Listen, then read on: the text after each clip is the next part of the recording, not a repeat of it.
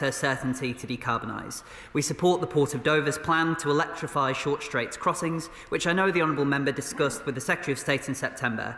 Our colleagues in the Department of Energy Security and Net Zero are working on reform that will help reduce grid connection delays. Thank you, Mr. Speaker. UK ports are clear that large-scale electrification is essential for maritime decarbonisation, but the required grid capacity is severely lacking. The Transport Select Committee has urged the Government to provide planning authorities with clear guidance to facilitate grid and substation upgrades. Will the Department now prioritise ports building up their grid infrastructure before our ports fall behind international competition and we will continue to lead maritime decarbonisation? Well, I thank the Honourable Lady for her question and agree with her about her ambition to decarbonise maritime. That's why, in my first week as Maritime Minister, I announced £448 million funding to decarbonise UK maritime. But she is right to note that electrification and grid capacity are enormous issues. DfT officials continue to work across the port sector to make sure that we can improve the grid connection process. And DESNZ are working on reform to the grid connection process to free up 500 gigawatts of capacity for our crucial sectors like ports. Mr. Speaker, my Port of Falmouth has benefited from government money to have plug-in power, but has been held back by the grid.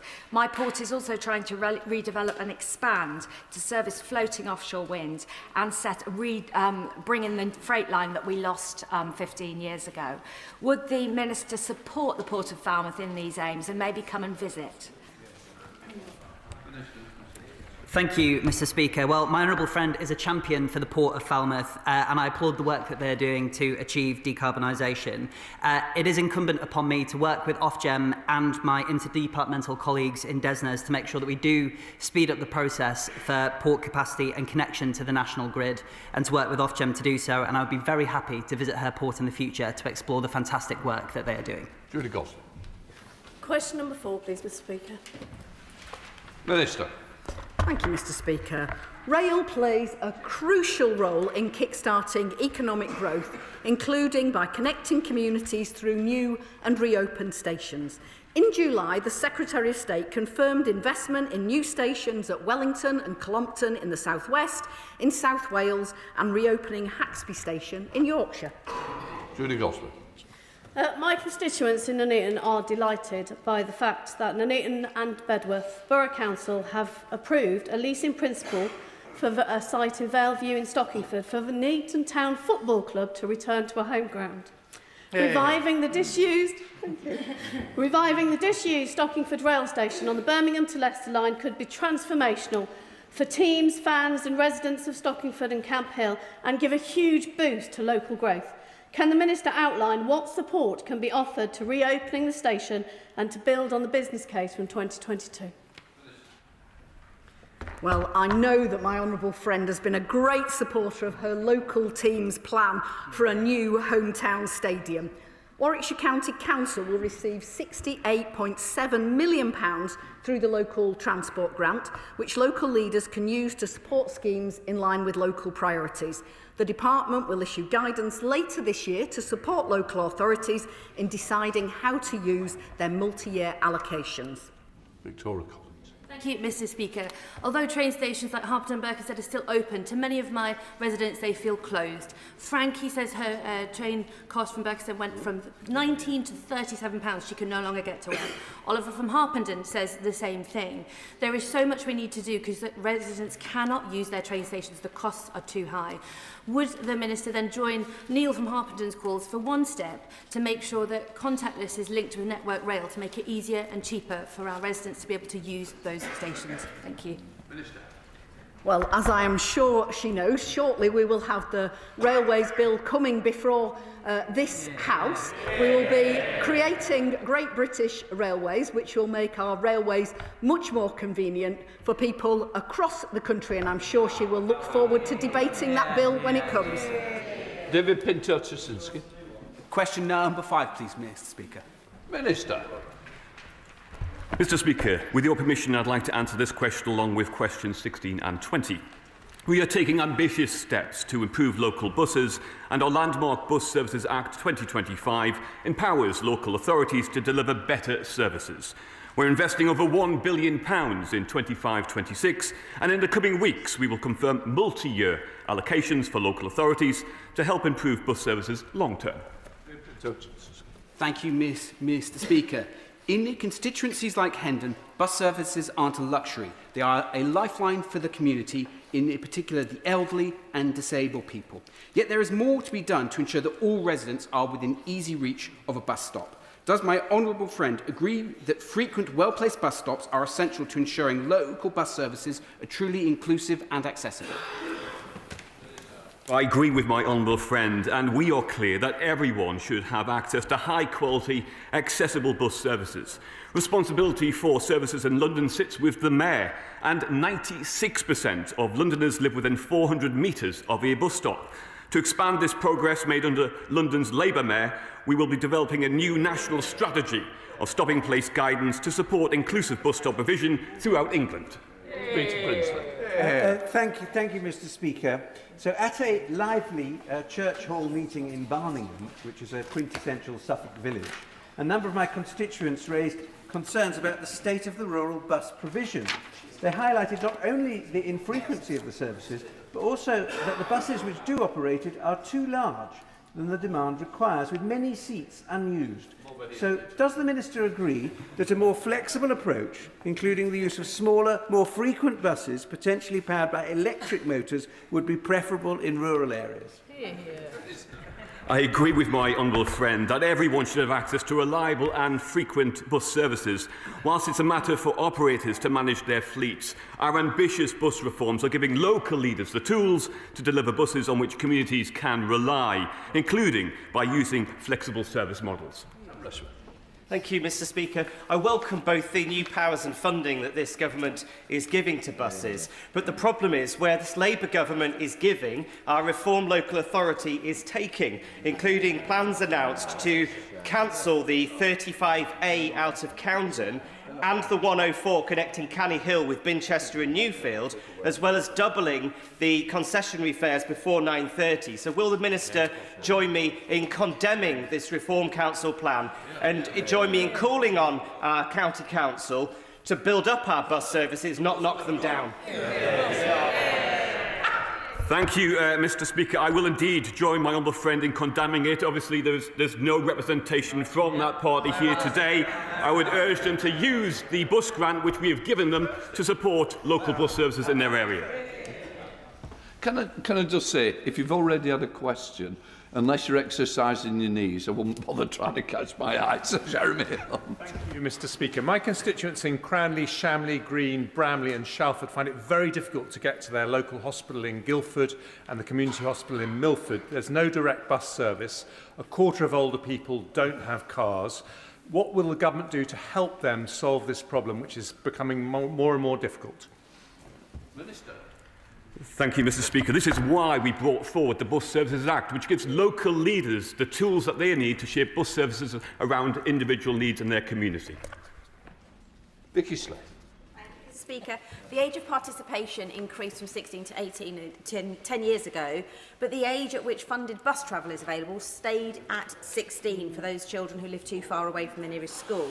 I visited Purbeck School a couple of weeks ago, and many of those children live in villages, and this was their top concern. So will she look again at this anomaly? Is it simply not right that children should have to pay to get to their nearest school? Yeah. So obviously home to school transport is a responsibility for the Department of Education. However, we know how important affordable and reliable bus travel is, and we're committed to working with local authorities and bus operators to improve bus service for those passengers. We've already extended the £3 bus fare cap until March 2027 to help passengers continue to travel for less. And the substantial funding we've provided local authorities to improve bus services can be used on local fares initiatives. Joey Franklin. In my constituency of Guildford, my residents face the challenge of 4 different bus companies, 4 different tickets at potentially 4 different prices, with no ability to interchange tickets between providers, all to get to the same final location. Can the Minister outline what the government is doing to empower local councils to work with bus companies to create joined-up ticketing systems that make bus travel simpler, more affordable, and encourage local people to use bus services?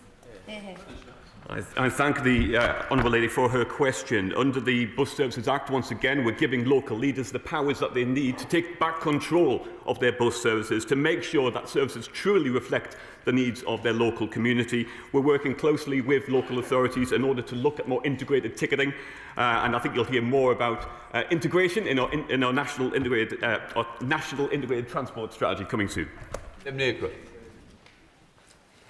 Question number 6, Mr. Speaker.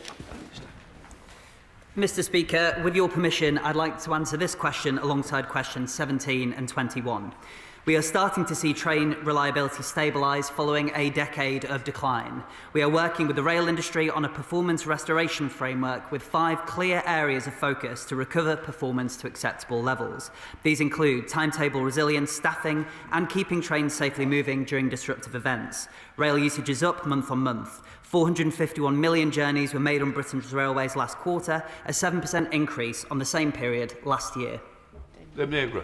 Speaker, I declare my interest in that I travel weekly between London and my constituency of Llanelli, but far too often GWR trains between Paddington and South Wales are delayed or cancelled at short notice, causing very significant inconvenience and distress to passengers, including those from my constituency, with problems often cited in the London to Reading area. So what more can the Minister do to make GWR and Network Rail make a lot more effort to significantly reduce delays and avoid cancellations? Well, my honourable friend is a champion for her constituents and their right to get to where they need to go. We are pressing Network Rail and Great Western Railway to improve reliability, which has at times fallen below expectations in recent periods, partly due to recent flooding issues. We expect Network Rail and Great Western Railway to work together in resolving these issues on this most critical route. Jeff Smith. Thank you. My constituents in Manchester are left constantly frustrated by delays and cancellations, not just on the West Coast Main Line, which you know all about, Mr. Speaker, but on our east-west routes and all around services around Manchester. So what are the government doing alongside partners to drive improvements in services from our Manchester stations? Well, I thank my honourable friend for his question, and again he is championing the rights of his constituents to use the train and get to where they need to go. Alongside local stakeholders, the DfT created the Manchester Task Force in 2020 to identify solutions to performance problems throughout the city. The December 2023 timetable has delivered improvements in reliability of around 30%, and new infrastructure may enable more services to be introduced. But my honourable friend is fighting hard for his constituents on this issue. I hope this answer reassures him that we're moving in the right direction, but if he has any remaining questions or concerns, I would encourage him to write to me. Listen, Ben. Thank you, Mr. Speaker. My mid-Sussex constituents are so frustrated by the level of cancellations, particularly on Thameslink services. One of the reasons is driver shortages, and in particular sickness rates, which are running at 15 to 20%. The operator has told me that they are now paying private healthcare providers because NHS waiting lists are so long. Does the Minister think that this is a good use of my rail users' fares, and will he make representations to colleagues in the Department for Health to make them aware that this is happening? Well, I thank the honourable member for her very important question about reliability of train services in her constituency. We recognise that the current levels of cancellations are completely unacceptable and that train crew availability has been driving many of these incidents occurring. The department has commissioned work to understand in detail the impact of train crew availability upon performance. Issues such as staffing levels, recruitment, training, overtime and sickness do have an enormous impact, and I can reassure her that I'll work both with officials within the Department for Transport but also interdepartmentally with DHSC to make progress on this important issue. Josh Babrin. Mr. Speaker, I'm delighted after leading a town-wide campaign to reinstate the direct Eastbourne to London Bridge service that it will be returning on the 15th of December. But something that many passengers and indeed staff on those trains, like Louise and Rhiannon, the onboard supervisors I've met, are very concerned about the level of antisocial behaviour and the lack of support from Southern Rail to help those onboard supervisors tackle that. Will the Minister outline what steps will be taken to help keep passengers and staff safe from crime and antisocial behaviour on our train services? Well, I congratulate the Honourable Member for the restoration of that service, and may he please extend my thoughts to Louise and Rhiannon if they have concerns over their experience on the railway. Any intimidation and abuse of railway staff or the passengers who use it is completely and utterly unacceptable, and the Department for Transport works closely both with our officials but also with law enforcement to make sure that it is stamped out absolutely wherever we can. If the Honourable Member would like to write to me with any specific concerns he has about issues in his constituency, I'd be very glad to follow them up with the relevant officials. Shadow Minister Jerome Mayo. Thank you, Mr. Speaker.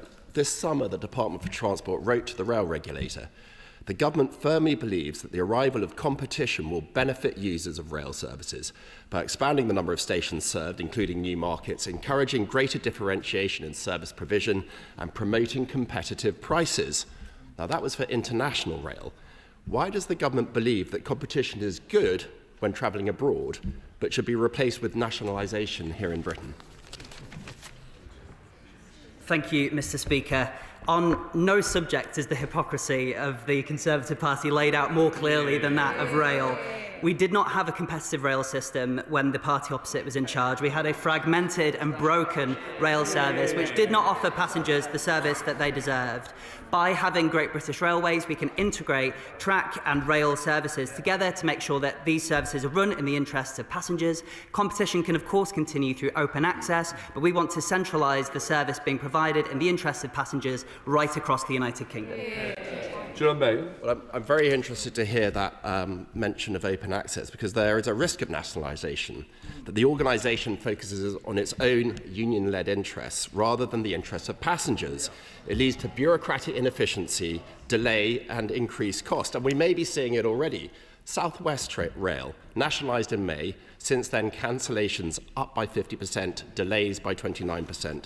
C2C, nationalised in July, in September it cancelled its online advance discount, making journeys more expensive, not less expensive. And now TransPennine Express, the Secretary of State's poster child for nationalisation, workers have voted for strike action.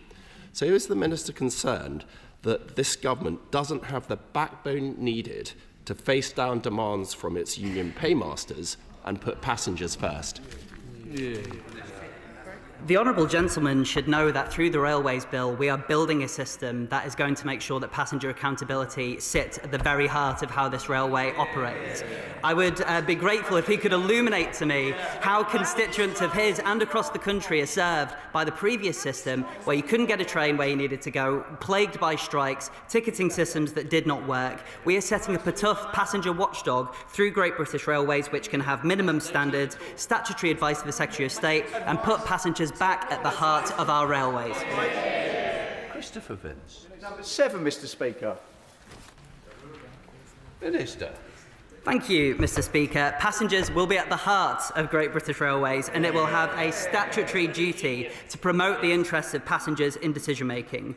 GBR will also be required to consult the passenger watchdog when developing its integrated business plan and key policies and procedures which significantly impact on passenger experience.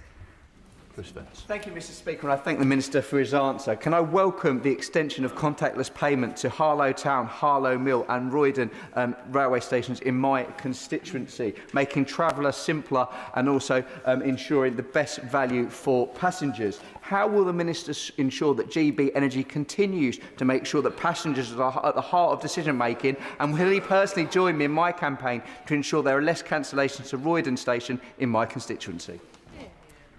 Well, I am very pleased to hear that the Honourable Member's constituents are benefiting from contactless payment, but he is right to urge us to go further in ensuring that GBR improves passenger experience and delivers on the priorities of the travelling public. We're committed to improving ticketing further through expanding pay-as-you-go beyond the stations at which it is already in use.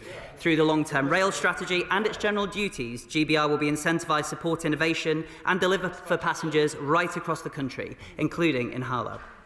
Shannon. Thank you, Mr. Speaker, and can I thank the Minister very much for his answer. I use the railways every Monday, every Thursday and other days in the week as well. The one thing that we look for, and passengers look for, and those who I talk to coming from Northern Ireland over to here to use the trains, is price, punctuality and space and comfort. Can the Minister assure us that those things are central to government's obligation to the passenger? And can I add a fourth thing in? When it comes to safety as well, sometimes pedestrians and people stray onto the tracks, thereby holding up the trains. Can I just ask the Minister what's been done to ensure that that security has taken place as well? Thank you so much. I think it's slightly off the question, but if you want to have a go like that. I'll have a crack, Mr. Speaker. Thank you.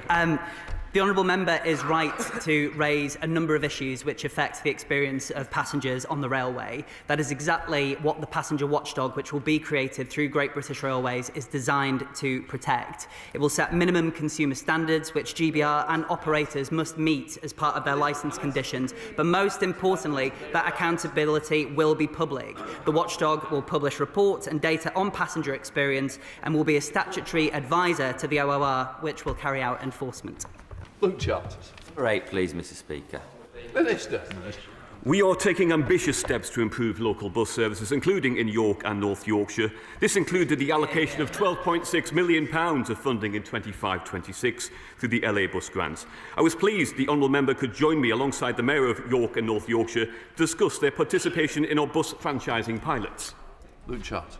Thank you, Mr. Speaker. Last week I held a survey with my constituents on bus services. I got a great response, but one stayed with me.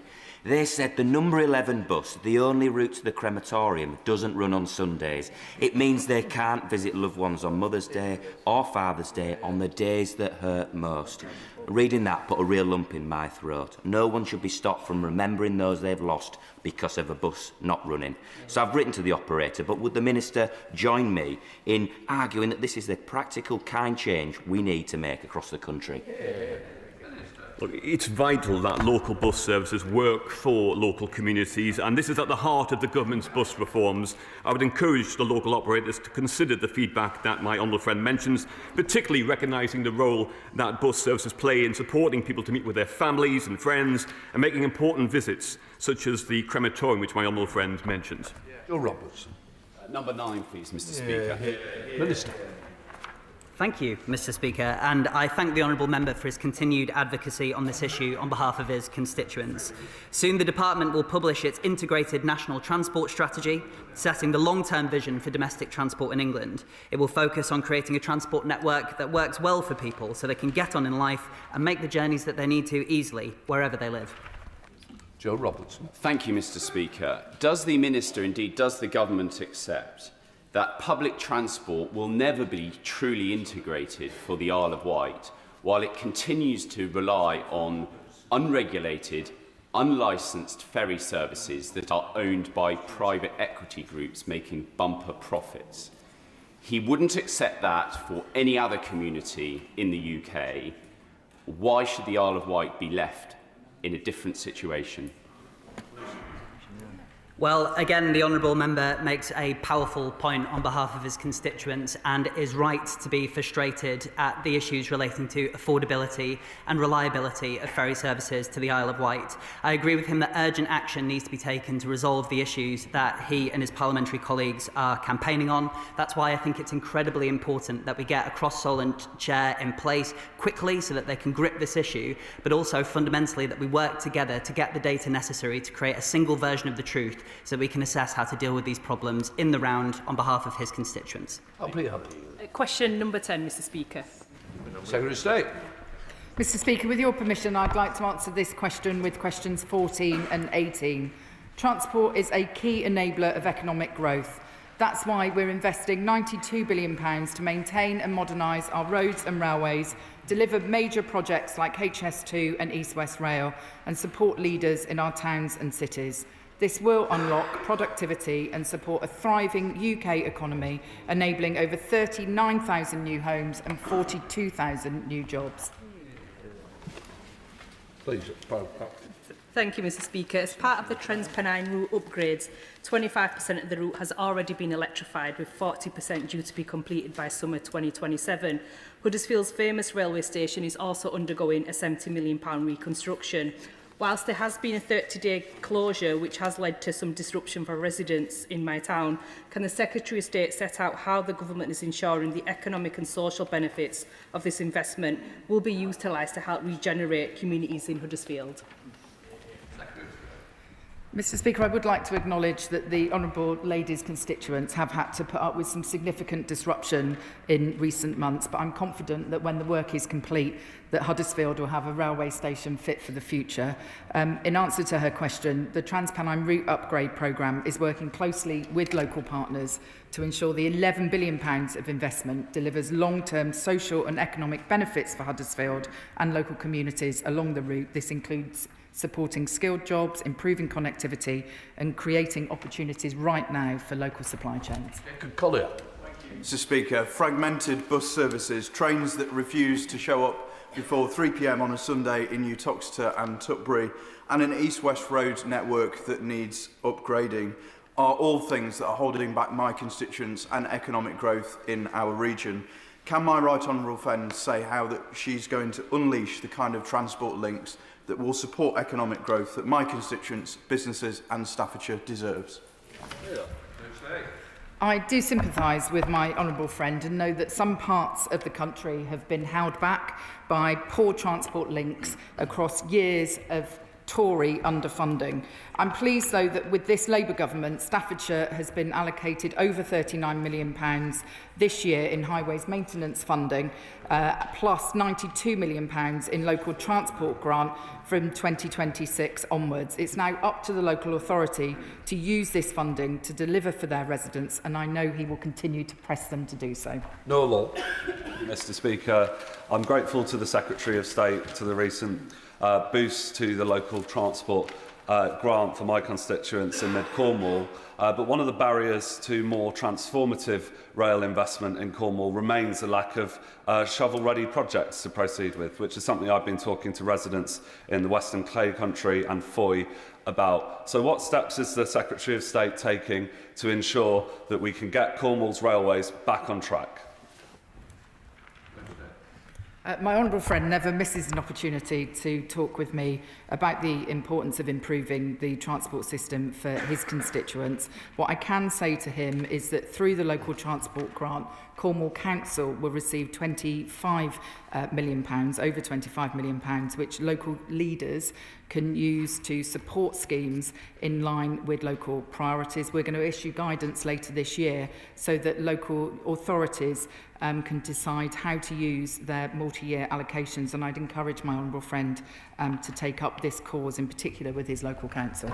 John Glenn. Thank you, Mr Speaker. Following the decision to cancel the 303 improvements at Stonehenge, the focus in Wiltshire is what else can be done, particularly around Salisbury, to remove some of the enormous congestion that exists that clearly impacts economic growth. I was very grateful for the engagement with National Highways last night on the Wyndham Bridge plans, but could the Secretary of State set out what she sees as an alternative investment in Salisbury and South Wiltshire following the 303 decision? I believe the honourable gentleman has met with my colleague, the former Minister for the Future of Roads, and possibly discussed at that meeting the A36 bypass around Salisbury. I'm very happy to meet with him and talk to him further about any other ideas that he may have in addition to the conversations he's already had with National Highways. Thank you, Mr Speaker. In terms of economic development and transport, aviation is absolutely vital to the Highlands and Islands. The European Geostationary Navigational Overlay System would be a massive benefit to improving the security of those flights and the reliability of them being able to land in different conditions that they can't currently do. What is the progress that's being made towards that at the moment? We are working on this issue at pace. I know the Aviation Minister is cognisant of the benefits it can bring, and we'd be happy to keep the honourable gentleman updated. Ramsden. Thank you, Mr Speaker. Upgrading the Ely and Hawley junctions would enable a substantial shift of freight to the rails, which is important for net zero targets, for relieving congestion and for supporting haulage and logistics businesses. So will the Secretary of State meet with me, regional business and political leaders, cross-party, Suffolk Chamber of Commerce, to look at the options for funding and upgrading this project as outlined by Network Rail? I recently visited Norwich, where business leaders and representatives made the case to me there for improvement works at the Ely and Hawley junction. I'm very aware of the importance of freight on those lines given the adjacency to the port of Felixstowe. We have had to take some difficult decisions in this spending review about the rail enhancement programme. Whilst we understand the benefits of this scheme, it hasn't been possible to fund it in this spending review period, but it is part of a future pipeline of work that we will be looking at for the future. Rich Oldham, Shadow Minister. Thank you very much indeed, Mr. Speaker. No passenger growth commitment in the rail bill, just the expectation of inflation-busting fare rises in the budget. Holiday makers used like a piñata with 13% APD rises already in prospect, plus airport business rates to be passed on to them too. Ports throttled by delayed decisions on connectivity with the rail infrastructure. Motorists facing the potential fuel duty rises, insurance premium tax rises, paper mile all hanging over them. Which of these above measures is supporting rather than hammering economic growth? I can tell the honourable gentleman what this government is doing to support economic growth when it comes to the transport system. We've given the green light to over 50 road and rail projects in the spending review. We've given planning permission to airport expansion at Luton and Gatwick and invited proposals for a third runway at Heathrow, in stark contrast to the dither and delay approach of the previous government when it came to the aviation sector. So I'm not going to take any lectures from him when it comes to economic growth and improving the transport system in this country. Shadow Secretary of State. Thank you very much indeed again, Mr. Speaker. Now, everyone I've spoken to in the UK automotive sector knows that the government's 2030 targets for EVs are unachievable, will cost good UK jobs and are a boon to China, as we see BYD sales up 350% year on year to 3,500 in the latest October figures. In fact, while the government said that these targets would deliver certainty, the head of one major car manufacturer told me the only certainty is a terminal diagnosis for the automotive sector in this country. Wow. So when will the government abandon these damaging targets that are hammering UK jobs and UK economic growth? The honourable gentleman really does need to get with the programme. We've seen the best month ever when it comes to sales of EVs and hybrid vehicles. He talks about Ford. In fact, since launching our electric car grant in the summer, over 30,000 drivers have been helped to purchase an EV, including the Ford Puma and including the Ford e-Tornado Courier. That means a discount of £3,750 for individuals buying those models. Glover, Liberal Democrat spokesperson. Thank you, Mr. Speaker. For decades, rail fares have been subject to above-inflation increases, and many people feel that prices such as £7,780 for an annual season ticket from Didcot to the London travel card area does not represent good value for money and hinders the railway's potential to reduce congestion and contribute to economic growth. So does the Secretary of State support the idea of a rail fares freeze? And if she does, what representations has she made to the Chancellor ahead of the budget? Good question, I think.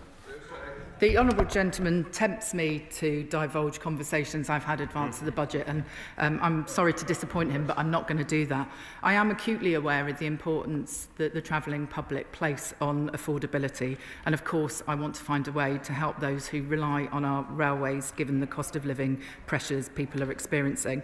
I've spoken before, though, about the scale of the public subsidy we are currently putting into the railways, and so we do have to get the balance right between supporting rail users and being fair to the taxpayer. Mohammed. Question number 11, Mr. Speaker.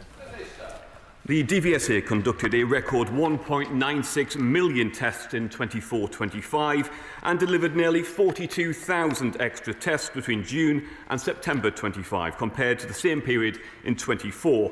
Waiting times remain too long, however, which is why last week the Secretary of State announced measures to prevent tests being booked up and resold by bots, and bringing in support from the Ministry of Defence to bolster examiner numbers.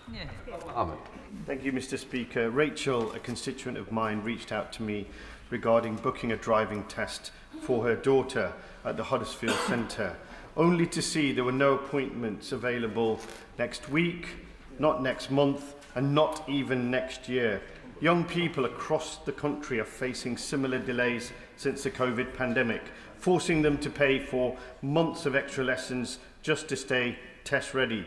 Can the Secretary of State tell the House what steps the department is taking to tackle the severe backlog in practical driving tests, increase examiner capacity and ensure that test centres like Huddersfield and Hetman White are accessible to learners within a reasonable time frame? Thank you, Mr. Speaker. The DVC has introduced measures delivering that 10,000 extra additional tests a month, recruiting 450 new driving examiners to increase capacity, introducing incentives for everyone delivering driving tests and encouraging qualified DVSA staff to return to frontline roles, doubling the number of trainers and extending the cancellation notice period from 3 working days to 10 working days, on top of the stuff that the Secretary of State announced just the other day. In the Honourable Gentleman's constituency itself, we have an additional examiner in Hetman White who's conducting tests already. We've got another additional one in Hetman White due to complete training by December, and an additional examiner in Wakefield, all helping to drive down those waiting times. Mr. Speaker, can I warmly welcome the tough action being taken by this government to cut that backlog in driving tests. But one of the things that will help drivers more than anything, and help pedestrians too, is a crackdown on drug drivers. Drivers like Leon Clark, who crashed his car and killed his 8-year-old son while driving under the influence of cocaine. Does the Minister agree we need to change the law on roadside drug tests to stamp out this rising menace? I thank my humble friend for his... I think the question is about driving tests. As important as it is, I'm sure you might have a better try on the topicals. Right, Dr Elson-Garden. Question number 12, please, Mr. Speaker. Minister. On the 3rd of November, the Government launched a consultation to inform the development of the third cycling and walking investment strategy, CWIS 3. This follows the announcement of £616 million of capital funding for active travel at the spending review, with allocations and details concerning revenue funding to follow in due course. Dr Elson-Garden. Mr. Speaker, my constituents in Stoke-on-Trent South have told me that they cannot move safely around their community because vehicles parked on pavements force pedestrians into the road. And Staffordshire Sight Loss Council have similarly raised with me the dangers that pavement parking creates with people for vision loss. And of course, this impacts on parents with buggies and wheelchair users. Will the Minister ensure that active travel planning and investment tackles pavement parking and puts accessibility at its forefront so no one is excluded from safely moving around their community? Well, earlier this year, we announced £300 million of funding for active travel for local authorities, supporting the delivery of high-quality pavements across England to enable more people to walk and support 20 million new walk-to-school journeys by children and their parents. But my honourable friend is absolutely right. Pavements must be clear and accessible. This government recognises that pavement parking can endanger pedestrians, especially children, disabled people and those parents trying to walk with prams and buggies, and that's why I intend to publish our consultation response and announce our next steps for pavement parking policy very shortly. Charlie Dewhurst. Number 13, Mr. Speaker. Mr. Speaker, this government is on the side of drivers, focusing on making journeys safer and smoother and saving motorists money. Over the past year alone, we've invested an extra £500 million in road maintenance, given the green light to over 30 road schemes and committed £650 million to cut the purchase cost of electric vehicles. Charlie Dewhurst. Thank you, Mr. Speaker. Would the Secretary of State agree with me that the introduction of a pay-per-mile charge for motorists in next week's budget would disproportionately impact rural constituencies like my own, because people are more reliant on cars to get about and represent yet another slap in the face from this government for the countryside and for our motorists? There are no proposals to introduce a national pay-per-mile scheme. This government is firmly on the side of drivers, as I've set out already. We're pumping £24 billion of capital into motorways and local roads, a record £1.6 billion into local roads maintenance this year, 500 more than last year, and we are further repairing run-down bridges, decaying flyovers and worn-out tunnels. Red Beavers. Question number 15. You're welcome. Minister.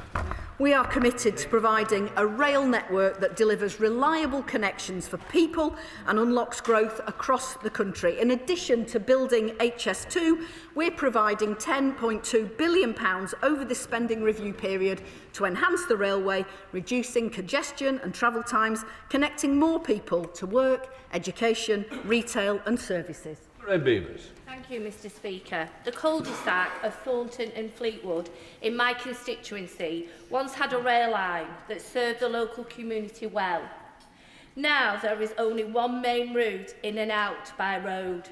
It is acknowledged that the lack of connectivity is a determinant of health, wealth and educational inequalities. Will the Minister meet with me to talk about reinstating the Fleetwood to Polton railway link to open up opportunities for the people in my community? Well, I thank my honourable friend for her question. She's a great champion for her community, and the Rail Minister has said that he would be happy to meet with my honourable friend to discuss the benefits and challenges of this project. She'll know that we've had to prioritise funding during this spending review, and I'm afraid that currently none is allocated to this project, but it's for Lancashire Combined County Authority to consider developing this proposal further, and I'm sure the Rail Minister will be happy to talk to her. The picture. Thank you, Mr Speaker. Question 19, please. Welcome, Minister. Thank you, Mr Speaker. The Government is committed to supporting aviation.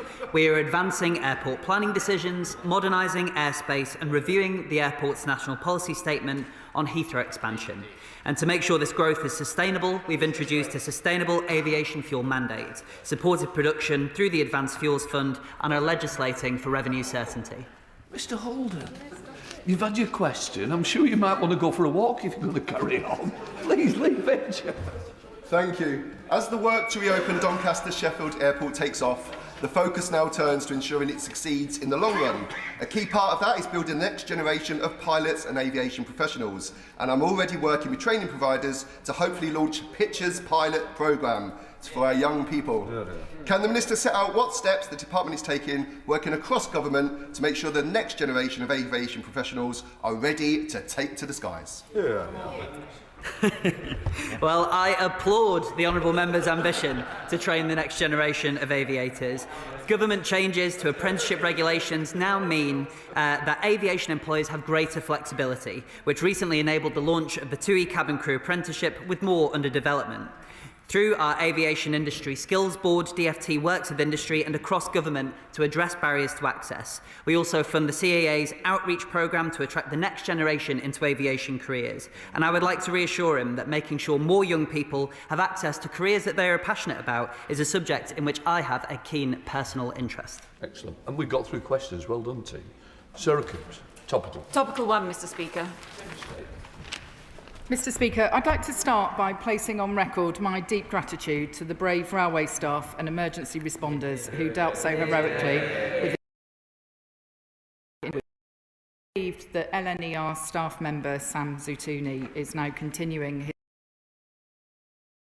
to join me in sending our best wishes to him and his family. Mr Speaker, we're getting on with the job of improving our transport system with a record £1.6 billion of funding in our roads, investing in our country's economic future with the approval of 50 road and rail upgrades, and turning our railways around with growing passenger numbers and legislation introduced to create Great British Railways. Better journeys are turning into cleaner journeys, with 1 in 4 new cars now an electric vehicle. And with the Bus Services Act passed, backed by £1 billion of funding, we're improving our bus network too. This is only the start. Transport is at the heart of rising living standards, greater opportunity and national renewal, all things that this government promised and is now delivering. Thank you, Mr Speaker. Ghost number plates are a scourge on our roads and must be tackled. Part of the problem are the thousands of rogue traders who are very happy to sell ghost and cloned number plates to criminals with no questions asked. Despite this number plate Wild West, the DVLA has only removed 5 businesses from its register for illegal sale of number plates in the last year. So can the Minister reassure me that she is taking action to control the sale of number plates in Britain and crack down on the explosion of ghost plates on our streets? I'd like to pay tribute to my honourable friend for her dogged campaigning on road safety and thank her for talking to me about this issue and others when I visited West Bromwich earlier this year.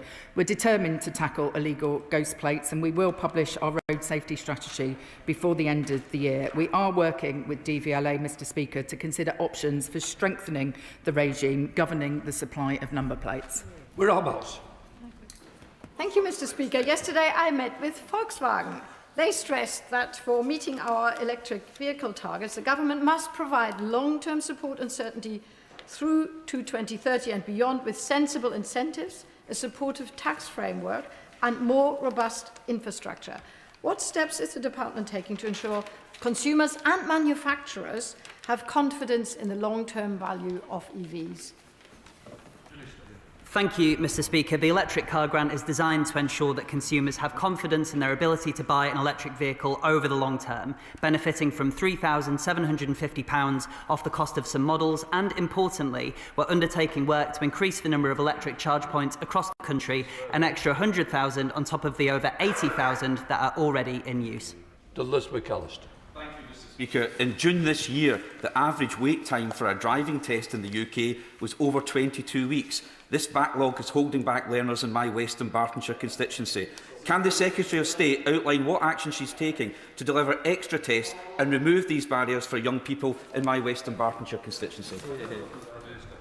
Driving test times remain too high, and this government is committed to getting them down. Last week, the Secretary of State announced further actions to do so, including measures to prevent tests being booked up and resold by bots, and bringing in the army to bolster examiner numbers. We continue to develop and assess further measures to help tackle this serious issue. Shadow Minister Greg Smith. Thank you, Mr Speaker. Snuck out on a government website, we learn narrower roads are coming to make driving more miserable.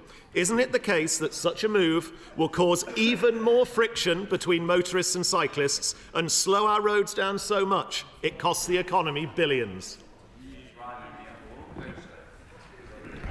Mr Speaker, claims that government guidance mandates a certain road width are false and misrepresent Active Travel England guidance. There have never been legally binding standards for road widths, and that remains the case. It's obviously right that each road should be designed to meet the needs of local use, and that includes on road width. These decisions are for local traffic engineers. If the honourable member is saying that we shouldn't design roads to help avoid fatalities, I would suggest that he's out of step with most people across the country. Thank you, Mr Speaker. It's on their own website. But let's turn to another government blunder. Taxpayer-funded schemes to bribe the public into buying something they don't want, that now we learn they'll be financially hammered for doing what the government told them to do in the first place. Isn't it time to just let people choose what they want to drive before electric becomes the new diesel?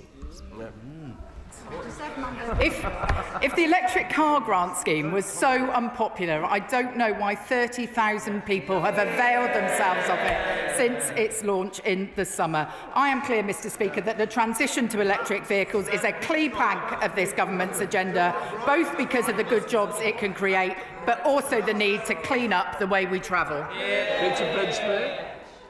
Thank you, Mr Speaker. So, at a recent church hall meeting in Elmswell, yet another quintessential Suffolk village, a number of my constituents raised concerns about the local railway crossing. This rapidly growing village relies on an outdated level crossing, creating enormous hold-ups, inconvenient at best and dangerous at worst. In Thurston nearby, passengers can only access the platform by walking across the tracks. And although I welcome Mid-Suffolk District Council's recent decision to invest, what action is the government taking to improve safety and reduce disruption at rural railway crossings? I have to say, Mr Speaker, I am enjoying the tour of village halls this morning. Level crossings can be a significant source of safety risk. Network Rail, the owner of this level crossing, has legal responsibility to reduce risk as low as practically possible. The Rail Minister would be happy to meet with my honourable friend to discuss the specifics of the crossing. Glover, Liberal Democrat spokesperson. Thank you, Mr Speaker. The new railway between Oxford, Bicester and Milton Keynes has been open for more than a year and successfully running freight and charter trains, but passenger trains have yet to start. When will passenger services begin, and what does the Secretary of State feel are the lessons for her department as to what's gone wrong? Mr Speaker, there were significant delays under the previous government, 14 months between their intention to move to procurement in, I think it was March of 2023, and no action on it until the general election actually happened last year. Within a couple of months of me being in post, we appointed Chiltern as the operator. There are discussions that are ongoing locally, and I hope that the services are up and running as soon as possible in the new year. Laura Kirk-Smith. Thank you, Mr Speaker. It's great news for train travellers in Aylesbury this week, as the government has announced that contactless pay-as-you-go ticketing will be rolled out from Aylesbury Station from the 14th of December. So will the Minister join me in encouraging Aylesbury residents to give it a try, and can the Minister assure me that they'll get the best value ticket when they do? I'd be very happy to encourage local people to give it a try, and I'm delighted with the announced expansion of pay-as-you-go to 50 additional stations, including Aylesbury Station next month. I can assure the member this offers local residents greater flexibility, convenience and the best price for their journey for on-the-day travel. Andrew Ross. Thank you, Mr Speaker, sir. The Secretary of State will know, because I've raised it so many times, about the appalling situation at Gallows Corner, A12, A127 junction. It's affecting everybody on the east side of London, well into Essex and all of my constituents. Total incompetence by TfL and the Mayor of London. So, will the Secretary of State take charge of the situation, overriding the Mayor of London and TfL, ensuring that this infrastructure project is completed no later than the spring of 2026, because it's already been delayed for 6 months already? I fully appreciate that everyone in the constituency that he represents will want to see progress on this as soon as possible. I would point out that Gallows Corner has been in a state of disrepair for many years, and in fact, under the previous Conservative government, Transport for London received no substantive support, but this Labour government has put over £50 million to finally make the structure safe and reliable again in the spending review. Responsibility now sits with TfL. David Belly. Mr Speaker, the recent approval of Virgin Trains' application to share Leighton's Temple Mills depot with Eurostar is welcome news for jobs and investment in my constituency and for green economic growth. May I ask, what plans does the Secretary of State have to further seize the opportunities from cross-channel rail? The decision of the ORR was very welcome with respect to unused capacity at Temple Mills. We do need to explore whether there are ways to increase depot capacity further, and he will be aware there are a whole series of further steps that we need to go through until passenger services are live and running. But I am really keen that we make use of the spare capacity that exists in the Channel Tunnel to improve and increase the number of direct international rail services that run from London. Clive Jones. Thank you very much, Mr Speaker. Hundreds of residents scramble to Twyford train station in my constituency every morning to get to work either in London or other nearby towns. The village has become overwhelmed, with many struggling to find somewhere to park. Can the Minister meet with me to update me on plans for improving local travel links to help residents access new services like the Elizabeth line and even a rail link to Heathrow? I would be very happy to ask the Rail Minister to meet with him to talk about the particular issues around the station that he mentions and to understand what more we could do to properly integrate transport options in that area. Paul Wall. Speaker, apologies for jumping the gun earlier. We need to crack down on drug drivers. Rochdale's Leon Clark crashed his car and killed his 8-year-old son while driving under the influence of cocaine. Does the Minister agree we need to change the law on roadside drug tests to stamp out this rising menace on our roads? My honourable friend is a great campaigner on road safety, and he's right to raise this tragic case and the growing menace of drug driving.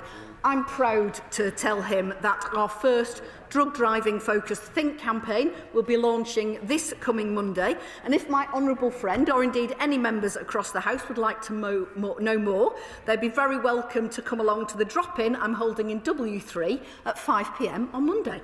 Steve Jardine. much, Mr Speaker. The City of Edinburgh Council's consultation on a new tram route has just closed, but there are newspaper reports in the City that officials are now in discussion with government advisers about potential funding options. Can the Minister clarify if this is the case, and if so, ensure that the views expressed in that consultation by my constituents will be adhered to? I'm happy to talk to my officials about that particular scheme, and if I may, I will come back to her in writing. Chris Webb. Yesterday in Parliament, I met a number of bus drivers who told me in their research of 420 routes, 222 didn't have any toilets during the route. With 155 of those had no procedures in place for drivers who needed to access toilets during the route as well. These drivers deserve toilet dignity in their workplace. So would the Minister agree with me that we need to ensure that these providers give them that toilet dignity, but also will she meet with me to discuss this further to ensure they get that access? I will, of course, be pleased to meet with my honourable friend. I think welfare facilities for drivers is extremely important. Thank you, Mr Speaker. Many of my residents rely on transport for London services to travel every day, yet they are not entitled to concessions that those living literally hundreds of metres away enjoy, which is an issue that I have raised before in this chamber.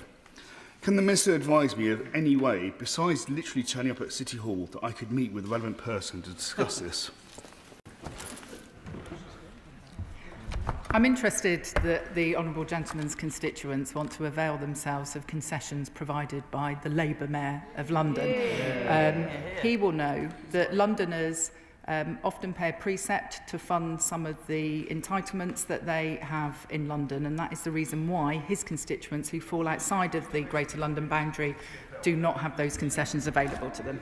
Peter Swallow. Thank you, Mr Speaker. Bracknell Forest Council, supported by Department for Transport funding, have delivered an early Christmas present for residents with free bus journeys for the first 3 weekends in December. So will my honourable friend share my joy in this scheme, boosting our local economy, and I know it's only November, but wish everyone in Bracknell Forest a very Merry Christmas. It would be my pleasure to wish them a very Merry Christmas, and I'm very pleased to hear about this. We confirmed £1 billion of funding for buses to support and improve services in 25-26 to keep fares affordable. Katie Lamb. Thank you, Mr Speaker. Cross-Channel Rail was already mentioned this morning, but specifically trains from Ashford to Paris were a massive boost for my constituents in the Wirral of Kent and are much missed. It's fantastic news that Virgin would like to run trains again from Ashford and also from Ebbsfleet, but I know there's some open questions about how the stations would be updated. It would be great to hear about any conversations the Right Honourable Lady might have had with Virgin about what might need to happen next to move this forward. As I said to my honourable friend in answer to a previous question, there are a whole number of steps now that need to be gone through subsequent to the ORR decision that we welcomed. We're very keen to see the stations both at Ashford and Ebbsfleet reopened, and I'll be talking to all operators who are interested in making that a reality. You stand back. Don't worry. Speaker, considering the imminent publication of the 10-year bus pipeline and rapidly rising Chinese market share in UK bus orders, can the Minister expand on what the Government will do to ensure domestic manufacturers receive the level playing field that the SNP's infamous Scott Z2 shopping list for Chinese manufacturers dismally failed to deliver? I thank my old friend for his question. As he's aware, we've been working very closely with operators and manufacturers as part of our bus manufacturers expert panel. We'll be publishing that pipeline of orders in the near future. Tom Tugendar. Thank you, Mr Speaker.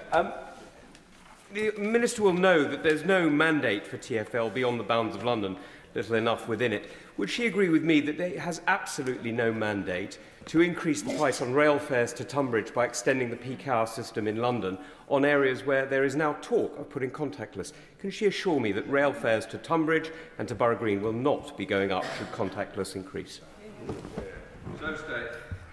The expansion of the contactless system to wider areas of the South East is, I'm sure, welcomed by his constituents, given the convenience that it gives them. He's shaking his head, but I can tell him that there are a lot of honourable members across this House who are delighted with the rollout of pay-as-you-go. If he wants to write to me with the detail of his concern, I'd be happy to come back to him. Callum Anderson. Speaker, East West Rail promises to be hugely transformative for Bletchley, positioning the town as a key economic hub, not only between London and Birmingham, but also Oxford and Cambridge. But with a new eastern entrance at Bletchley Station, we can unlock the jobs and investment that will not only revitalise the town centre, but also deliver a modern gateway to visitors at Bletchley Park. So we've got local backing, we just need some local funding. So will the Secretary of State meet with me and key strategic partners to discuss how we can realise that opportunity? I'd be very happy to help ask the Rail Minister to meet with my honourable friend. I do think East West Rail could be transformative for his constituency. Indeed, I saw a recent Instagram post that he did explaining some of the improvements at Bletchley. That probably says more about what I'm viewing on Instagram than anything else. But I have full confidence in the ability of this railway to transform the travel experience for his constituents. Max Wilkins. Thank you, Mr. Speaker. The Spring Bridge in my constituency was designed by Isambard Kingdom Brunel. The previous County Council administration put off vital work to fix the bridge after a landslip. What can the government do to help the current Liberal Democrat administration speed up work to get the work completed? And will the government encourage the County Council to open one lane as soon as possible for the benefit of businesses and residents who are being put off by diversions? He may wish to suggest to his council that they consider the Structures Fund and the process for securing money from the Structures Fund when we make that announcement in the new year, as it is designed to help resolve the sorts of situations that he describes in his own constituency. Martin Vickers. Thank you, Mr. Speaker. There's a growing body of evidence about the dangers caused by headlight glare. The department, I know, is doing its own research on this. Could the Minister give an indication of when new regulations might be brought forward to reduce the risks? Well, I thank him for this important question. He'll know that last year we commissioned groundbreaking independent research to better understand the problems of headlight glare. We're looking at that and considering how we might take this forward, although, as I'm sure he knows, that these are subject to international vehicle regulations. OK, that completes questions.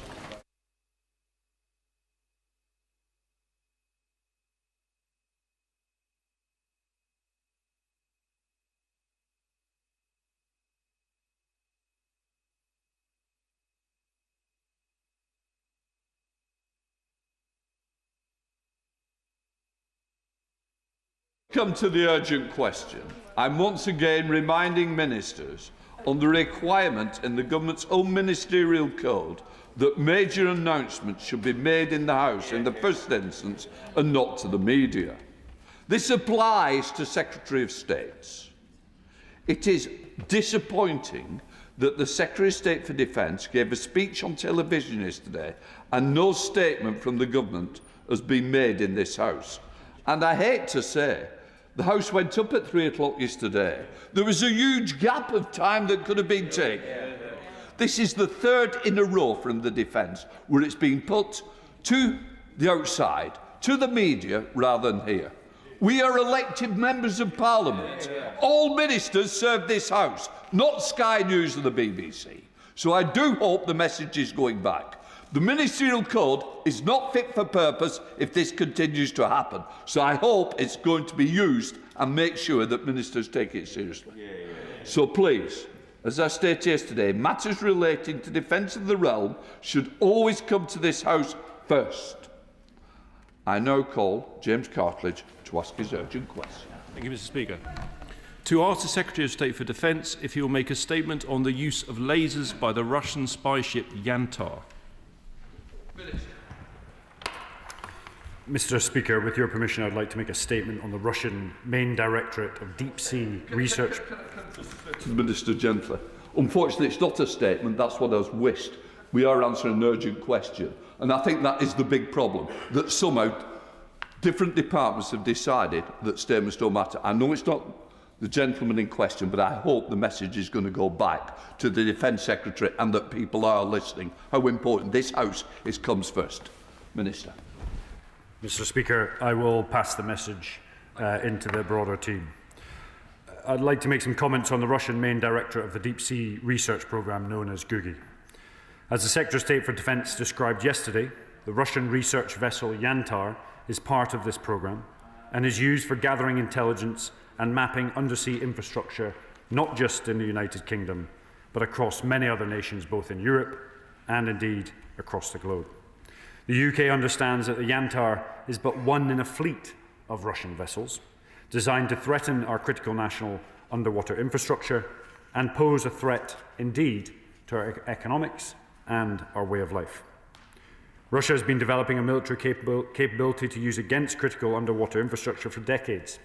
GUGI is developing capabilities. It's deployed from specialist surface vessels and submarines that are intended to be used to survey underwater infrastructure during peacetime, but then damage or destroy infrastructure in deep water during a conflict. Russia seeks to conduct this type of operation covertly without being held responsible. Such capabilities can be deployed from surface vessels like the Yantar. That's why Defence directed a change in the Royal Navy's posture so that we can better track and respond to the threats from this vessel and many others. The Yantar has once again been operating in and around the UK's EEZ for the second time this year. During this time, she was continuously monitored by Royal Navy frigate HMS Somerset and the RAF's P8s. We will ensure that the Yantar is not able to conduct its mission unchallenged or untracked. But this has not been without difficulties. A laser assessed to be originating from the port side of the Yantar was directed at British personnel operating one of our P8s. This was a highly dangerous and reckless attempt to disrupt our monitoring. The P8 continued to monitor the Yantar's activity. Personnel, when they arrived back safe in the UK, were medically assessed post-incident, and no injuries were sustained. There was no damage was sustained to the aircraft or her equipment. Russia does not want us to know what they are doing. They do not want us to know what the Yantar is up to. It does not want the world to know what it is doing, but we will not be deterred.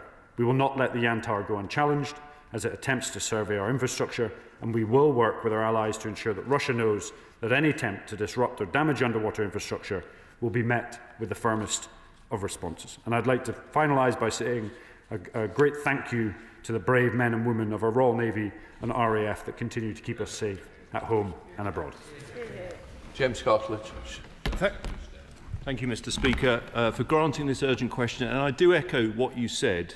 It is unacceptable that we are getting the Minister's update on a major national security incident 24 hours after the Secretary of State gave his press conference. Have ministers learned nothing from the total shambles of the SDR when defence companies got a copy many hours before parliamentarians?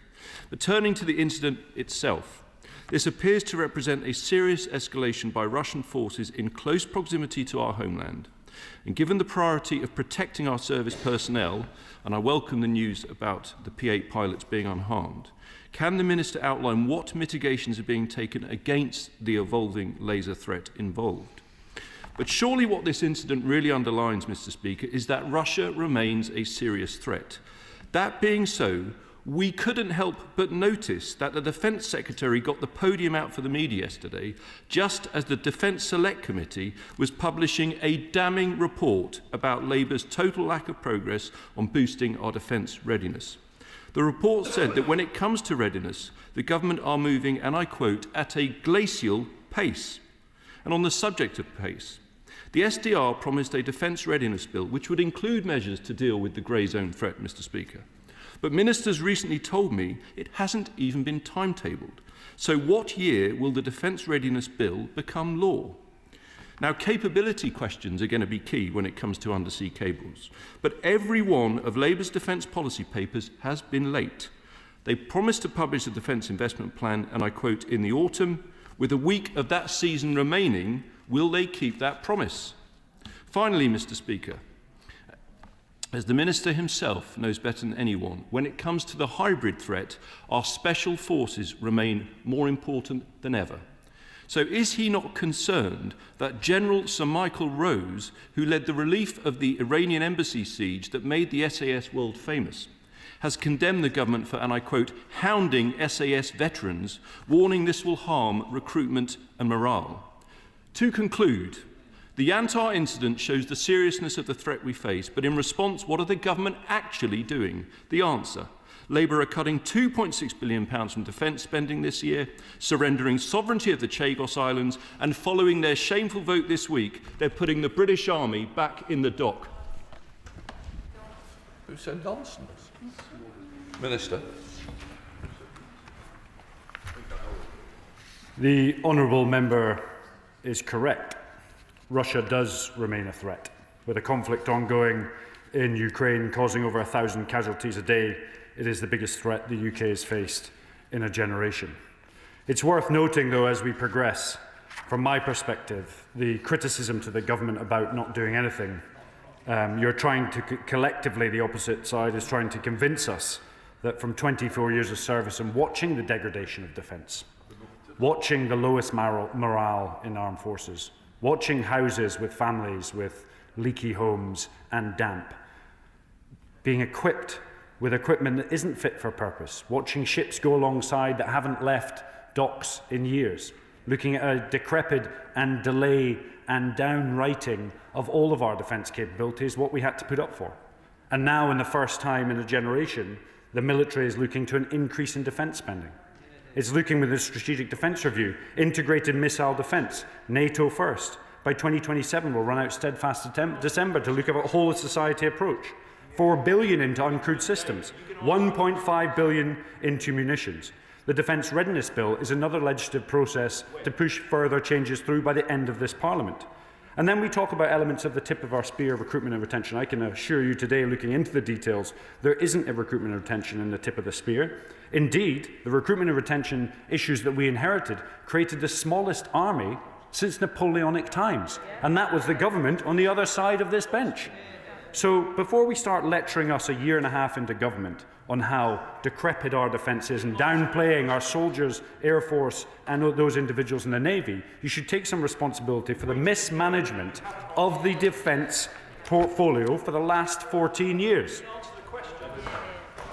Thank you, Mr. Speaker. The Antar's presence within our waters makes clear Russia's threat to our democracy, and I'm grateful for the service of the brave men and women of the Royal Navy and the Royal Air Force for protecting us.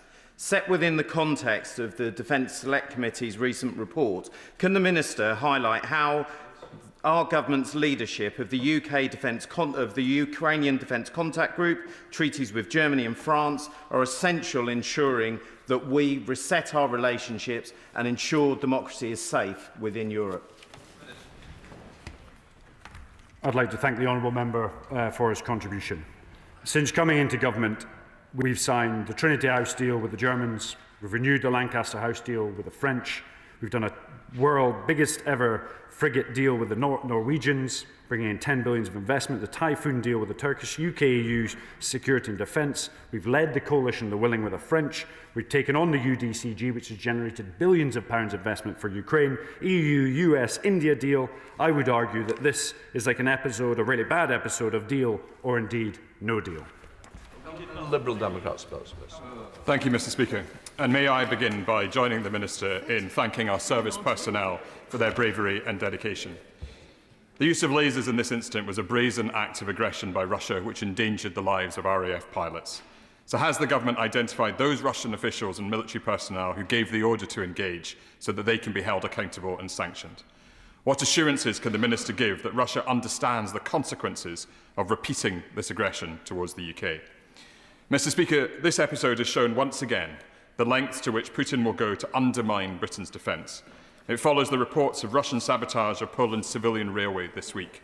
So can the Minister tell the House what conversations ministers have had with fellow European ministers to agree a collective response to Russia's hybrid attacks, including to protect Europe's critical undersea infrastructure?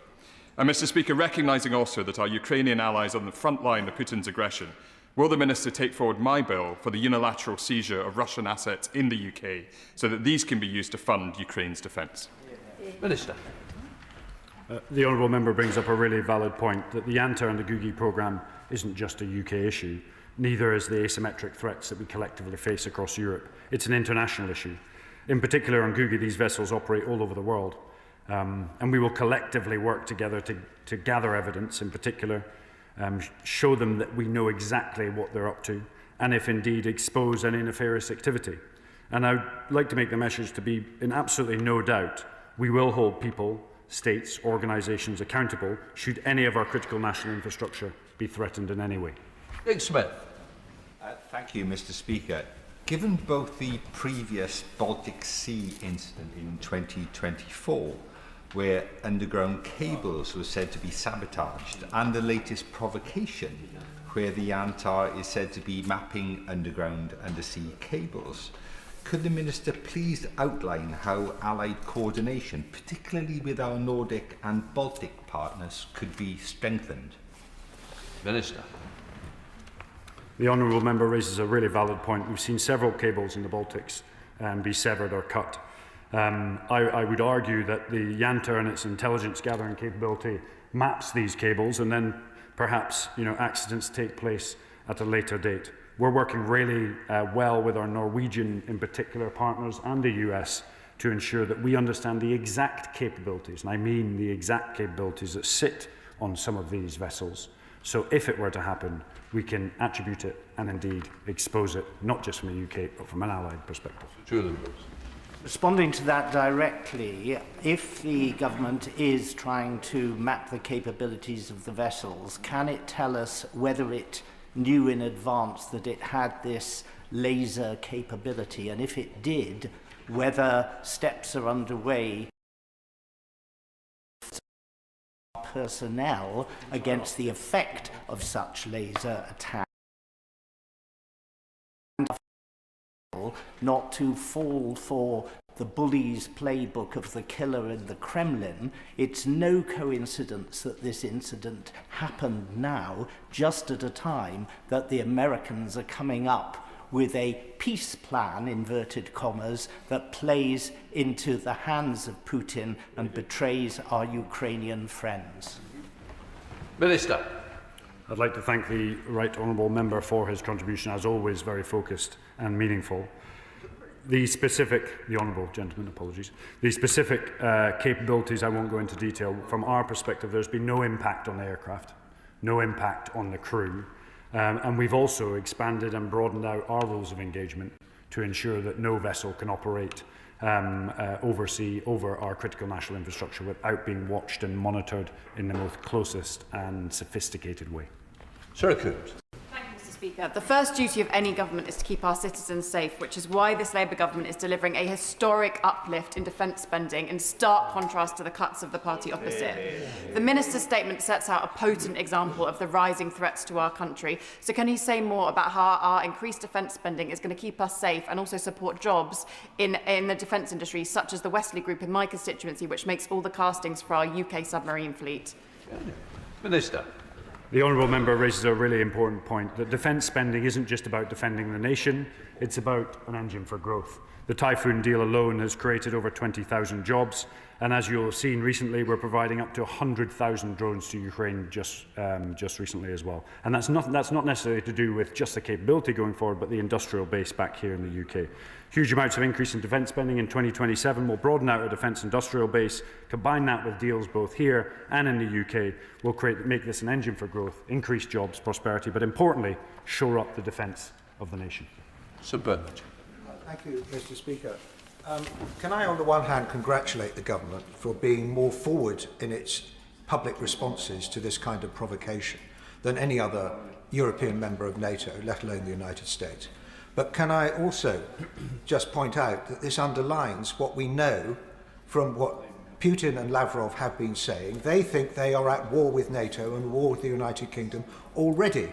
And the question is not how we retaliate directly, but how we retaliate in order to put pressure on Putin and Russia, and that is by increasing our military assistance to Ukraine, to tip the balance in the favour of Ukraine, to change the calculus, to get the Russians to come to the peace table and to agree a proper ceasefire, which even President Trump's appeasing plan seems most unlikely to achieve. Minister. The honourable member is right. We must push as hard as we can to impose cost on Russia. To date, we spent $21.8 billion in Ukraine, $4.5 billion in military support, and I know we have support from both sides of the House to do everything we can to increase that pressure. I mentioned previously we've upped our drone production to 100,000 drones this year, and we're increasing our training of Ukrainian troops up to 61,000 in total. We will do whatever it takes to enable the Ukrainians to win the peace. Total right. Thank you, Mr. Speaker. The Yantar was intercepted in the North Atlantic, which is the UK's new front line, but for my constituents it is their backyard. And we're very assured by the preparedness of the RAF and the Royal Navy, and grateful for that in defending our airspace and sea space. But what kind of assurance can the Minister give to my constituents about preparedness and resilience to meet these kind of hybrid attacks? Because these cables don't just run across the Atlantic, they run between our islands too. Minister. Honourable member highlights a really valid point. The northwest of Scotland plays an invaluable part in our defence architecture, but also sustaining economic growth with a variety of different undersea infrastructure. We have some of the best ships, the best personnel, the best aircraft, and the best members in the Air Force that are going to continue to monitor, track and deter any Russian aggression anywhere near our territorial waters and within our EEZ. Mr. Speaker, firstly, can I associate myself with the comments about the bravery and professionalism of the military personnel involved in the response to the Yantar's presence, many of whom are based in my own constituency with Lossiemouth. Yesterday, the Defence Select Committee published a report which recommended that the UK Government needs to accelerate and deepen defence relationships with the EU in the face of Russian threats. But the EU are unsurprisingly now charging the UK to enter agreements that we had EU member access to prior to Brexit, and this leaves these isles more isolated. So in the face of this very real Russian threat, what is the risk to RAF pilots and crews from Lossiemouth, and can you tell me the specifics of any plans to work closer with European allies to ensure safety and security of our North Sea and to ensure the protection of Scotland's coast from Russian vessels? I'd like to thank the honourable member for his question. We're working really closely with our European allies to get both access to the START programme, but also EU and UK partnership when it comes to defence. And that's primarily for two reasons. One is so we end up with a far more collaborative and interoperable defence capability, but secondly, to ensure that the economic benefits of both are seen south of our coast and also here in the United Kingdom. Really important from a P8 perspective is we have a trajectory to invest in P8s long into the future. They play such an important role in our anti-submarine warfare fleet and will continue to do so until the threat has gone. Jacob Collier. Thank you, Madam Deputy Speaker. Can I thank the Minister for his statement and also join him in thanking the Royal Navy and RAF personnel and other civilian staff that have been involved. I wonder if he could comment on our air defence, as there is a possibility that vessels like the Yantar could be used to launch drone attacks on the UK. Can the Minister reassure us that he's working to bolster the UK's air defence system? Minister. It's a very, very valid point. For years, we have not taken homeland security seriously. In the SDR, you will note we've invested in integrated missile defence, which is both important for very sophisticated systems, but also those low-grade systems that we've seen flying in our airspace that are sometimes more difficult to track and defeat. So you absolutely have the assurance we're investing in integrated missile defence as we move forward with the Strategic Defence Review and the Defence Investment Plan. Tom Tugendhat. Thank you, Madam Deputy Speaker, and I welcome many of the comments that my honourable friend has made today.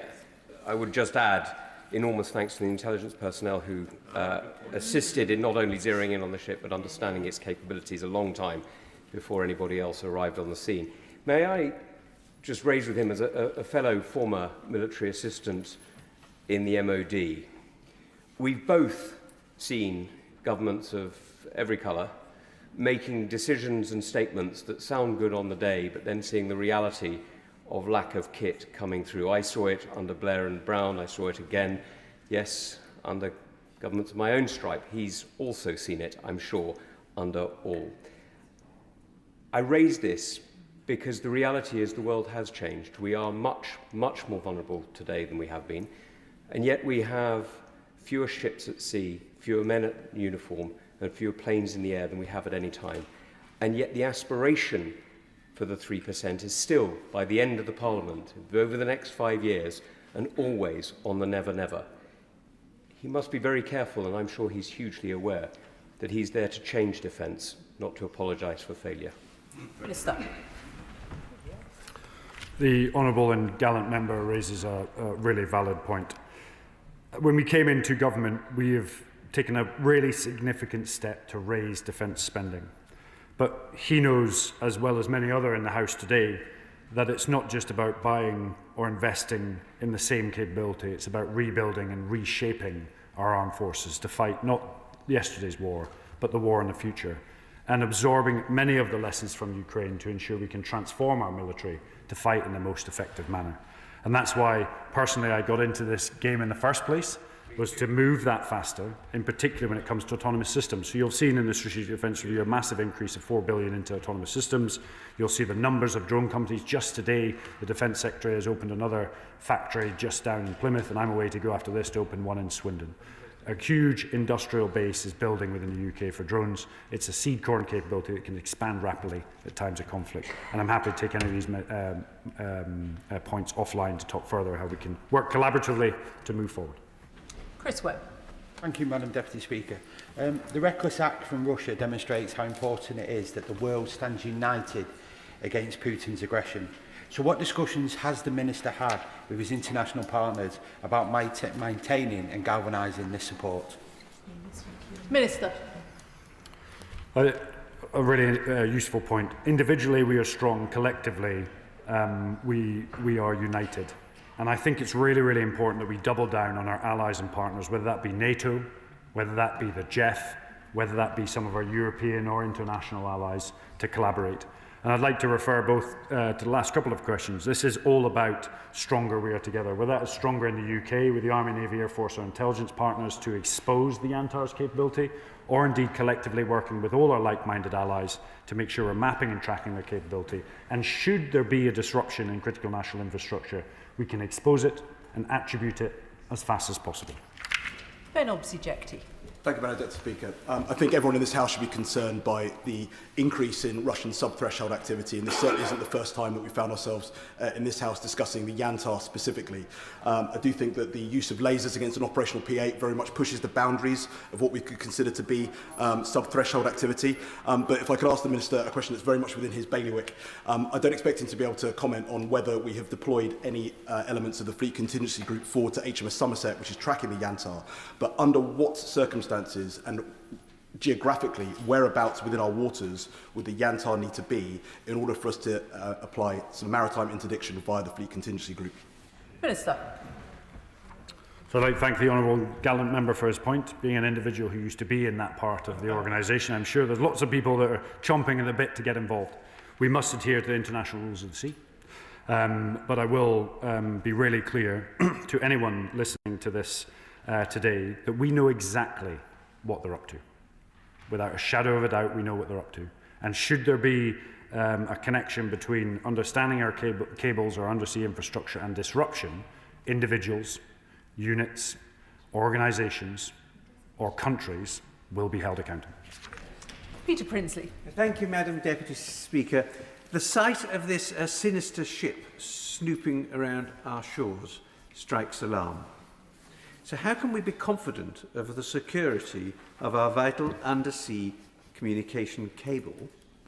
And what, without compromising our security, actually is Plan B if these are severed? So as the honourable member will know, we work with our allies to build contingency across all of our critical national infrastructure. There's lots of work to do, and we're working in collaboration with other governments to do it. Operate in this veil of darkness, and sort of in the shadows. But let's just be really clear to them. We know exactly what they are doing. We know everything that they are up to. A laser pen is not going to deter us. We will continue, we will double down, and if required, we will expose and attribute. Charlie Dewhurst. Madam Deputy Speaker, now in light of this recent escalation, can I ask the Minister what specific and immediate steps he's taking to ensure that UK armed forces are equipped to both protect critical underwater infrastructure and respond both rapidly and effectively to direct threats from Russia and others? Minister. The strategic event review points to the multi-role ship and us actually buying into both mapping and tracking our infrastructure, protecting it, and importantly, if required, to deter capabilities such as the Yantar and other variety of suites of capabilities that the Russians can field to ensure that they can't work with impunity either in the EEZ or indeed in international waters as well. James Wild. Thank you, Madam Deputy Speaker. In January, the Defence Secretary did come to this House and make a statement when the Yantar passed through British waters, but didn't see fit to do so when that ship directed lasers at our pilots, which I think reflects poorly on him. Can I ask the Minister, has the Russian ambassador been summoned over this highly dangerous action? And if not, why not? So I'd like to thank the member for raising that point, and it's something I'll take up with my FCDO colleagues. We've got to continue to ensure that if there is unruly activity or escalatory activity, that both diplomatically individuals are called in and held to account, and we will continue to do so. Nick Timothy. Thank you, Madam Deputy Speaker. We know, as the Minister has said, that Russia and China target undersea cables and interconnectors, which we rely on increasingly as a matter of government energy policy.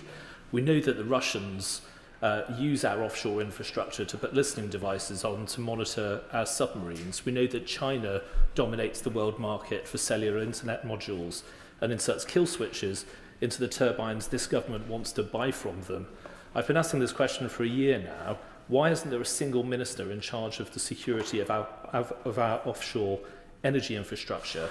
And what representations of ministers in the Ministry of Defence made to the Energy Secretary, who's causing so many of these problems? Minister. So the individual is right to mention that up until now there has been, I wouldn't say a lack of accountability, but a lack of centralisation when it comes to critical national infrastructure. There was a recent report issued. We now have very clear lines of accountability. Defence is part of that. We're building our capability within the Strategic Defence Review to ensure we fulfil our roles within it, and working collaboratively across government to ensure that our critical national infrastructure is protected. And should there be an incident, there is accountability. Final question, Jim Shannon. Thank you, Madam Deputy Speaker. Can I thank the Minister very much for his strong words and his answers. I think they encourage us all in this House, and they encourage those outside this House who are listening.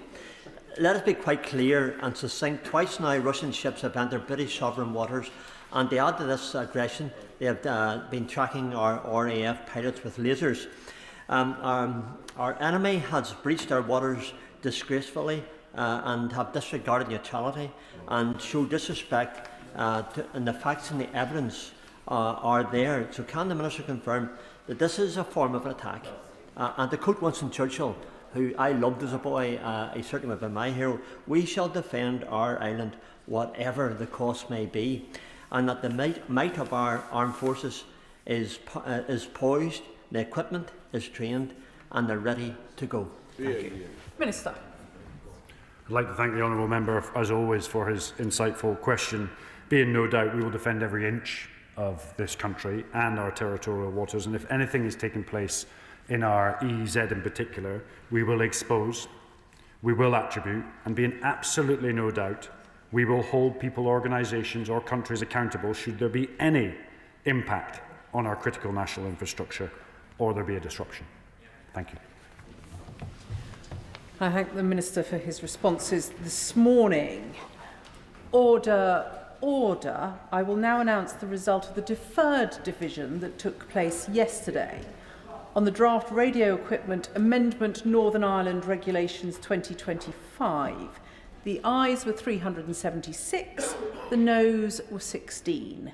So the ayes have it. Which brings us to urgent question. Dame Priti Patel.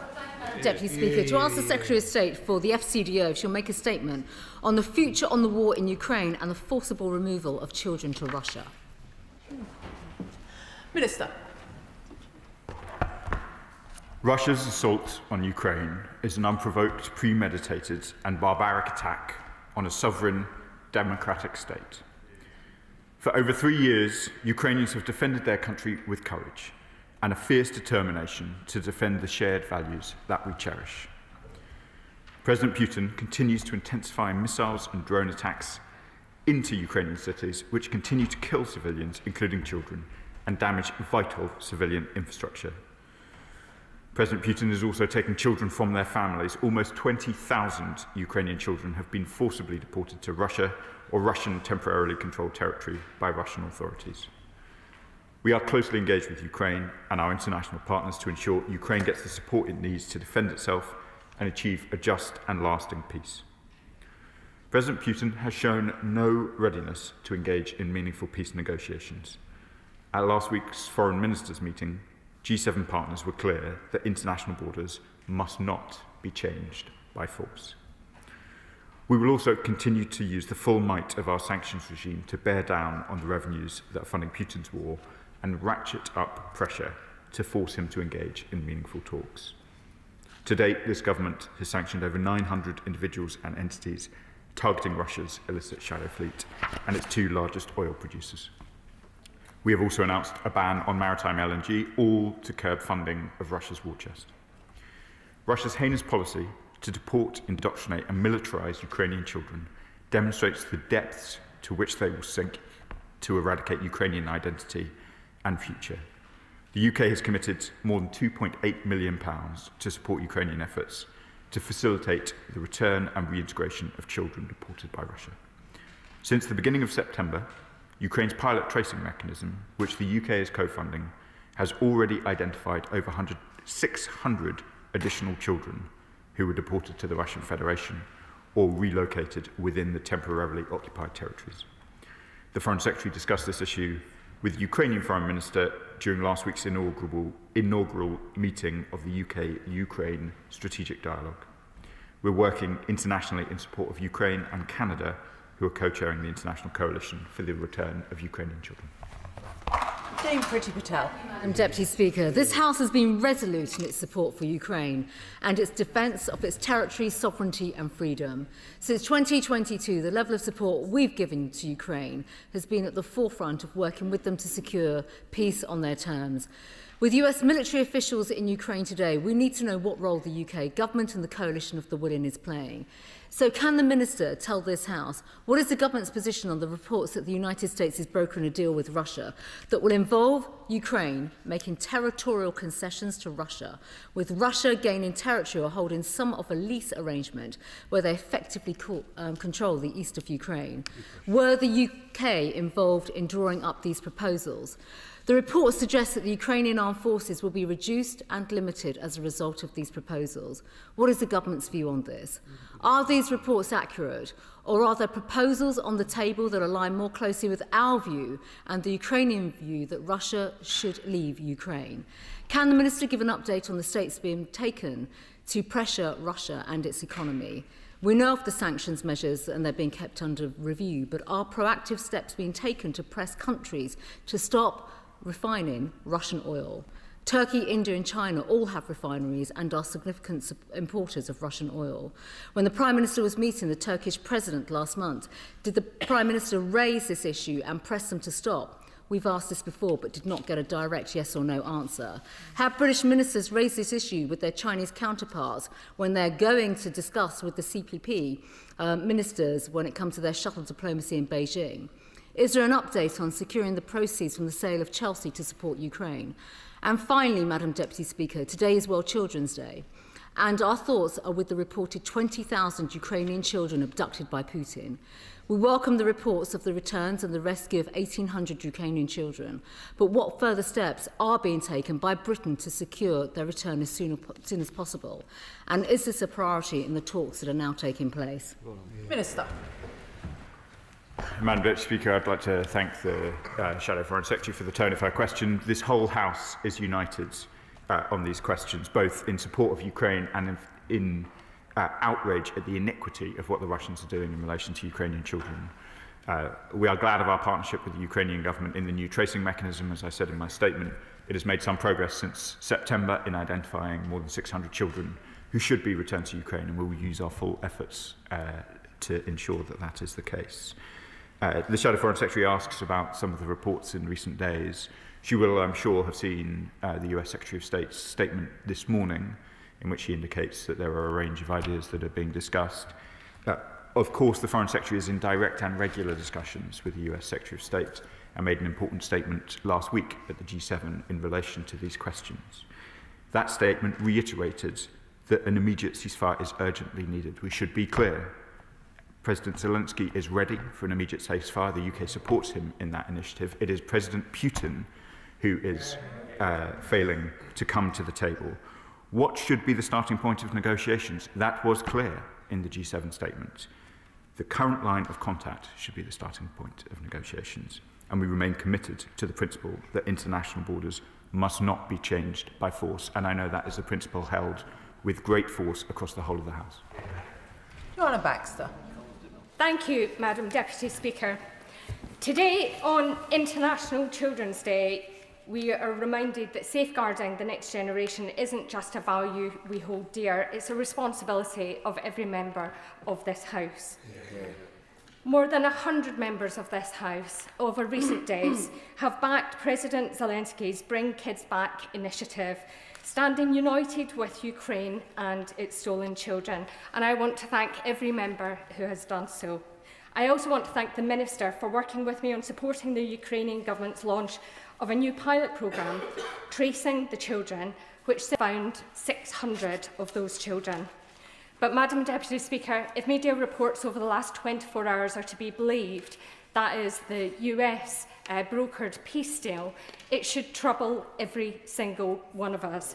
Because a deal that trades away Ukrainian territory, that trades away Ukrainian security and makes no mention at all of the 20,000 children that Russia have stolen from Ukraine, is not peace. It is capitulation. And this House should stand united in rejecting that proposed deal. Can the Minister assure this House that before any peace deal is considered, that the future of Ukrainians' 20,000 stolen children will be top of that agenda? I know that the whole House recognises my honourable friend's work on this issue ever since she's arrived in this place and before.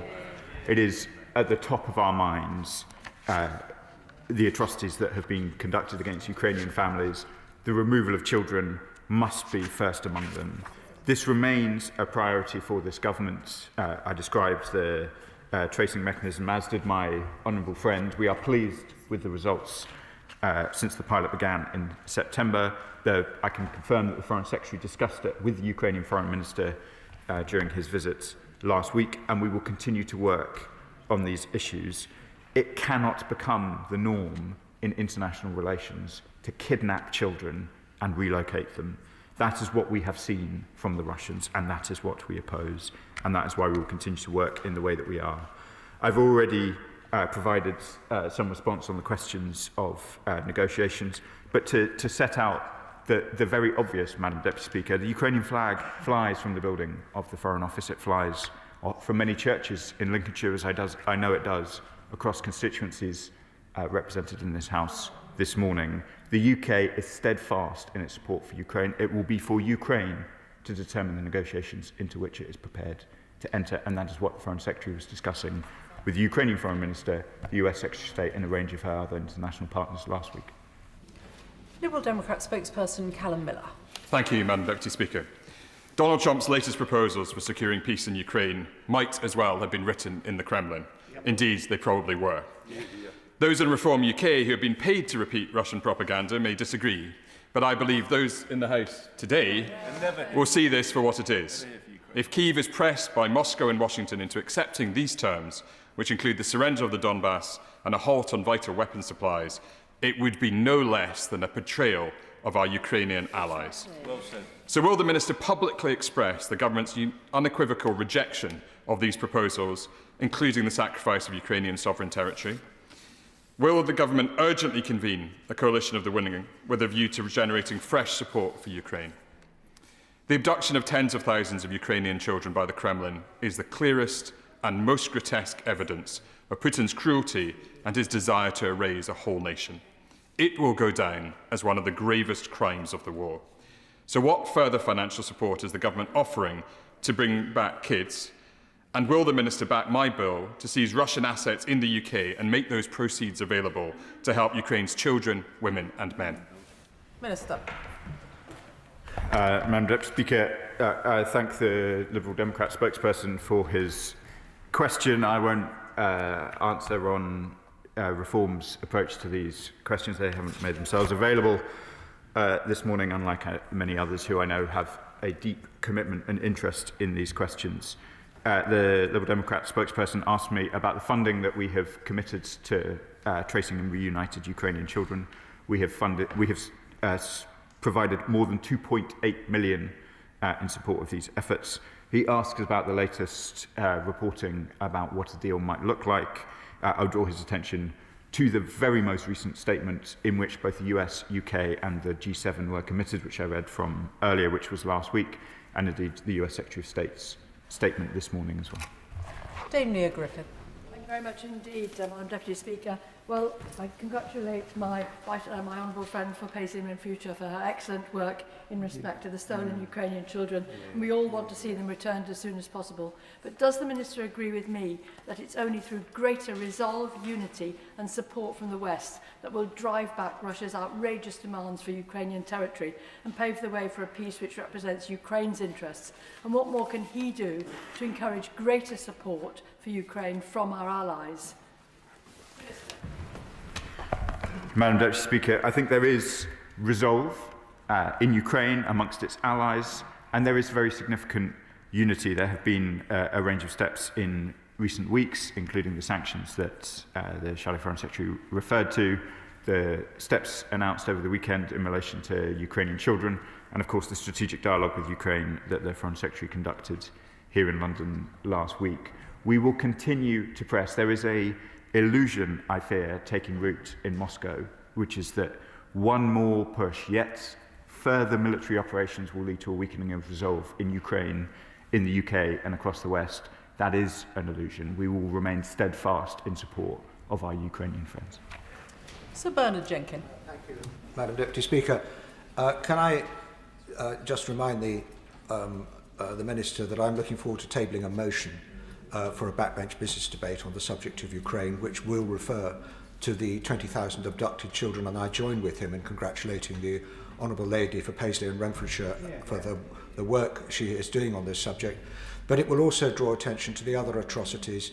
Just this week we welcomed 2 former Ukrainian prisoners of war who had been held and tortured by the Russians completely without regard to the Geneva Conventions for prisoners of war, because the Russians, of course, fabricate this narrative that they're not at war in Ukraine, they are conducting some special military operation. So they have no regard for any of the norms of warfare which we would expect any civilized country to have. Can he underline the point that the Trump proposals are unacceptable? And will he join all the NATO allies together to make it clear to the United States that these proposals are unacceptable? Minister. Madam Speaker, I thank the honourable gentleman for his question, and I'll ensure that the Minister for Europe is aware of his proposals in relation to further discussions in this House on these very important questions. He is right to draw a line, to draw attention to the clearly preposterous Russian position that they are engaged in an operation rather than a war. I am less well versed in military matters than the Minister for Armed Forces, but this is clearly not an operation. Some years in, thousands upon thousands of casualties of men, women and children in, and a very significant loss to Russian forces even over the last month. He asked about our position in relation to some of the media speculation. He'll understand why I'm reluctant to be drawn in great detail. I can point him to the very clear statement from the G7 last week, and indeed to the latest comments from the US Secretary of State this morning. Nick Smith. Thank you, Madam Deputy Speaker. The stealing of 20,000 children like this is an outrage. Can I thank the Minister for his statement? Does he agree with me that the Bring Kids Back campaign is right to emphasise the return of these children as non-negotiable in any future peace deal? Minister. I thank my honourable friend. It is non-negotiable. You cannot steal children in 2025. I think that that is an acceptable way to conduct war. The relevant international legal provisions are absolutely clear, and I know that this whole House, and indeed the whole country, is genuinely outraged by what the Russians have done. Sir Julian Lewis. Putting forward proposals that could have been drafted by the killer in the Kremlin himself, it seems that President Trump has finally given up on the Nobel Peace Prize and is content to settle for the Lenin Peace Prize instead. Does the government share my concern at the remarks, admittedly aspirational, by the US ambassador to NATO that his long-term hope would be to see Germany take over America's role at the heart of the alliance? Doesn't that betray the decades of peace after the Second World War that NATO was created to preserve? Minister. I'm not familiar with the Lenin Peace Prize. I will Google it afterwards. I've been clear on the position. I've been clear on the basis of negotiations. Clearly, it is for Ukraine, as a sovereign nation, to determine the position that it takes in negotiations. I did see some of the reports about the discussion. I think it was, to be fair, about who should perform the role of saqueur rather than what the future division between forces would be in NATO. NATO remains a vital component of European security, perhaps the most signal commitment between Europe and America of our shared defence and shared values, and long may it continue. Rachel Hopkins. Thank you, Madam Deputy Speaker. Russia is enduring significant financial pressure as a result of their illegal war in Ukraine. Does the Minister share my view we must impose maximum economic pressure on Russia to force Putin to the negotiating table?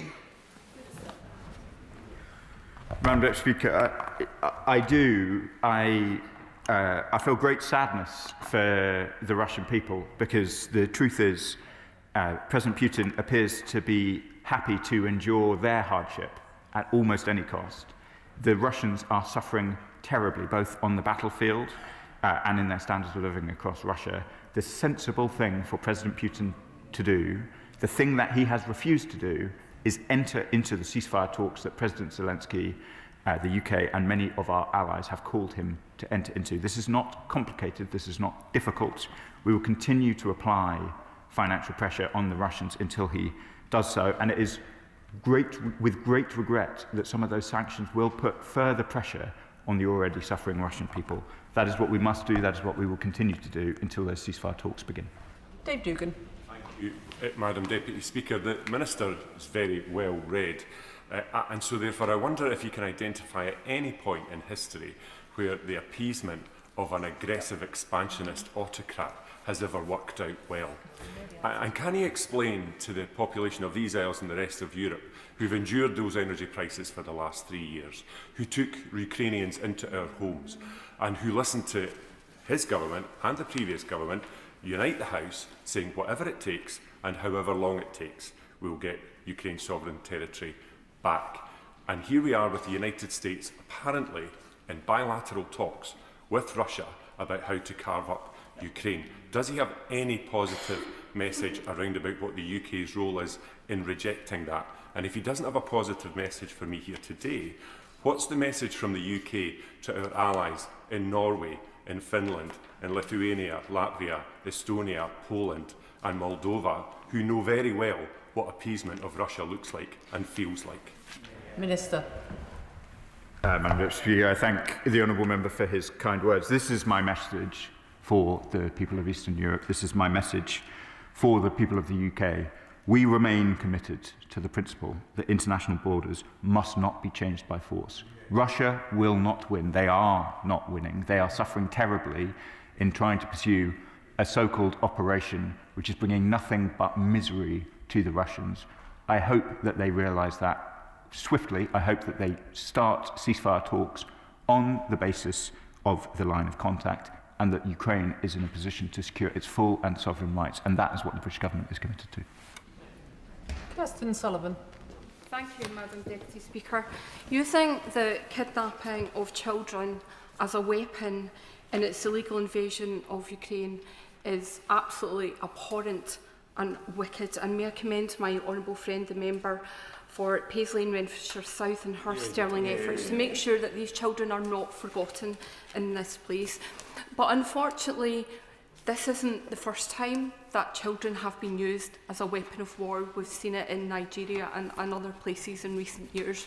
What more can this government do to ensure that this isn't normalised by dictators and despots across the world, and that children cannot be used as a weapon of war?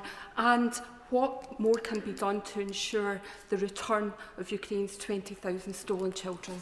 Minister.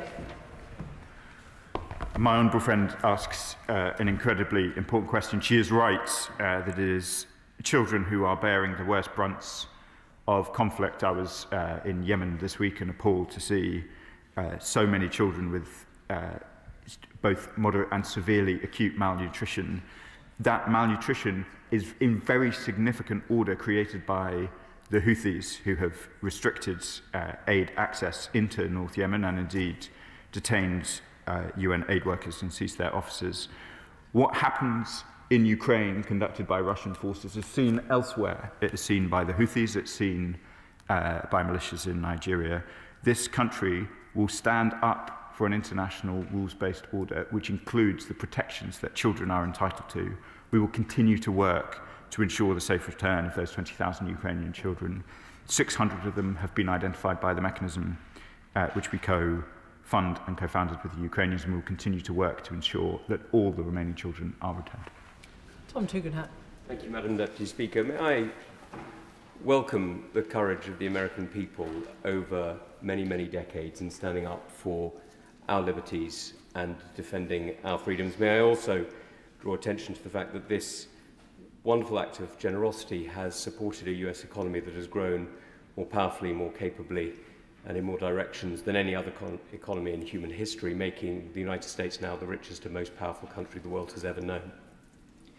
Would he agree with me that that stance on the side of truth and justice genuinely has been a great blessing for all free peoples, and that standing against people traffickers, child traffickers, calling out, for example, folk like Jeffrey Epstein, but seeing here the world's largest child trafficker almost getting away with it, would be a betrayal of those great American values that have literally led to the happiness and prosperity of one of the wonderful countries of this world.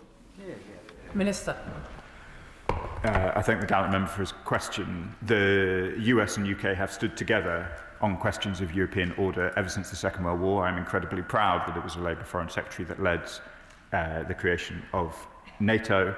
I know that our American friends continue to see questions of European security and order as being of the utmost importance, and that security and order cannot coexist with a world in which territory is seized by force and children are abducted in exactly the way he describes. David Burton-Sampson. Thank you, Madam Deputy Speaker.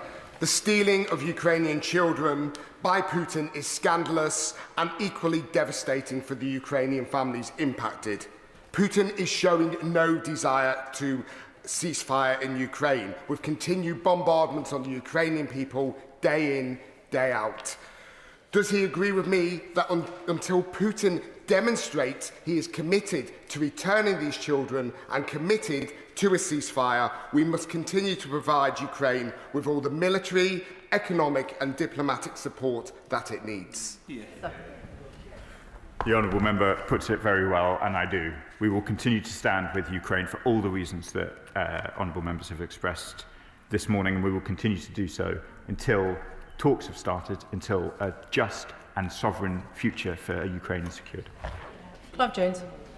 Thank you very much, Madam Deputy Speaker. In Wokingham, there is a Ukrainian refugee community who have made a positive difference to the area. I have worked with local groups to help supply aid to civilians in Ukraine, and many have shared their concerns about the war and the safety of their relatives back home. I fully support the Honourable Member for Paisley and Renfrewshire on her comments about the 20,000 stolen Ukrainian children by the Russians. But can I ask the Minister, what is the government doing to reassure the many Ukrainians in my constituency that the UK support for Ukraine will remain steadfast against the Russian invasion, and that Putin will be held to account for his war crimes, and that Trump will not be allowed to backtrack on his support for Ukraine and NATO? Minister. I want to pay tribute, Madam Deputy Speaker, to the work of the Honourable Member and his constituents to support Ukrainians. I know that right across the House, both Honourable Members and their constituents have been engaged in supporting Ukrainians in many different ways. I myself have met with the Ukrainian community in Lincoln, and there are many people in Lincoln who've taken Ukrainians in or provided support. And I would like to assure all of those people that we will continue to stand with Ukrainians on these questions. He asks the important question about how we can continue to try and identify those children who have been seized by the Russians. There is work ongoing using often Russian databases themselves, which are relatively freely available, to identify where Ukrainian children are likely to have been taken in Russia. I imagine that Russian authorities think that people are not sufficiently interested to track individual children, and I can assure the House that we are, that we will continue to follow this to the end.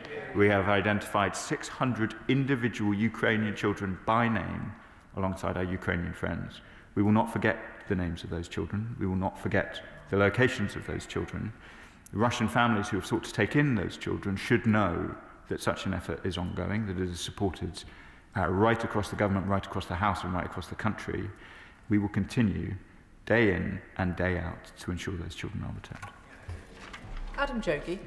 Kind Madam Speaker, thank you. Using children in this way is sick, and there is no other word for it. Now, the people of Newcastle and Lyme opened their homes, they spoke out, they spoke up, and they stood with the people of Ukraine and still do. They raised money, they donated medical supplies, books and clothes, and I thank them all for their efforts and their commitment. But whilst we rightly support the people of Ukraine against Russia, we also see Russia continuing to seek influence in other parts of the world through money, through arms and the rest. So this is a geopolitical challenge that we think rightly in one part of the world we're getting right, but we can't afford to administer what we're doing to help to ensure that we neutralise Russia's attempt at command and control in other parts of the world.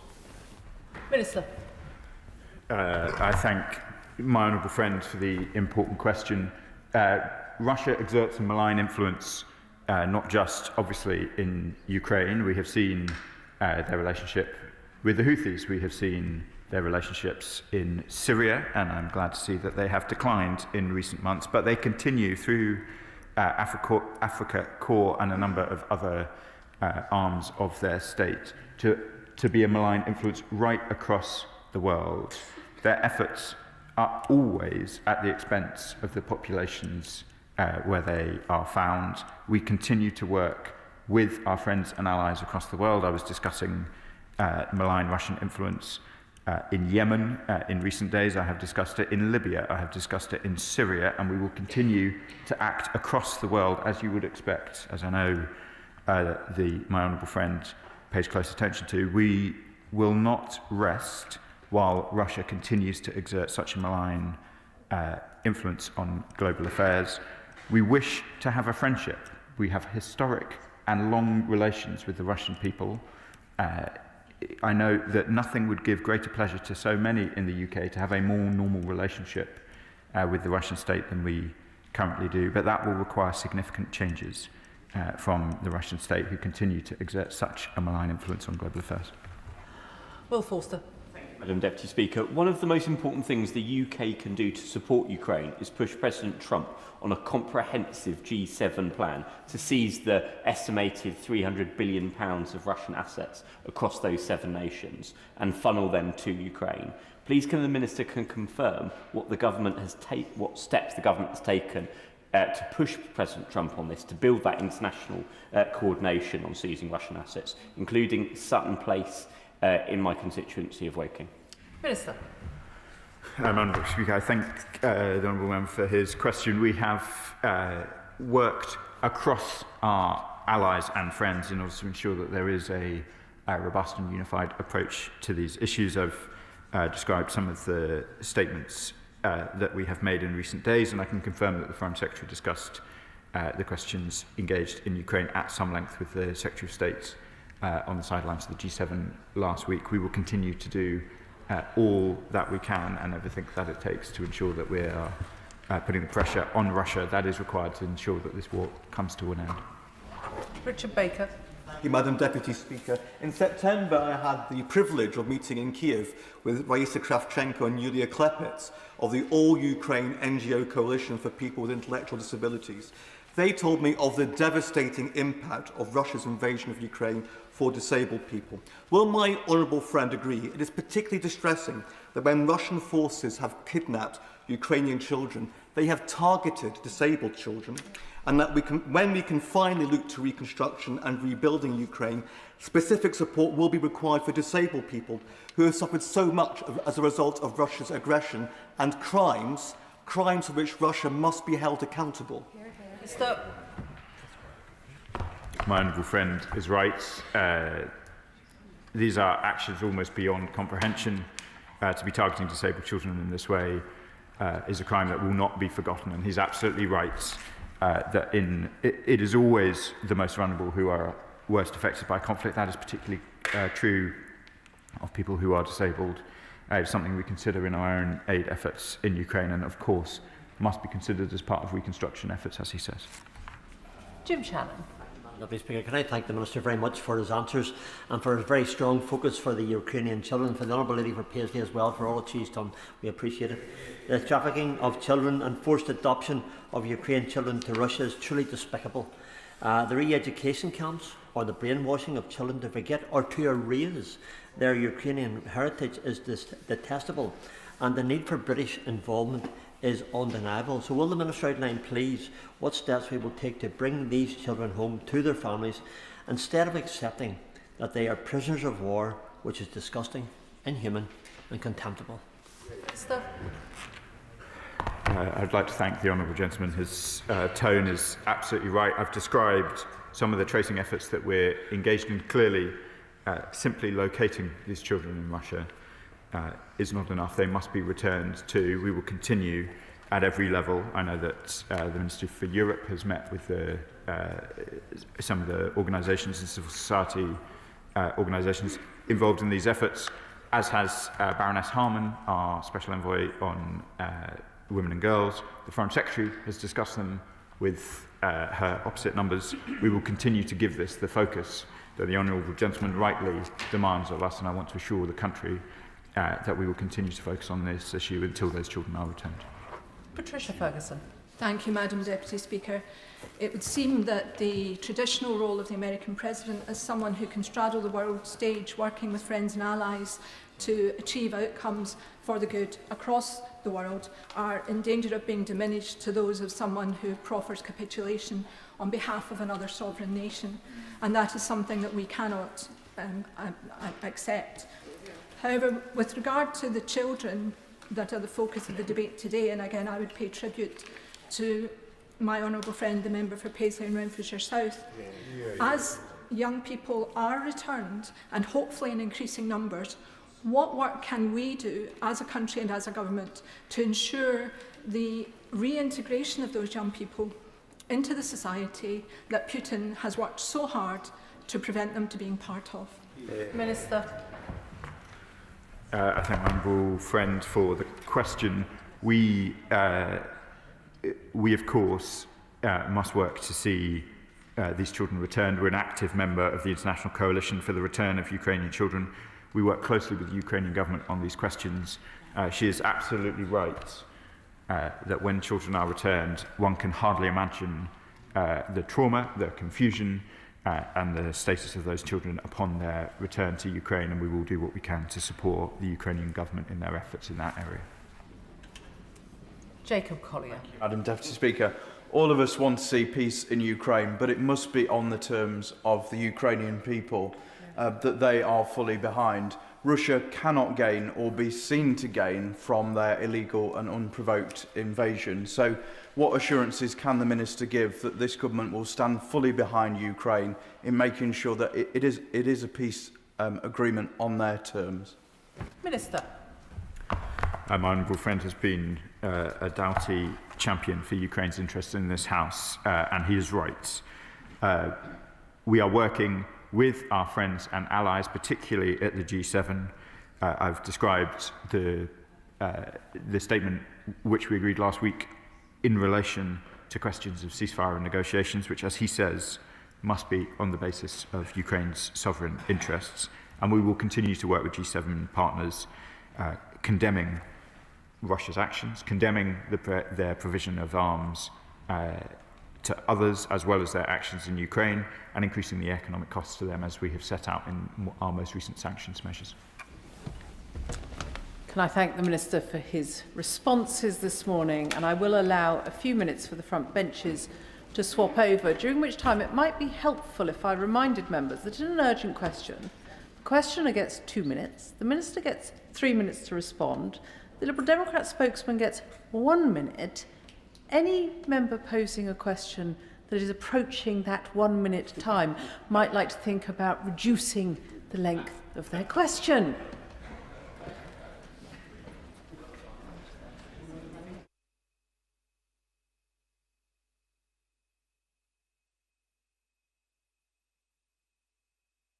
Question, Robert Jenrick. Madam Deputy Speaker, to ask the Secretary of State for Justice if he will make a statement on the implications for national security and the management of terrorist offenders following disruption to the separation centre regime. Madam Deputy Speaker, the Right Honourable Gentleman raises a very important question. Separation centres are a vital part of our strategy to manage those posing the most significant terrorist risk. Following the horrific attack at HMP Franklin in April this year, we took immediate action to ensure safety in our separation centres. Today, everyone is safe and a stringent regime remains in place. Our prison officers are some of the hardest working and bravest public servants in this country. It is right that they feel safe as they work to protect the public. That is why, following the attack at Franklin, we, for the first time, mandated the use of protective body armour in our highest risk units, including our SCs. The DPM has recently announced a further £15 million investment in safety equipment, including to roll out up to 10,000 pieces of body armour to up to 500 staff trained in the use of tasers. The Abu judgment is very fact-specific. It does not threaten the integrity of the separation centres themselves. This government takes the judgment and others referenced very seriously. We are clear that any decision regarding segregation must comply with prison rules and human rights obligations, including under the European Convention of Human Rights. We are working to ensure our referral process is robust, and we are strengthening our ability to defend against legal challenges. Specialist staff continue to assess referrals rigorously, and placements are made only where that criteria is met. Let me be clear. The government will always put national security first. Separation centres remain an essential operational tool, and we will continue to use these specialist units to protect the public from the most dangerous of offenders. Shadow Secretary of State Robert Jenrick. Thank you. Saeed Abu is a danger to this country. This is an ISIS fanatic who bought a combat vest and a sword so he could, in his own words, shoot up a crowd. Yet this week the High Court ruled that keeping him apart from other prisoners to prevent him radicalising them was a breach of his human rights. We've reached the perverse situation where a terrorist's mental health is prioritised over national security and the protection of the very men and women in uniform who are targets for these dangerous individuals with very little to lose. He's now in line for a payout from the taxpayer. This isn't an isolated incident. This is the latest in a line including the double murderer and extremist Fawad Awali and Denny De Silva. Every extremist housed in a separation centre may now be able to deploy this judgment to escape being housed in these units and get a payout. Terrorists are weaponising the ECHR and the public sector equalities duty to milk the state, and the Ministry of Justice is signing the cheques. I note that the Minister did not say that she would be appealing this judgment. The separation centre regime was created to counter highly subversive terrorists recruiting inside jail and to ensure the protection for prison officers. That is effectively collapsing. Prison governors are being paralysed just when there is a crisis of extremism and extreme violence in our prisons, necessitating more separation centres and more segregation. So I ask the Minister, will she finally publish Jonathan Hall KC's review into separation centres, which was produced as evidence in court, but which has not been published to this House or the country? Will she say that under no circumstances will any terrorists be rewarded in this manner, and bring forward emergency legislation to override this judgment, prevent payout, protect national security, and protect our prison officers? I've said many times, it is only a matter of time before an officer gets killed by one of these monsters. Will she bring forward this legislation? If she does, she'll have our support. If she doesn't, we will. Thank you, Madam Deputy Speaker. The Right Honourable Gentleman will very well be aware that I am unable to preempt the decisions that are yet to be taken by the courts. The Government will always ensure that taxpayer money is used responsibly and effectively. In relation to the most recent judicial review announced just yesterday, the Government is considering all of the available options, including the right to appeal. So I just want to put that on the record. But, Madam Deputy Speaker, I find it quite disingenuous that the Right Honourable Gentleman, the almost leader of the opposition, talks about leaving the European Convention on Human Rights. But can I ask him, if he feels so strongly about this, why his government did absolutely nothing on this when in government for 14 years? Where they talk about action, it is this Labour government that is acting. We have been very clear that we will not fail to act regarding reform of the ECHR. In fact, the Sentencing Minister is in Strasbourg right now having discussions with partners on a range of topics, including reform of the ECHR. He mentions the findings of Jonathan Hall KC's independent review of separation centres. The Government commissioned this following the attack on HMP Franklin, and Mr Hall's report and our response will be published in due course. But let me just say, Madam Deputy Speaker, for the avoidance of any doubt, it is the priority of this government and should be the priority of all governments to keep the public safe and to protect national security. And this government will always ensure that that is done. Absolutely. Chair of the Justice Select Committee, Andy Slaughter. Thank you. Madam Deputy Speaker, can I thank the Minister for reaffirming the government's support, which should not be necessary, for the rule of law and for the ECHR. And would she concentrate on what are the key points here? One is making sure that the most dangerous prisoners are held securely, and the second is ensuring the safety of prison officers. Will she say what the status of Jonathan Hall KC's review is? I understand it has been with the Lord Chancellor for some months. When are we going to see that, and when are we going to implement the recommendations in that report? Yeah, I thank my honourable friend, the Chair of the Select Committee, for that question. That, like I've stated, the Government is committed to ensuring that separation centres continue to prevent those posing the highest terrorist risk from influencing the wider prison population. That is precisely why we commissioned Jonathan Hall's independent review following that appalling attack at HMP Franklin.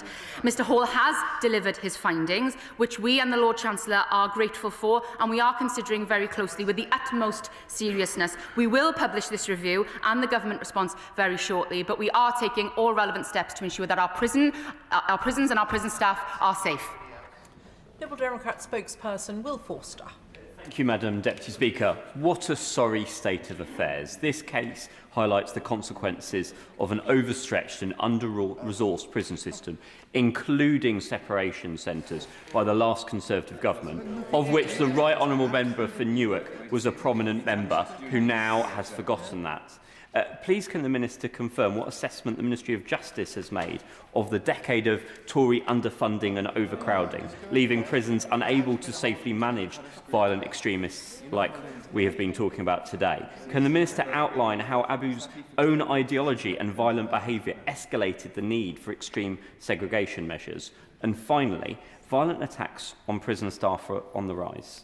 We have seen high-profile cases of prisoners, including one from my constituency of Woking, be accidentally released. So what assurances can the Minister give us as MPs that the public safety and protection of prison staff will be prioritised in the under-resourced prison system that they inherited from the Conservatives? I thank the Liberal Democrat spokesperson for his questions and his constructive way in which he asks them. He is right to highlight the chronic underfunding of 14 years of Tory austerity on our prison service and on our criminal justice system. It is right that if you degrade in your duty to look after our criminal justice system, this sadly is the result of what happens. We are slowly beginning to pick up the pieces of what was left of our criminal justice system when we came into office 18 months ago, but this yet again is just another example of where the previous government have failed to keep us safe, failed to invest in our prison service, and this is the result. Look, we realise that more needs to be done here, and we are committed to doing so. As I've stated, I want to pay tribute again to the brilliant prison staff, prison officers who are working in intolerable conditions in our prisons. We are committed to investing in them, making sure that they are safe, as I've already stated, that effective body armour, that better training. We are listening to them and the governors of the prisons directly as well about what they need, because they are the best people on the ground to identify those needs and that reassurance. We are working with them, and I extend that hand across the aisle to work with him and the party opposite to ensure that we get this right for the sake of everyone. We're into just. Thank you, Madam Deputy Speaker. The European Convention on Human Rights has safeguarded the lives and rights of many people. Can the Minister please tell the House what the Law Society of England and Wales thinks about the opposition's plans to leave the ECHR? I mean, my honourable friend makes a very valid point here. This is a convention who has served in the past the victims of John Warboys, the families of the 97 killed in the Hillsborough disaster, British troops who died in Iraq. It underpins the Good Friday Agreement, and it is frankly quite astonishing that the party opposite, after 14 years of failing to do anything on the ECHR, are seeking for us to withdraw when the only other country to have withdrawn is Russia under Vladimir Putin. Is that the company the party opposite want to keep? We are working to ensure that our referral process is robust, and we are strengthening our ability here to defend against any legal challenges. The specialist staff continue to assess referrals rigorously, and placements are made only when that criteria is met. But to answer his question specifically, the Conservative government, as we've already heard, left our prisons at breaking point. They were at 99% capacity, and the Law Society of England and Wales has stated that the answer to that is not leaving the ECHR. Order of the House, Sir Edward Lee. Well, when it comes to terrorists, I think what's worrying a lot of us is the fact that people are pouring across the channel illegally and there's absolutely no check whatsoever on them. She may not be able to answer this now, but I'd be interested in the state of the law. Surely this is really a very risky thing for our nation, that our enemies could be infiltrating our country in this way. So would it be possible under the convention, the Refugee Convention, to detain all illegal migrants, do full background checks, put them in separation centres or whatever you like, so that we can check that these people are actually safe? No, I thank him for that question. We are working very closely with the Home Office on this and our proposals regarding reform of the ECHR. As the Right Honourable Gentleman knows, we are bringing forward legislation to exactly clarify how Article 8 of that ECHR, that right to a private life, operates domestically in relation to immigration rules, to ensure an appropriate balance between the rights of individuals and the national interest. The Right Honourable Gentleman speaks from a sedentary position regarding Article 3. Again, we are looking at the interpretation of Article 3, so that varied prison conditions or access to healthcare are not a bar to extradition or deportation. I reiterate our commitment that we will do everything we can to keep our national security safe, and I would be happy to write to him with more information and clarification on those points. Nick Smith. Thank you, Madam Deputy Speaker. Can I thank the Minister for her statement? The Frankland attack was awful. Given body armour is crucial for the safety of prison staff, can she please tell us more about the procurement of body armour so prison staff are protected as best as possible, as soon as possible? I thank my honourable friend for that question. It is right that we equip our prison officers with the most robust security and protection possible. That is why we are working with them. We are working with the unions and the governors to ensure that all steps are taken. It is also really important, I want to stress here, that prisoners' mental health needs are taken into account. We have medical staff advising on the placement within separation centres. On the procurement exactly, I'd be happily to write with him on with further details on that, but I want to reassure him that we are doing all we can, working with our prison staff who are working in exceptional circumstances to ensure that they feel reassured and they feel safe. Julian Lewis. Normally, I like the Minister's can-do attitude. So is she really telling the House that this government would rather make payouts to terrorists than to disapply the ECHR? Well, I am grateful for the question from the Right Honourable Gentleman. I do have a can-do attitude, and I am willing to do everything we can as a government to ensure that we get this right and we keep our public safe and our prison officers safe and we keep dangerous criminals locked up where they belong. What I can tell him is he will be aware that the legal proceedings are still ongoing. As I reiterate, we are looking at all options available here, including the right to appeal, because we will be as responsible and effective with taxpayers' money as possible. Andrew Snowden. Thank you very much, Madam Deputy Speaker. Hashim Abedi was in a separation centre at HMM Frankland when he attacked 3 prison officers with hot cooking oil. Under these rulings and these interventions on European courts determining the human rights of these convicted and violent terrorists, does the Minister really think it would be appropriate for this individual to be given access to a kitchen? Yeah. I will not preempt the findings and the outcome of Jonathan Hall's review. But what I will tell him is that we believe in separation centres. They are a valuable tool, as the judgments state. What we are ensuring is that all of our prison officers are kept safe, and once the recommendations are published of Jonathan Hall's review and the government has carefully considered those recommendations, I will happily speak with him and work with him to ensure that they are followed through. James Wilde. Thank you, Madam Deputy Speaker. This terrorist was moved to a separation centre over concerns that he would use his extremist Islamist ideology to radicalise others, yet the ruling says that this move was a breach of his right to a private life under the European Convention. Shouldn't national security and prison officers' safety come first? And will she rule out paying any money to this terrorist? Again, I echo my previous comments. We cannot preempt the judicial decision, and we are looking at all rights to that in terms of appeal here regarding that point.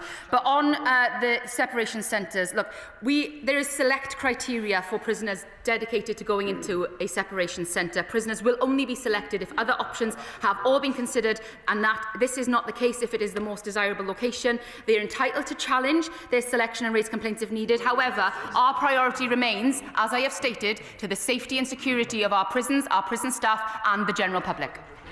Bob Blackman. Thank you, Madam Deputy Speaker. The key issue here is that, of course, making a decision about whether someone goes into a secluded area and kept away from other prisoners is a judgment call. So what assessment has the Minister made of the implications of this judgment on what will happen to terrorists who should be separated from other prisoners? For that question, look, separation centres were never intended for use with all terrorist offenders. They exist to separate the most pernicious radicalisers, and we are achieving this aim successfully using the current separation centres capacity, which is kept under regular review. We are awaiting the findings of the Jonathan Hall review, and we will be looking at the judgment from yesterday's decision closely to ensure that all steps are taken and that we are working with governors, prison officers to ensure the best steps forward. But we are determined to ensure that prisons are kept safe. Final question, Jim Shannon. Thank you, Madam Deputy Speaker. Can I thank the Minister very much for her answers. And Minister, always trying to be helpful, of course, in relation to it. In Northern Ireland, we've dealt with the spread of extreme forms of paramilitarism within our prisons, and have learned that the most hard-line prisoners, their influence easily and completely spreads to those who enter prisons for perhaps petty crime, and we're coming out the other end with hatred that they never felt before. Those with extremist views should not be able to consolidate and proselytise or convert people to extremist views, and younger inmates in particular. Others have referred to legislative change. Could I ask the Minister, perhaps, because of what we've learned in Northern Ireland, would it be helpful to contact the Prisons Minister in the Northern Ireland Assembly to get their ideas of how they've done it, and perhaps we can be helpful for each other? Thank you. I am grateful to that question and the extension of an offer to help. I will ensure that that is followed up with our counterparts in Northern Ireland. Look, we will follow the evidence and do what works in order to keep our prisons safe. We will assess the risks of any further radicalisation within our separation centres and our prisons to ensure that this is not happening, that anyone with a danger that these individuals pose to extend their views to the prison population or to the public are kept under review. And I look forward to working with counterparts in Northern Ireland to share knowledge and expertise to ensure that we get this right for everyone across the United Kingdom. Can I thank the Minister for her short, sharp answers this morning, perhaps a masterclass for what is to follow. Business questions will run for an hour and no more this morning. I'll allow a few moments for the front bench to swap over.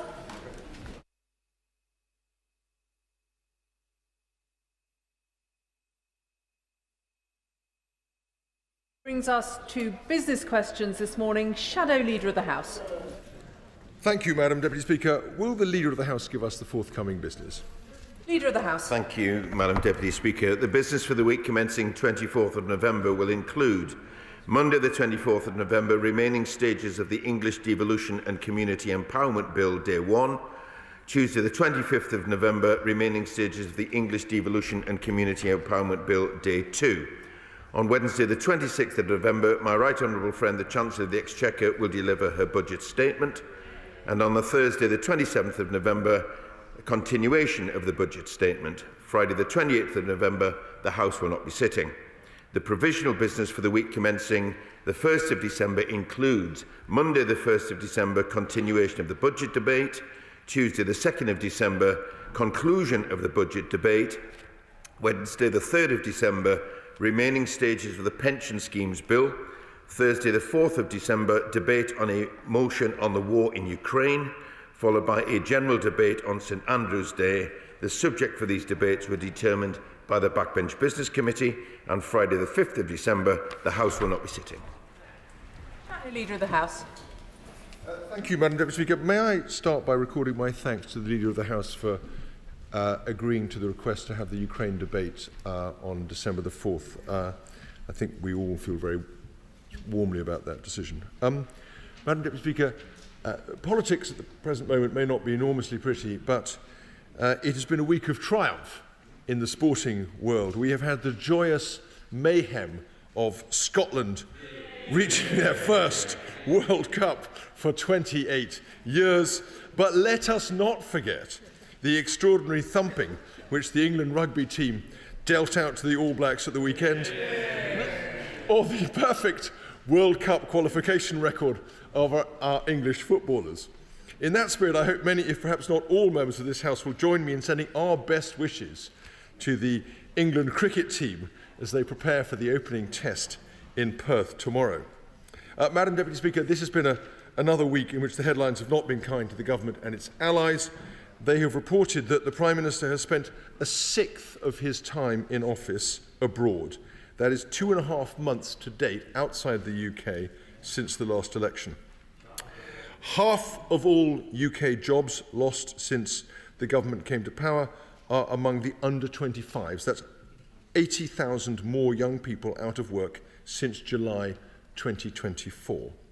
Agency staff brought into work during Birmingham's 8-month-long bin strike by members of Unite have now themselves decided to go on strike. The former Deputy Prime Minister is reported to be planning a leadership bid following last week's speculation about the Health Secretary and last month's unfortunate foray by the Mayor of Manchester. Since Labour took office, the energy price cap has not fallen but risen by £187 to £1,755. Madam Deputy Speaker, I often wonder if the government has forgotten that there is a world outside London and our biggest cities. So in that spirit, I hope I may raise a couple of important issues on which I'd be grateful for the Leader's assistance. The first is local.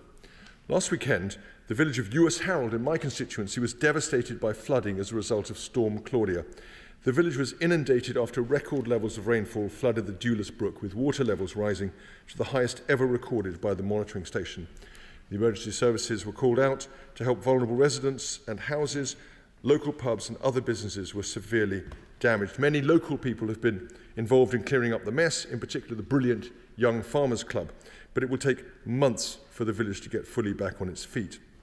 The House, you will know, Madam Deputy Speaker, was given time to debate the severe flooding in nearby Monmouthshire in Wales yesterday. So may I ask the Leader of the House now if he would encourage both the Environment Agency and DEFRA to take the swiftest and most comprehensive action to protect Ewes Harold and other flood-hit areas across England in order to prevent this from happening again.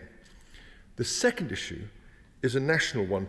The Listed Places of Worship grant scheme helps thousands of churches, synagogues, mosques and temples and other places of worship to reclaim or to get grants to cover the VAT paid on repair and maintenance work. It's a small but very useful and cost-effective institution that has quietly worked away over more than 2 decades to preserve the historic fabric of our nation. Unfortunately, since the last election, the size of the scheme has been cut in half and a new cap imposed on the level of individual grants. It's a feature of these repairs that if they are not made, the damage often leads to enormous further costs. Government seems determined to maintain or increase public spending in other areas. Given that and the very small relative sums involved, could I ask the leader to pick this matter up with the Department of Culture, Media and Sport and see if this scheme cannot be quickly restored to its previous glory? Thank you, Madam Deputy Speaker, and can I thank the Shadow Leader for his questions.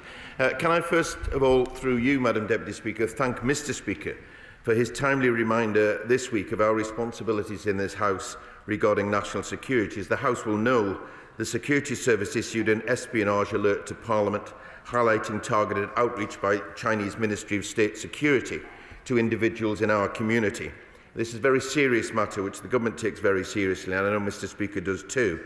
So I would urge all MPs to heed this advice and report any suspicious activity immediately.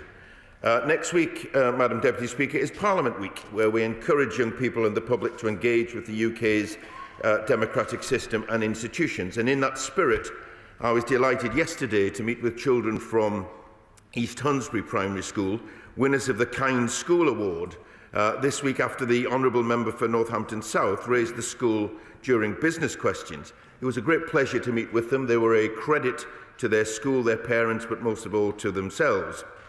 And it's a reminder to us all of the importance of being kind. And you will be pleased to know, Madam Deputy Speaker, that I've been made an honorary kindness ambassador. Which I have to say, Madam Deputy Speaker, is an honour which I never received during my time as the Chief Whip. I was, as the Honourable Gentleman has already said, pleased to announce in this week's business that the Backbench Business Committee has chosen Ukraine as a subject for their forthcoming debate on the 4th of December, and I thank the Shadow Leader, I thank the Liberal Democrat spokesman, the member for Carshalton and Wallington, and the Honourable Member for Harwich and North Essex for their representations to help secure the debate. And members will welcome, Madam Deputy Speaker, the publication of the Men's Health Strategy this week, an important topic which again has been raised frequently during business questions. The strategy will address the stark inequalities in men's health to create a society where men and boys are supported to live healthier and happier lives. And I would encourage members to engage in the debate later today on International Men's Day. And as the Honourable Gentleman has said, it's been a good week for sport. And I want to congratulate Scotland for qualifying for the World Cup for the first time since 1998. And just remind the House that the only time that a home nation has actually won the World Cup was under a Labour government. Let me turn to the remarks of the Shadow Leader and address some of his list at least. He complains about the amount of time that the Prime Minister has spent abroad. Well, that reflects two things, I think, above all, Madam Deputy Speaker. One is the uncertainty of the international situation. But the second is he spent a great deal of time addressing the issue of trade and bringing investment into this country. And therefore, when the Honourable Gentleman raises the issue of jobs, he's surely got to realise that getting good trade deals, which his government was not prepared to do or able to do, will actually not only bring investment to our country, but it will actually turn into jobs, hopefully, across our nation. He quite rightly raises the issue of flooding, and I will draw to the attention of DEFRA and the Environment Agency the urgency of this situation in ensuring, as far as we can, that preparations are made should this happen in the future. But I would gently also encourage him to encourage some of his colleagues on his side of the House to actually start recognising the effect of climate change. Thirdly, he talks about the listed place of worship, and as a constituency MP, he has absolutely every right to do so. I have to say, his constituency and neighbouring constituencies have some fantastic churches, and many of them are in need of repair going forward. I'm not going to comment on matters of VAT or possibly tax changes. We've only a few days before the budget, but I will draw his concerns not only to the attention of DCMS but also to the Treasury. Thank you. Barry Gardner. Madam Deputy Speaker, the speedy passage of environmental legislation through this House is not often a feature. So can I thank the Leader of the House for the speedy way in which the Biodiversity Beyond National Jurisdictions Treaty was dealt with by the government. In contrast, can I remind him that in 2023, our party said that we would bring forward legislation for a new Clean Air Act. Now, I've no doubt that the Leader of the House is thinking of what may be going into the King's Speech next year, given that it will be the 70th anniversary of the original Clean Air Act. Could he perhaps put that one forward as something that this House really does need to look at to ensure that we are meeting the WHO standards? I'm grateful for my honourable friend's comments, Madam Deputy Speaker, and the Biodiversity Treaty is an important step forward. And I thank him for all the work that he has done in this regard. The government is committed to environmental improvement, and although I expect that the second session will be quite crowded, I'll certainly bear in mind his comments. Liberal Democrat spokesperson Bobby Dean. Thank you, Madam Deputy Speaker. And can I join the Leader in a thanks to the Speaker for the seriousness in which he's taking the Chinese interference in our democracy. I represent many Hong Kongers in my constituency and they're deeply concerned about this issue. Madam Deputy Speaker, it was a relief to hear that it's confirmed that the budget will be taking place on the floor of this House next week. I'm sure it'll be a huge relief also to advisers in the Treasury who've just got days away now to start leaking the 2026 budget. One thing that people will be looking out for in the budget next week is what provisions are going to be made for children with special educational needs and disabilities. I'm fully aware that this is a crisis that was inherited by this government, but it was one that was not unforeseen. We're 18 months into this government now, and we've heard that their major reform plans have been pushed back again. So that is a disappointment to us on those benches. We're seeing councils go bankrupt over this, teachers are in despair, families are being held in legal limbo, and ultimately we're failing children at the end of all this. And I do appreciate that there are some really tricky issues to resolve. We need to balance the legal entitlements on paper with the quality provision in reality, and we do need to adjust to this world where there are greater diagnosis rates than there were before.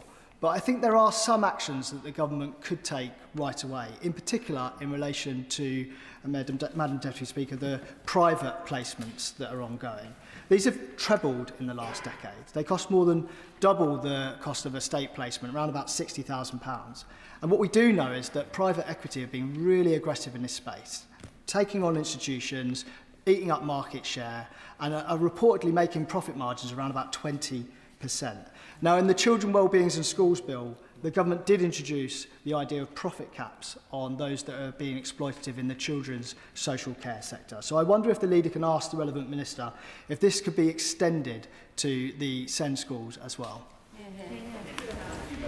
Speaker, he's right to raise concern about the SEND system because the government has acknowledged that it is broken. It doesn't work for parents and it doesn't work for children either.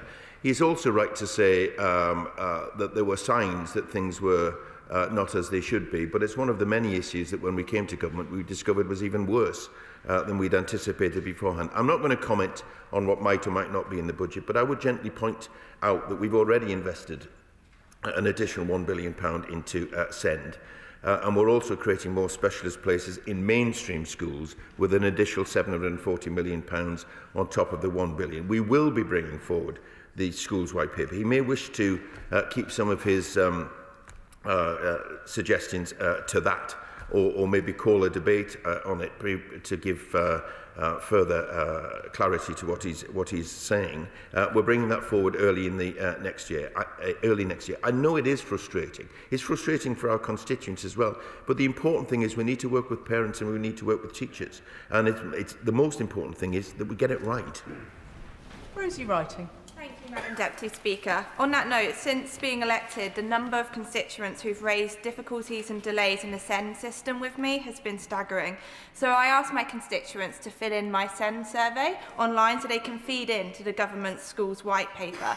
That survey now has 250 responses, which I think shows the extent of the problem. So will the Leader of the House join me in thanking those parents in Kettering, but across the country, who are using their own experiences to feed in to this government's mission to fix a broken system we inherited? Very pleased to do that, Madam Deputy Speaker, and I would like to thank everyone who has responded to my honourable friend's survey. That is the way, one of the very best ways of getting information from parents, and the scale of that demonstrates the scale of the problems in the system. But I also want to pay tribute to her for the work that she has done on this issue. As I said previously, we are committed to creating a SEND system which truly works for children and for their parents. As the white paper comes forward, I'm sure my honourable friends' constituents' comments will be reflected in that process. Chair of the Backbench Business Committee, Bob Blackman. Thank you, Madam Deputy Speaker, and I thank the Leader for announcing the business for the 4th of December in the Chamber. I understand that there is a potential that the House may suspend for a period of time because of a state visit. So I would ask, could he give consideration for protected time, because these are two very heavily subscribed debates. Also, if you can give us an indication as to whether we'll get the 11th of December in the Chamber, because we're now in the position whereby, with our backlog of debates, if we have every Thursday between now and the Easter recess, we can fill every single debate. I note that the House rose very early yesterday, and if the government is having a problem with business, we can always put on debates to allow colleagues from the backbenches to debate what they wish to debate in government time. If we're given Thursday the 18th of December, it will be the traditional pre-recess adjournment debate for Christmas. The business in Westminster Hall next week on Tuesday the 25th will be a debate on potential impact of immigration reforms on humanitarian visa routes. And on Thursday the 27th, there'll be because of the budget debate in the Chamber, there'll be a select committee statement from the Business and Trade Committee, followed by debates on the impact of extended producer responsibility for packaging, followed by a debate on protecting children from domestic abuse. On the 2nd of December, there'll be a debate on the adequacy of funding to support homeless people, and on the 4th of December, a debate on comprehensive acquired brain injury action plan, followed by a debate on seafarers' welfare. Now, Madam Deputy Speaker, today is the 80th anniversary of the start of the Nuremberg trials. And earlier this week, we had a very good briefing at the All-Party Parliamentary Group for the Holocaust Memorial and Education Centre from Adam Wagner. He's a renowned human rights lawyer. 24 Nazis were put on trial, and the trial lasted for 11 months. At the end of that, 22 of them were sentenced to either very long-term prison sentences or death. 2, amazingly enough, were acquitted. So it would be, I think, very helpful if we could have a statement from the Education Secretary on incorporating the business of the Nuremberg trials into the national curriculum, because this was the first time when human rights law started to come to the fore, particularly on war crimes and crimes against humanity. So I would ask the Leader, could he arrange for that to happen? Thank you, Madam Deputy Speaker. I certainly welcome the honourable gentleman back to his place and thank him for raising these important matters. On the later matters that he raises, the Nuremberg trials do mark a reassertion of justice, human rights and accountability, and the 80th anniversary is a stark reminder of the need to commit to international criminal justice, and it is one of the government's top priorities in supporting the international legal order. I'll give consideration to what he says about a statement, but also make sure that the Secretary of State for Education is aware of the honourable gentleman's comments. On the question of protected time, I would certainly give consideration to that. He knows that I'm sympathetic to that. I don't think it's appropriate in every occasion, but I do think it's sympathetic should the House be adjourned for any, suspended for any particular reason. And I'll let him know about the 11th of December at the earliest opportunity. But just let me gently say to him, yes, of course, this week has been a little bit up and down in terms of the hours and the debates and the statements that we had. It's always a slight difficulty in getting balance into that, but it's not a problem for the government and its business. It's a problem for the opposition. If they can't turn up in numbers to hold the government to account, what are they doing? Chris Hinchliffe. Thank you, Madam Deputy Speaker. Nearly two-thirds of the land in our country is owned by a handful of aristocrats, oligarchs and bankers who often hide their wealth in trusts and corporations which never die. So can we have a debate on how we may raise more revenue from these ultra-rich landowners and so afford some more generous proposals on agricultural property relief for the farmers who are essential for our food security, nature restoration and climate action? I'm grateful for my honourable friend in raising this issue and join with him in acknowledging the vital work that farmers do, which is one of the reasons why we're investing £5 billion over 2 years into the farming budget. I'm not going to preempt the budget, and therefore I would say, having just announced 4 days of budget debate, I'm sure that my honourable friend will wish to raise these points and amplify these points during that time. Clive Jones. Thank you very much, Madam Deputy Speaker. Brain tumour research state that 1 in 3 people are likely to know someone with a brain tumour. That could be our friends, family or constituents. Brain tumours are a cruel disease, and yet drug development and research has stagnated, denying patients access to life-saving treatment. Will the Leader of the House allow a debate in government time on the immediate investment needed to improve brain tumour research and improve outcomes? Thank you, Madam Deputy Speaker. I'd invite the honourable gentleman to request a debate, either an adjournment debate or a backbench business debate, because I think what that will illustrate is not just from a constituency point of view, but how many of us have been affected personally or family or friends with the terrible consequences that can arise from brain tumours. The government is absolutely committed to doing as much as they can in this regard, not least through the 10-year health plan. So I think the debate would be a great opportunity, not just to hear about the problem, but to hear about what the government's intending to do about it. Kirstine Sullivan. Madam Deputy Speaker.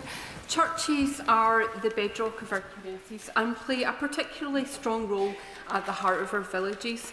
St Philomena's Church in Winchborough has been a centre of spiritual, community and cultural life for 100 years and celebrated this milestone with a special Mass led by Archbishop Leo Cushley on the 26th of October. Will the Leader of the House join me in congratulating Father Deacon, Father Henderson and Deacon Robertson, as well as the congregation of St Philomena's, and wish them all the best for the years ahead? Speaker, I will join with my honourable friend in congratulating Father Henderson, Deacon Robertson and the parishioners of the venerable parish of St Philomena. As she rightly points out, places of worship provide a variety of services, often above and beyond the religious purpose in the strictest sense that they are there for. They're at the very heart of our local communities, and I wish them well for the next 100 years. Julian Lewis. Last Thursday, there was a heavily subscribed debate in Westminster Hall about the terrible problem of rogue and con men builders who fleece people of thousands upon thousands of pounds for work never completed and often not done at all.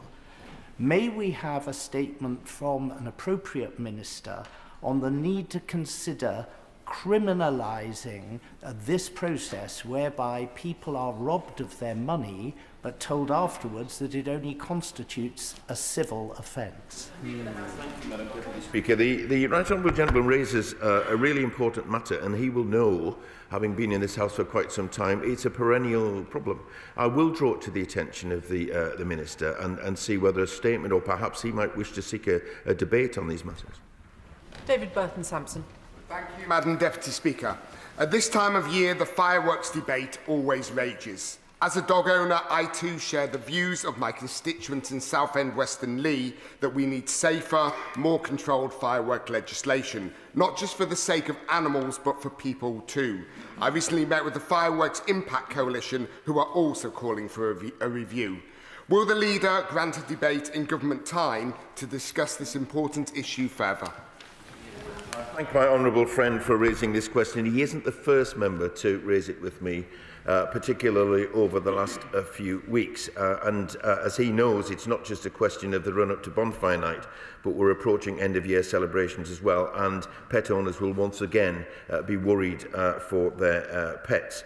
It's important that measures are proportionate with regard to fireworks, but it is such a big topic for MPs. I do think if he was to get a debate on this, he would find it particularly well attended.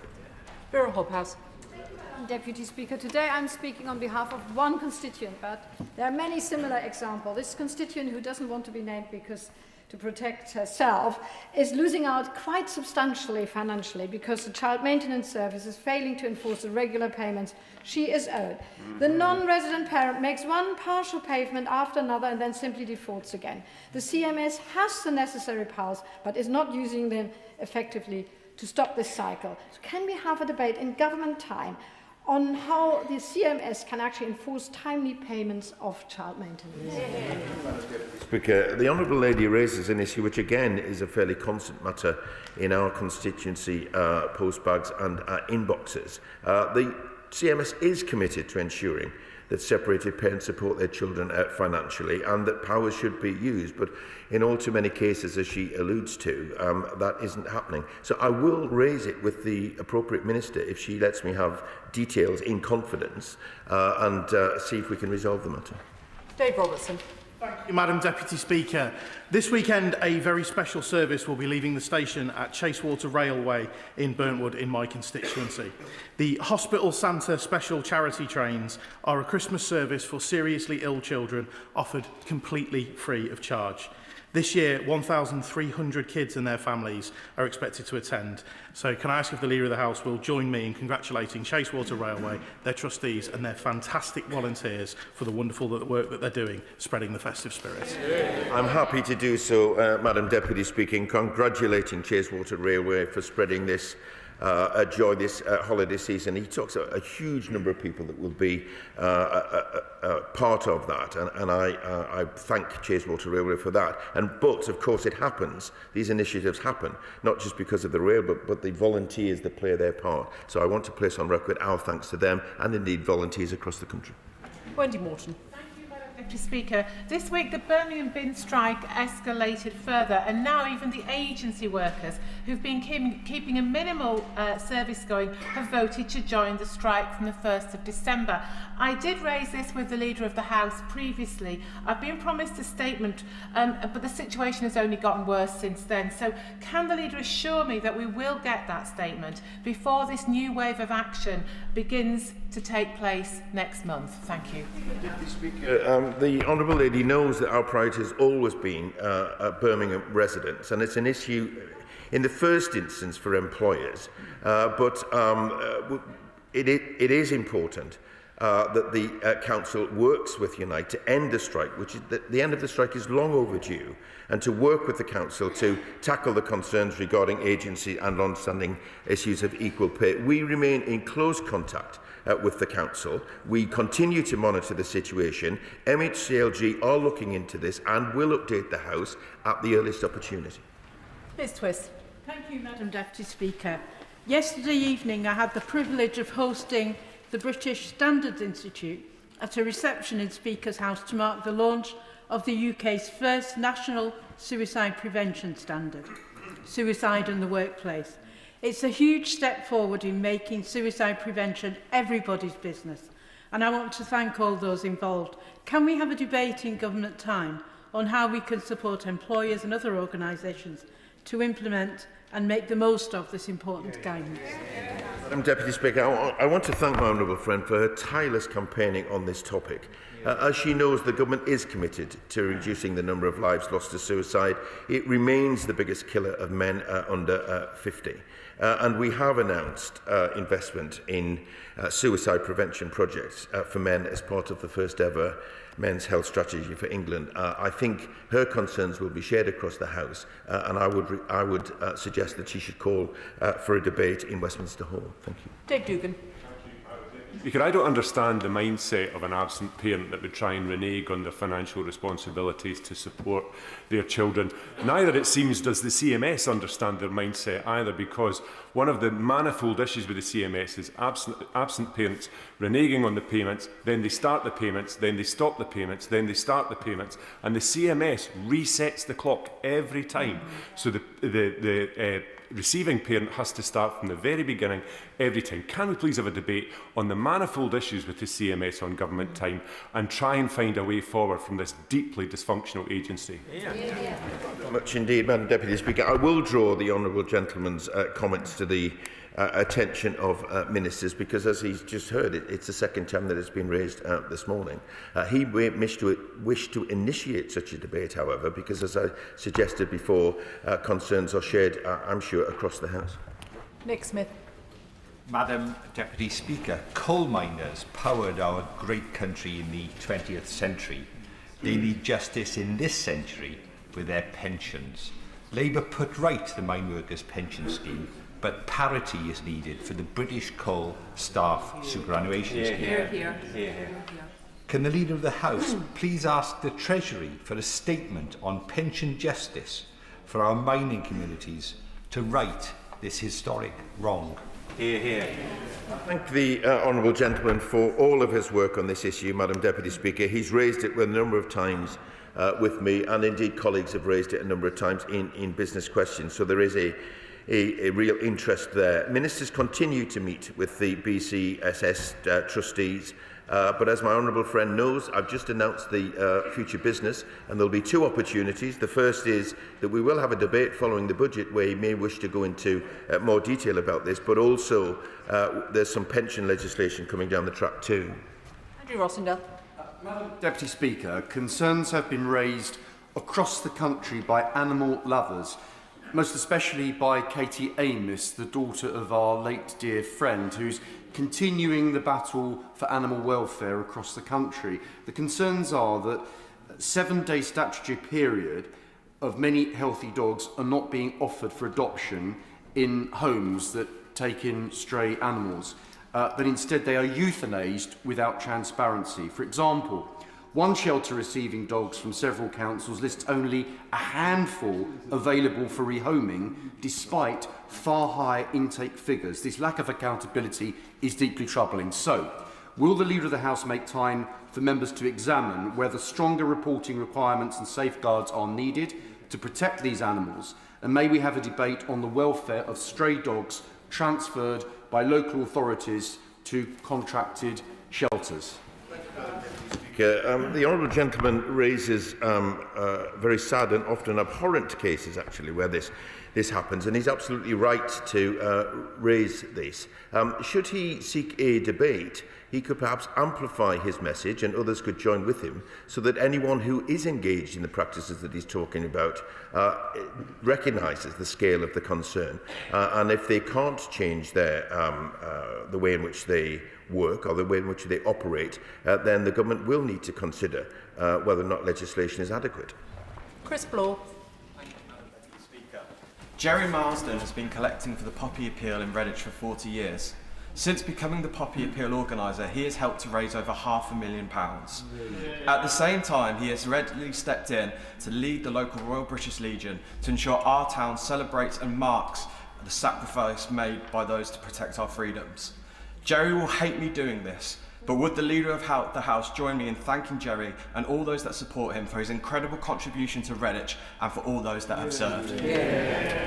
Delighted to do so, Madam Deputy Speaker, and let me say a big thank you to Jerry and indeed everyone else involved with the Royal British Legion fundraising campaign. But let me also extend that, Madam Deputy Speaker, to all the volunteers across our country who do such a fantastic job, particularly at this time of year, but of course throughout the year. Thank you.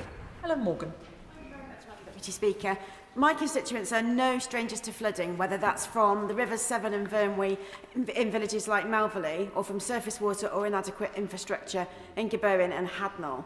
But the Environment Agency says that another 1,600 properties in my constituency will be vulnerable to surface water flooding by 2050, and the Planning and Infrastructure Bill has failed to address flooding or climate change at all.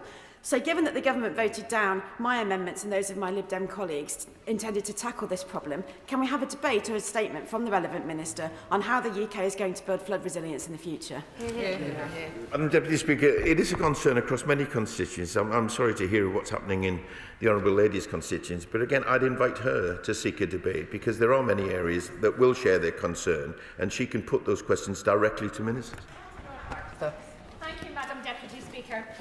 110 years ago this month, Mary Barber, who was born in Cobarkin in my constituency, led the Glasgow rent strikes, standing up to improve housing conditions for working people. The legacy of that strike gave us the Rent Restrictions Act, a landmark safeguard that shielded tenants from exploitative profiteering right up until the wave of Thatcher-era deregulation.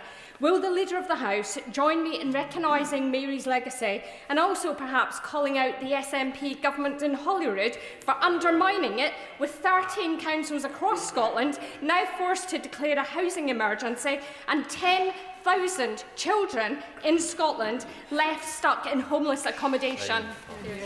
Thank you very much indeed. I will join my honourable friend in recognising the important legacy of Mary Barber. I would invite her perhaps to seek an adjournment debate in which she could not only highlight the housing emergency which she refers to in Scotland, but she might also want to put on record that Scotland has secured a record funding settlement this year, and therefore they should be held to account for that. Vickers. Thank you, Madam Deputy Speaker. Yesterday I attended the drop-in session in aid of those who suffer from Huntington's disease. And as is often the case when you attend these events, they sign you up as a champion, which they duly did with me. So my first role as champion is to highlight the new NICE guidelines that have been issued for those suffering from this disease, and hope that the League could perhaps ask the Health Secretary to bring forward a statement to explain how quickly these new guidelines can be implemented to help those suffering from this awful disease. Congratulate the honourable gentleman in being a champion. It's been a good week for awards for us, really, between us, kindness and champion. Huntington's disease is a terrible disease, and it's fantastic work by people across communities that have kept this in the mind's eye, and also that NICE guidelines are addressing that, and the need for speed, I'm sure, is in the minds of those who are involved. So I will raise this matter with the Health Secretary.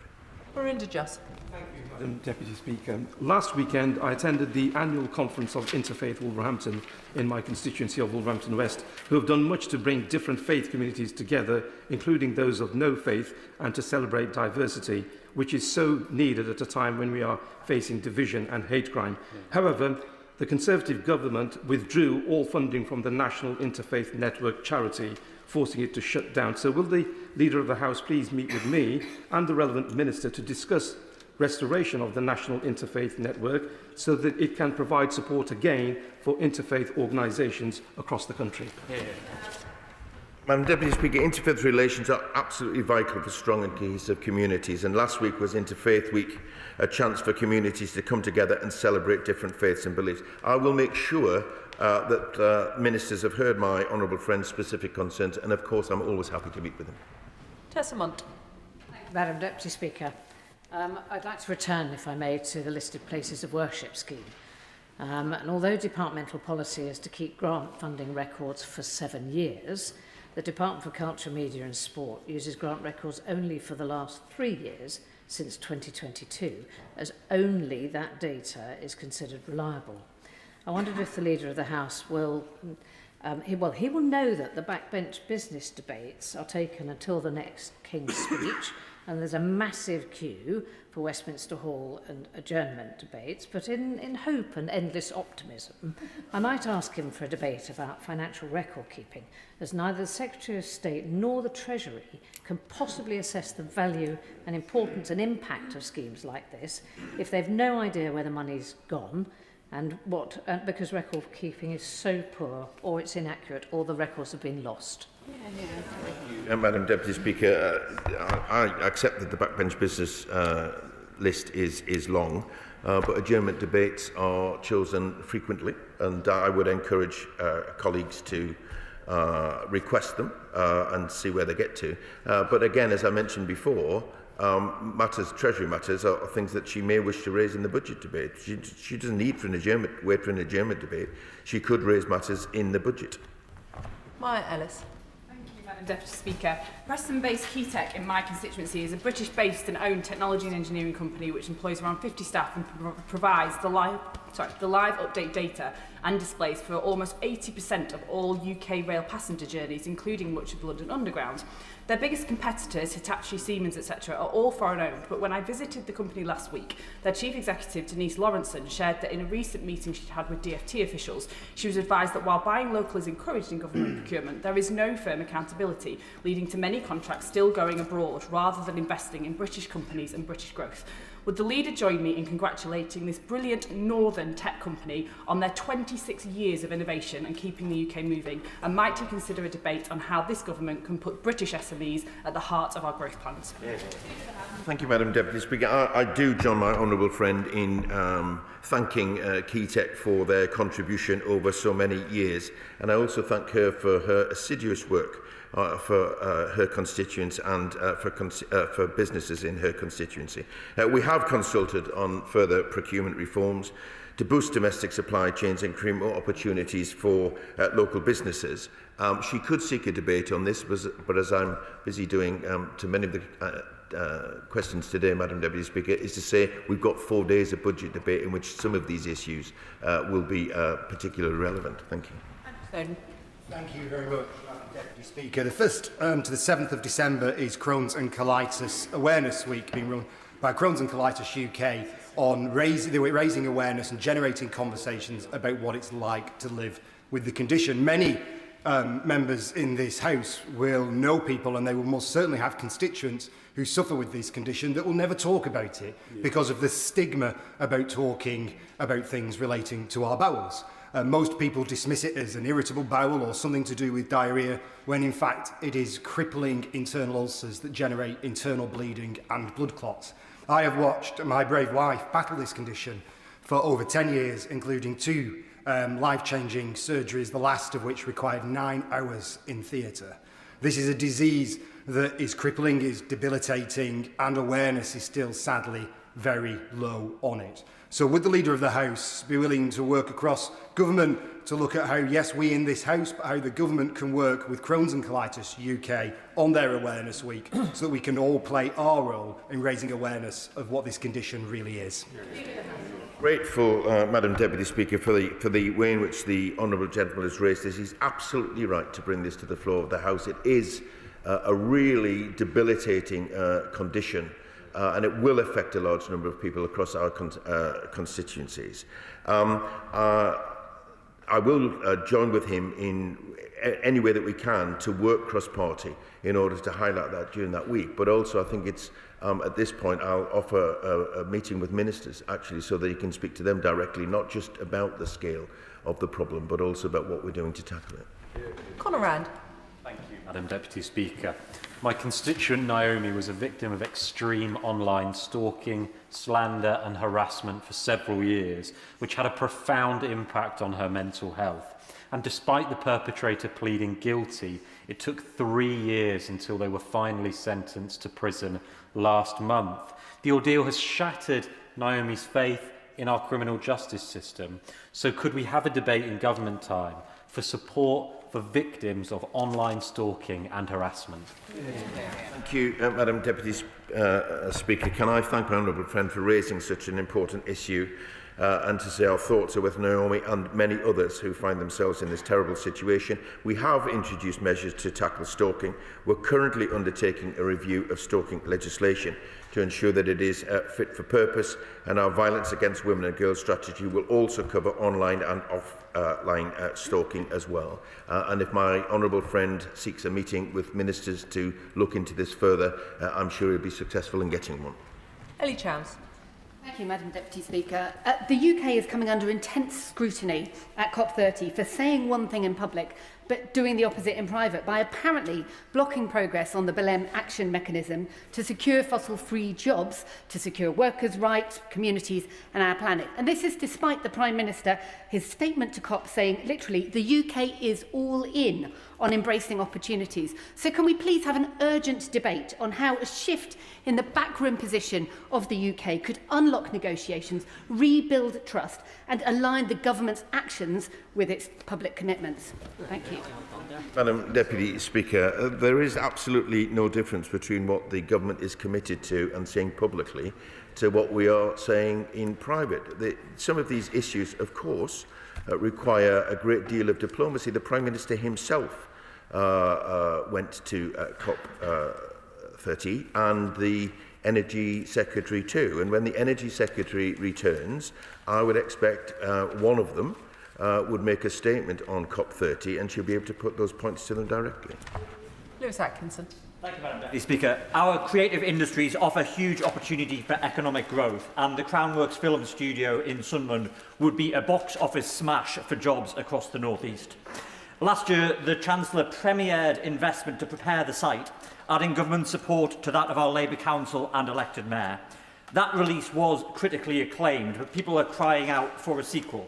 So will the Leader of the House confirm that there will be time in the budget debate to discuss growing the creative industries in the North East? And, as a political A-lister, will he help me to ensure that we roll out the red carpet for further investment in Crownworks? Thank you very much indeed, Madam Deputy Speaker. My honourable friend is right to champion our creative industries. As well he knows, we have a proud record in this country. Many iconic films are filmed here, indeed in our region and indeed in my beautiful constituency. As he alludes to, there will be 4 days of debate on the budget, and that should be ample time for him to raise these thoughts. Thank you. Matt Vickers. Thank you, Madam Deputy Speaker. Stockton's Labour Council have made the decision to close 11 play parks, taking away precious facilities from children in Long Newton, Ingerby Barrack and Bishopsgarth. This is despite charging council tax amongst the highest in the country and spending £300,000 on an opening party for their urban park. Yes, £300,000 on a party. Will the Leader grant a debate on the benefits of player parks and the need for councils to spend taxpayers' money with respect? Deputy Speaker, of course it's important that local authorities spend the money that they have wisely, but for 14 years, of course, they were starved of the resources that they need, and we're determined to put that right. He is a loud voice for his constituency. I'm sure that if he was to seek an adjournment debate, he could amplify it even further. Natalie Fleet. Thank you, Madam Deputy Speaker. Food hygiene rating scheme means that we can celebrate 5-star venues like Aleppi Kitchen in my constituency, and we can all avoid the ones with 1 star if we choose. Councillor David Bennett from Clown is running a campaign to make it mandatory to display these ratings in England just as it is in Wales and Northern Ireland. Will the Leader of the House consider granting a debate in government time to allow us to discuss this? Thank you, Madam Deputy Speaker. My honourable friend raises some important matters, as does indeed her constituent David Bennett. This is the sort of issue I would have thought that applying for a debate, either a Westminster Hold adjournment debate or indeed a backbench business debate, would allow further discussion of that. Max Wilkinson. Thank you, Madam Deputy Speaker. The last general election gave us an extremely disproportionate result, with the government getting a massive majority on just 1/3 of the vote. Current opinion polls show us that the next election is due to be even more disproportionate, with the party that's currently leading the polls likely to get a majority on around about 30%, perhaps even less.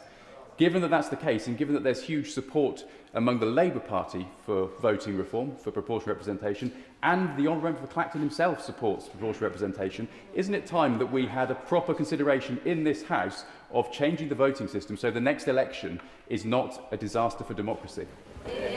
We've had many discussions, Madam Deputy Speaker, and in fact the opinion was tested on whether or not the country wanted to change on these matters, and they decided that they didn't. The government doesn't have any plans to bring that forward, but that doesn't mean that the debate won't go on.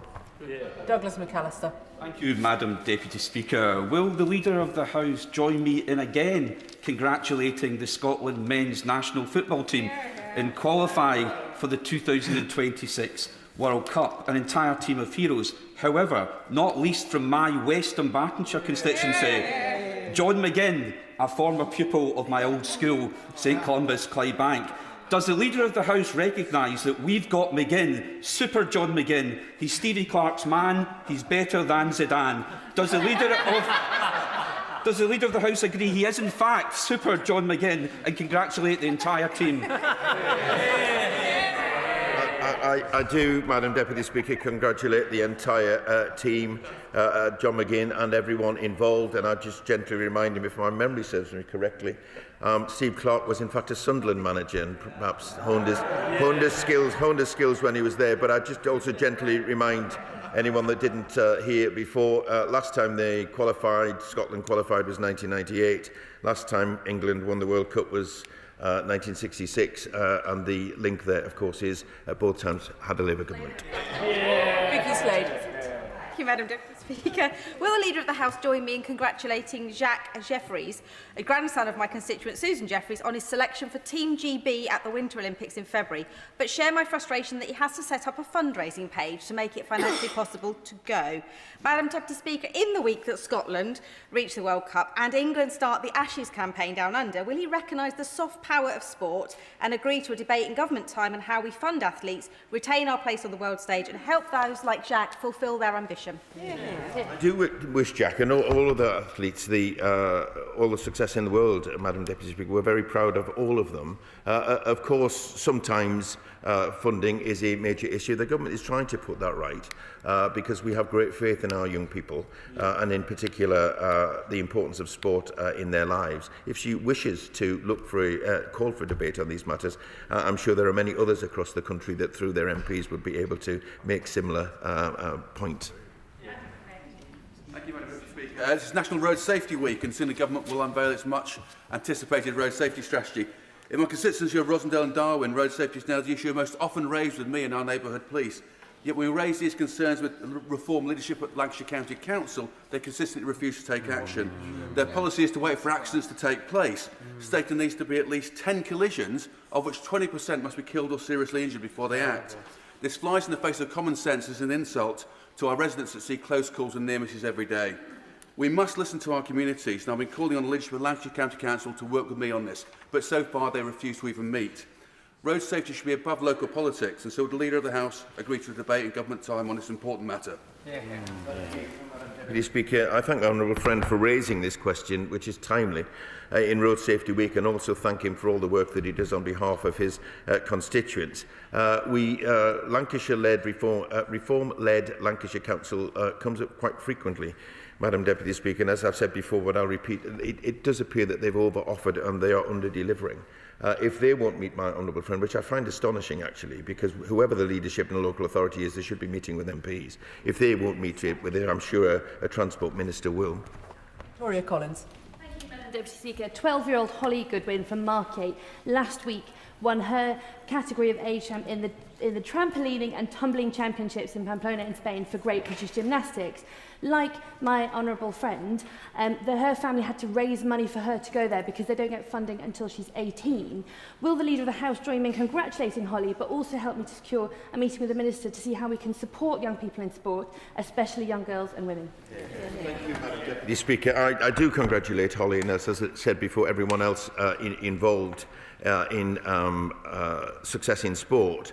So there's two from the same side of the chamber, so that's the beginnings for perhaps a debate. But actually, she raises an interesting point. I think ministers will be available to meet with the honourable ladies so that they can raise these issues with them directly. Chris Webb. Madam Deputy Speaker, Blackpool Council have asked for residents' views for the most ambitious and exciting regeneration project in our town's history. In less than a week, over 2,500 residents have signed my petition calling for Blackpool to build a world-class arena on the empty site on the Blackpool Central area, backed by local industry experts and local artists.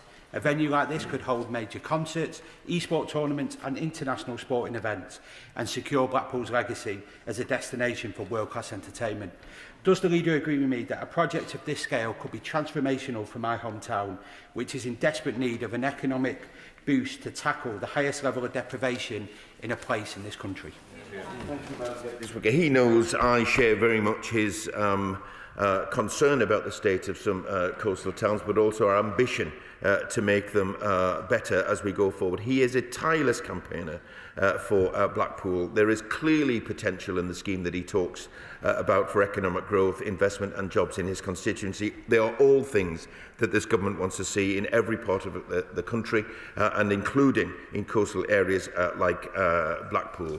I think this probably falls within the parameters of a contribution to a budget debate, actually, because supporting coastal towns is a very, very important part of what the government is seeking to do.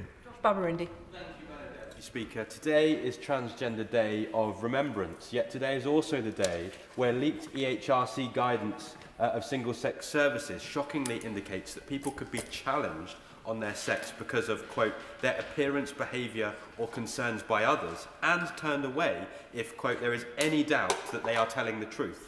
This would unacceptably result in trans, non-binary and potentially anyone being questioned because of how they look and would be unworkable for businesses and service providers. So will the government commit to putting a workable and inclusive proposal before this House so that Liberal Democrats can protect hard-won rights and dignity? Mr. Speaker, and before I answer the question, may I just wish the honourable gentleman all the very best wishes, having got engaged this week, indeed in this very chamber. The government respects the court judgment. This is a serious matter. There clearly are different views on this, but the government is absolutely committed to bringing forward proposals at the earliest opportunity and giving the House an opportunity to discuss them. Last week saw a big day for Rochdale and a big day for Greater Manchester as building works began on a world-leading research centre, which is the Sustainable Materials and Manufacturing Centre in Kingsway Business Park, backed by £15 million of this government's money. Does the Leader agree that this proves that the government's industrial strategy can boost the jobs and apprenticeships of the future to help towns like mine that have got a proud manufacturing past and present? Much indeed, Madam Deputy Speaker. I certainly agree with my honourable friend. This kind of investment speaks to the strength of our industrial strategy, which the whole of government is focused on delivering. He's absolutely right to draw attention to how the strategy is unlocking opportunities for young people in every part of the United Kingdom. And I'm sure he will amplify the success of investment and the new manufacturing centre, what it means for Rochdale and beyond. Thank you. Deputy Speaker, I am deeply concerned by the continuing persecution of Falun Gong petitioners in China, including some disturbing and well-documented allegations of forced organ harvesting. Will the Leader of the House please urge the Foreign Secretary to outline what concrete actions the government will take to press for an immediate end to the unethical harvesting of organs from religious minorities in China, and to ensure the protection of the Falun Gong against transnational repression in the UK? Thank you so much. Speaker, can I thank the honourable member for raising such a serious and unreported issue, because as ever he's a real champion for religious minorities, and I commend him for his commitment to that cause. He knows that the government is committed to defending freedom of religion and belief for all.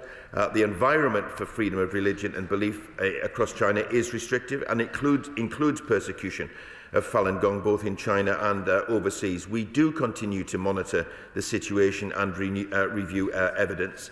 And if, as he reports, these matters are true, then it would constitute a serious violation of human rights in our view. I will draw it to the attention of the Foreign Secretary, but he may also have noticed that Foreign Office questions are on the 2nd of December. Patricia Ferguson. Thank you, Madam Deputy Speaker. As we celebrate International Men's Day, can I ask the Leader of the House to join me in thanking the staff and volunteers of Men Matters in Drumchapel, who offer social, financial and emotional support to men. But can he particularly join with me in thanking Ian Sproul, who ran 10 marathons in 10 days to raise funds for the organisation? And would he be so kind as to consider visiting the organisation the next time he's in Scotland? Indeed, Madam Deputy Speaker. First of all, can I thank my honourable friend for raising this point? It is a serious one, and absolutely join her in thanking everyone involved at Men Matters for their important work and indeed the success of Ian Sproul. I'm sure that she, as the whole House knows, this week is England's first ever men's health strategy. As for her invitation, should I find myself in Scotland, I'd be delighted to accept. Collier. Deputy Speaker, can I warmly welcome the Government's commitment to reform of business rates to boost our high streets. In New Toxteth, we have a situation where one street faces much higher rates than other parts of the high street where other businesses are exempt. This is negatively affecting owners like Joe that runs Fueled Coffee. Could the Leader of the House find a time for a debate on how we can support community businesses like Fueled before the new system comes into place?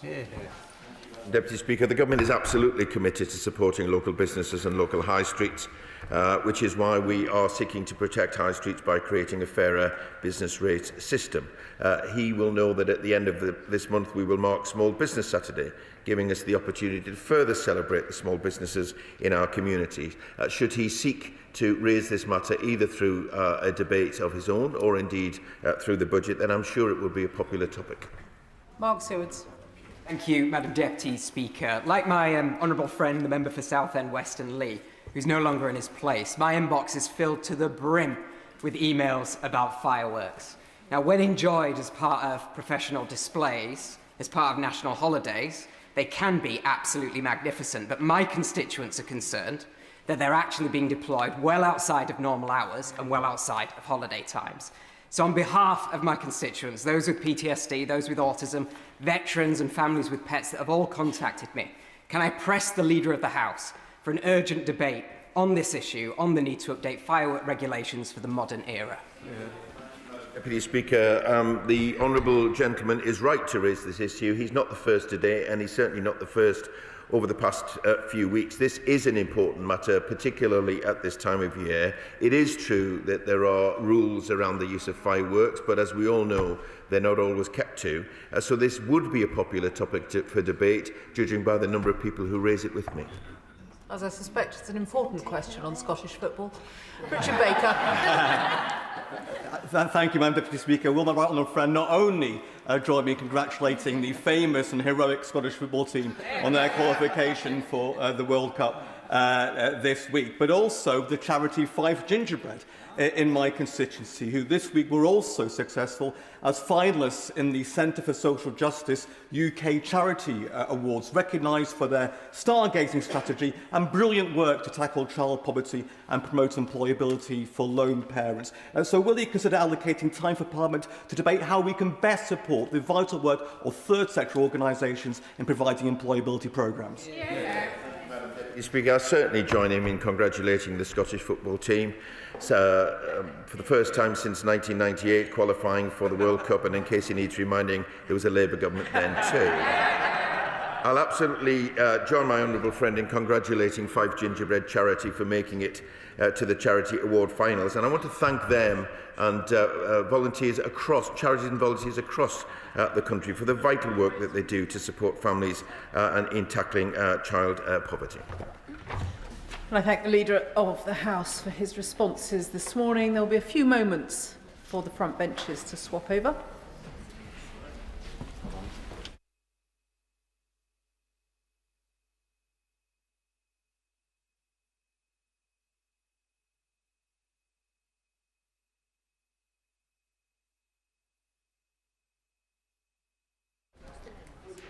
which brings us to a statement, a fairer pathway to settlement. The Home Secretary. Thank you very much, Madam Deputy Speaker. With your permission, I will make a statement on a fairer pathway to settlement for migrants. The story of migration in this country is woven through my own. My father came here in the early 70s, my mother a little less than a decade later. Both came to seek a better life, and they found one here.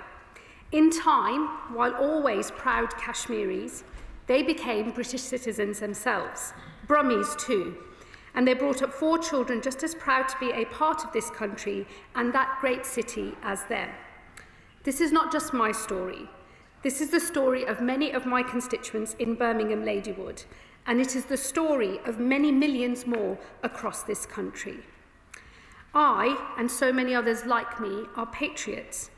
Mine is a love of a country that is forever changing, while something essential about us always endures.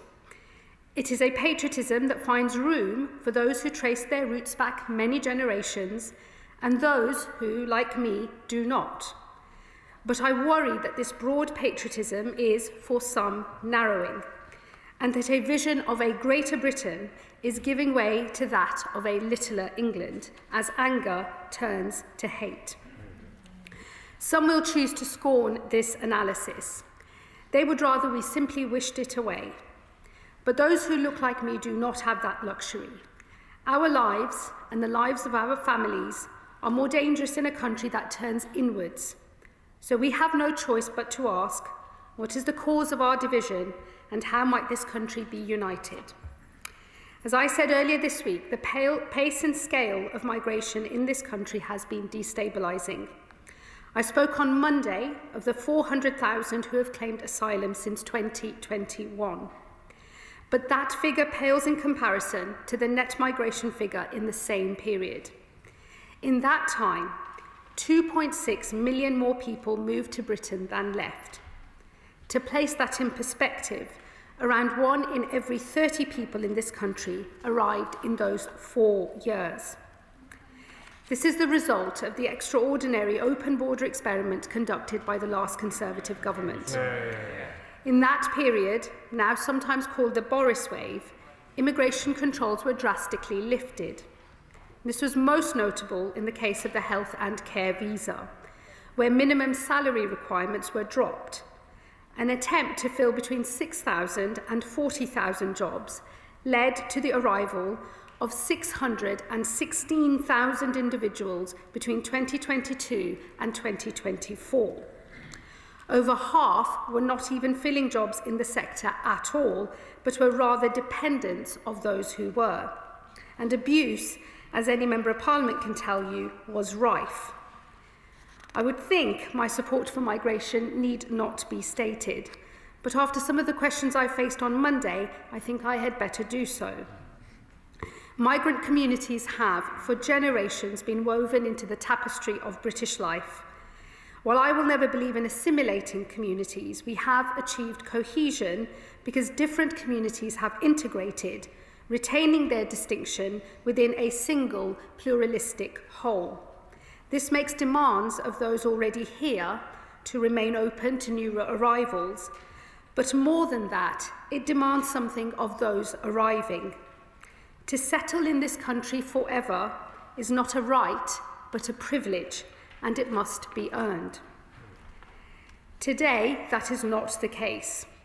Settlement, or indefinite leave to remain, comes almost automatically after 5 years' residence in this country. At that point, a migrant gains access to many of the rights of a British citizen, including to benefits. As a result of the unprecedented levels of migration in recent years, 1.6 million are now forecast to settle between 2026 and 2030, with a peak of 450,000 in 2028. It's around 4 times higher than the recent average. That will now change. As this government announced in its immigration white paper, the starting point for settlement will move from 5 years to 10. To ensure this is earned, new criteria will be added, which will act as a disqualifying bar for those who do not meet them. Firstly, the applicant must have a clean criminal record. Secondly, they must speak English to A-level standard. Thirdly, they must have made sustained national insurance contributions. And finally, they must have no debt in this country.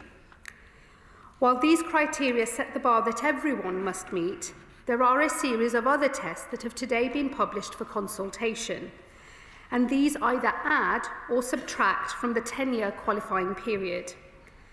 To recognise the particular value to society they play, the government proposes the following. Those who speak English to a degree level standard could qualify for a 9-year path to settlement. Those paying the higher rate of tax could qualify at 5 years, while those on the top rate could qualify after 3, the same as those on global talent visas. Those who work in a public service, including doctors, teachers, nurses, would qualify after 5 years, while those who volunteer, subject to this consultation, could qualify at between 5 and 7 years. Not subject to consultation, the partners of British citizens will continue to qualify at 5 years as today. And this is also true of British nationals overseas from Hong Kong, who will qualify at 5 years in honour of our unique responsibilities to them. All grants under the Windrush and EU settlement schemes also remain unchanged. While some will be able to qualify for settlement earlier than 10 years, others will be forced to wait longer. Once again, these are subject to consultation, but the government proposes that those who have received benefits for less than 12 months would not qualify for settlement until 15 years after arrival. For those who have claimed benefits for more than 12 months, that would rise to 20 years. To encourage the use of legal routes into this country, those who arrive illegally could see settlement take up to 30 years. As has already been set out, refugees on core protection will qualify for settlement after 20 years. Although those who move to a work and study visa could earn settlement earlier, and those arriving by a safe and legal route would earn settlement at 10 years. This consultation is open on some cohorts of special interest. This includes settlement rights for children, members of the armed forces, and victims of certain crimes. As well as considering the responsibilities that are expected of those who seek a permanent life in this country, the consultation also raises the question of the rights that will be provided. Specifically, it proposes that benefits might not be available to those who have settled status, reserving them instead for those who have earned British citizenship. Finally, this consultation addresses the question of the so-called Boris wave, specifically the cohort of lower qualified workers who entered the country along with their dependents through the health and care visa, some of whom are never expected to be net economic contributors. It is right that we apply more stringent controls for this group, and for that reason we propose they should wait 15 years before they can earn settlement. Crucially, for these and every other group mentioned here, we propose these changes apply to everyone in the country today who has not yet received indefinite leave to remain, though we are seeking views on whether there should be some transitional arrangements available. May I make one thing absolutely clear, though? We will not change the rules for those with settled status today. These are people who have been in our country for years, even decades. They have families here, wives, husbands, children. They have worked in our hospitals, taught in our schools, and have been contributing to our society for years.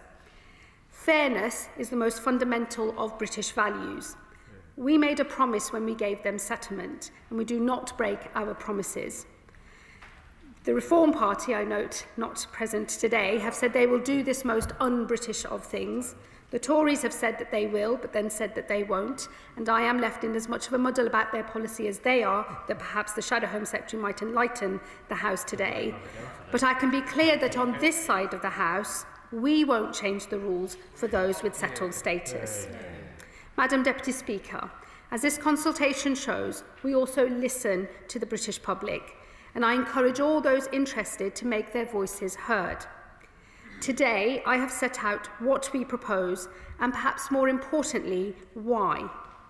I love this country, which opened its arms to my parents around 50 years ago. But I am concerned by the division I see now, fueled by a pace and scale of change that is placing immense pressure on local communities. For those who believe that migration is part of modern Britain's story and should always continue to be, we must prove that it can still work, that those who come here contribute, play their part, and enrich our national life. While each will always retain something of who they were and where they came from, they become a part of the greatest multi-ethnic, multi-faith democracy in the world. And with that, Madam Deputy Speaker, I commend this statement to the House. Yeah. Shadow Home Secretary Chris Philp. Thank you, Madam Deputy Speaker, and I, as always, thank the Home Secretary for advance sight of her statement.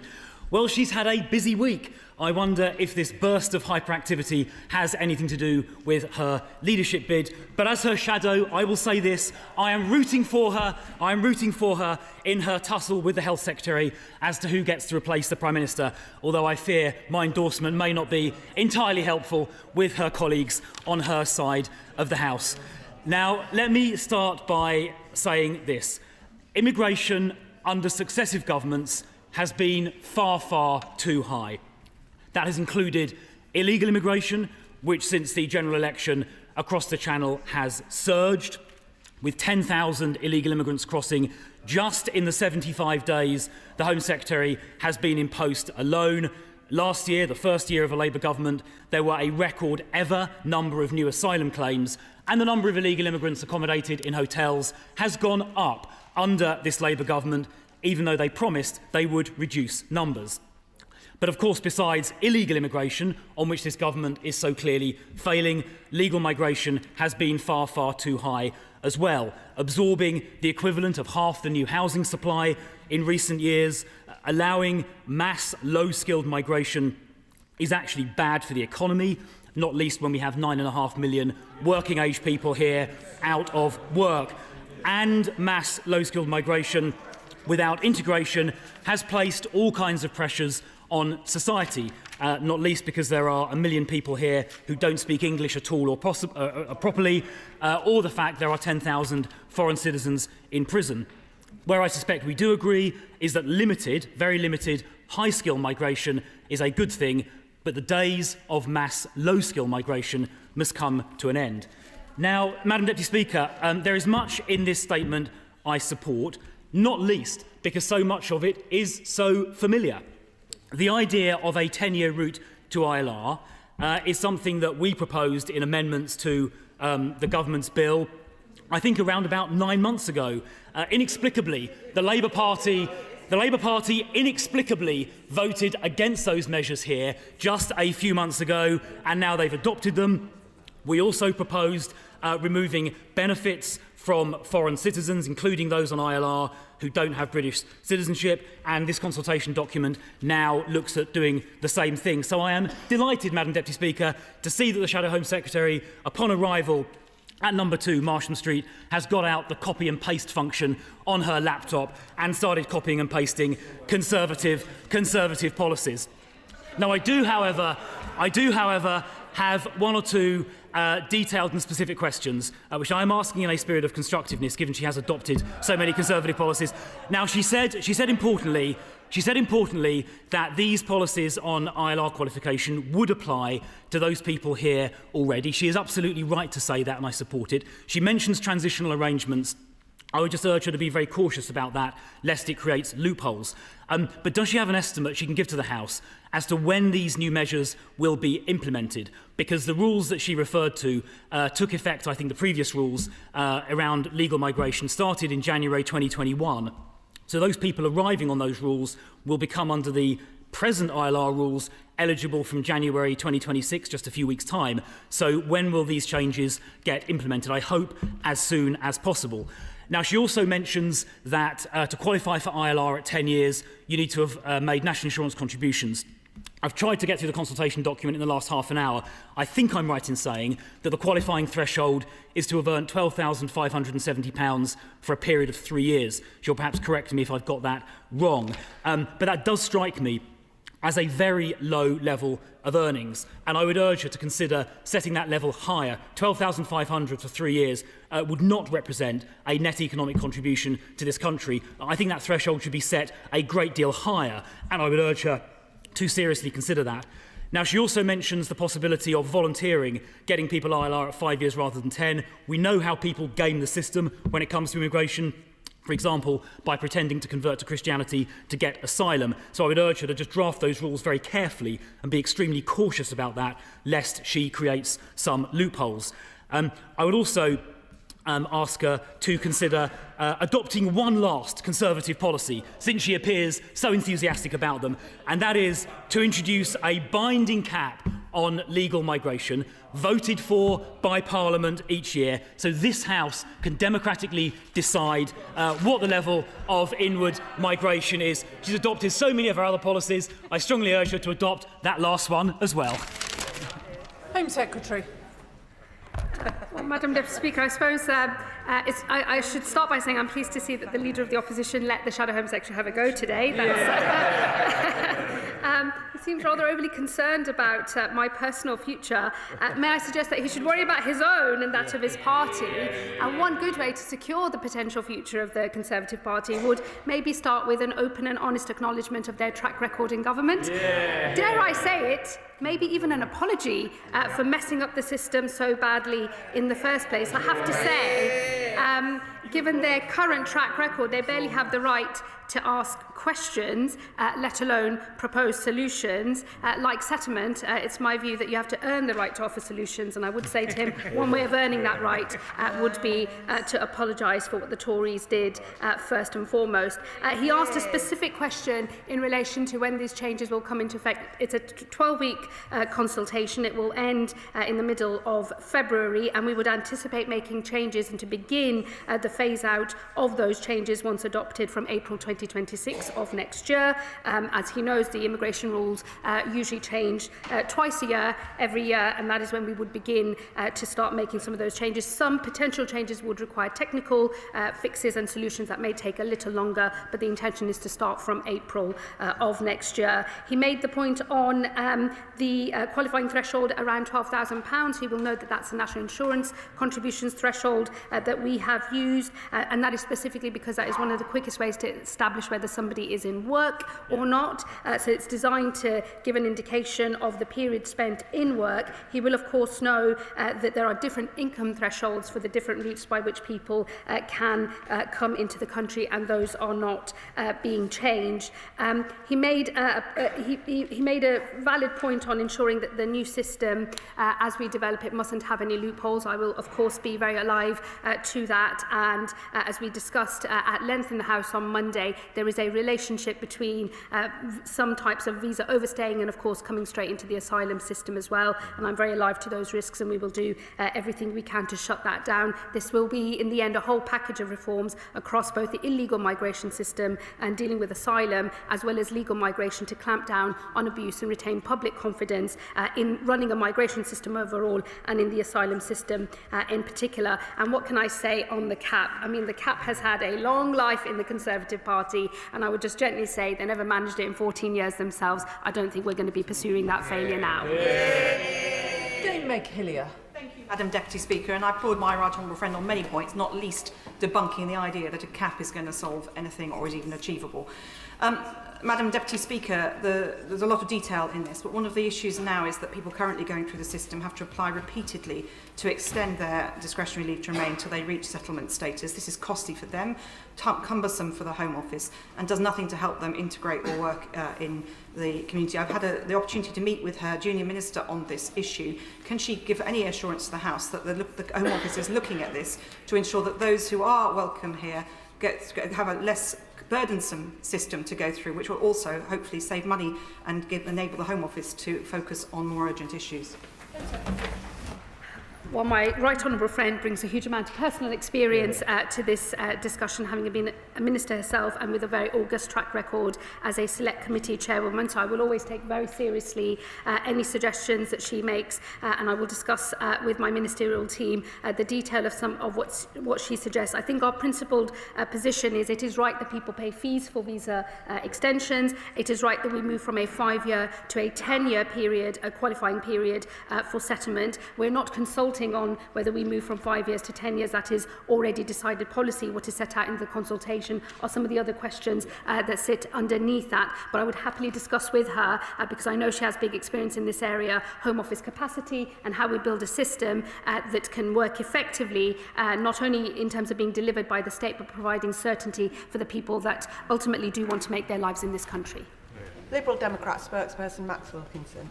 Thank you, Madam Deputy Speaker. Before I begin, I beg your forgiveness in taking a few extra seconds to reflect on the exchanges in this chamber on Monday. I would like to use the opportunity to put on the record my utter contempt for those who abuse the Home Secretary and anybody else who is abused based on the colour of their skin or their religion. That is not what Britain stands for. The Home Secretary, of course, will choose the language that she wants to use in this debate, and I will choose my language too.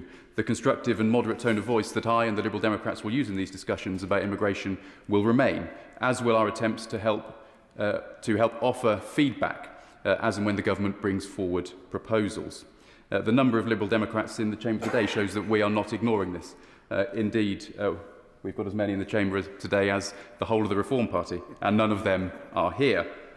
We're aware, as others, of the issues in communities up and down in the country, and for immigrants who live here too.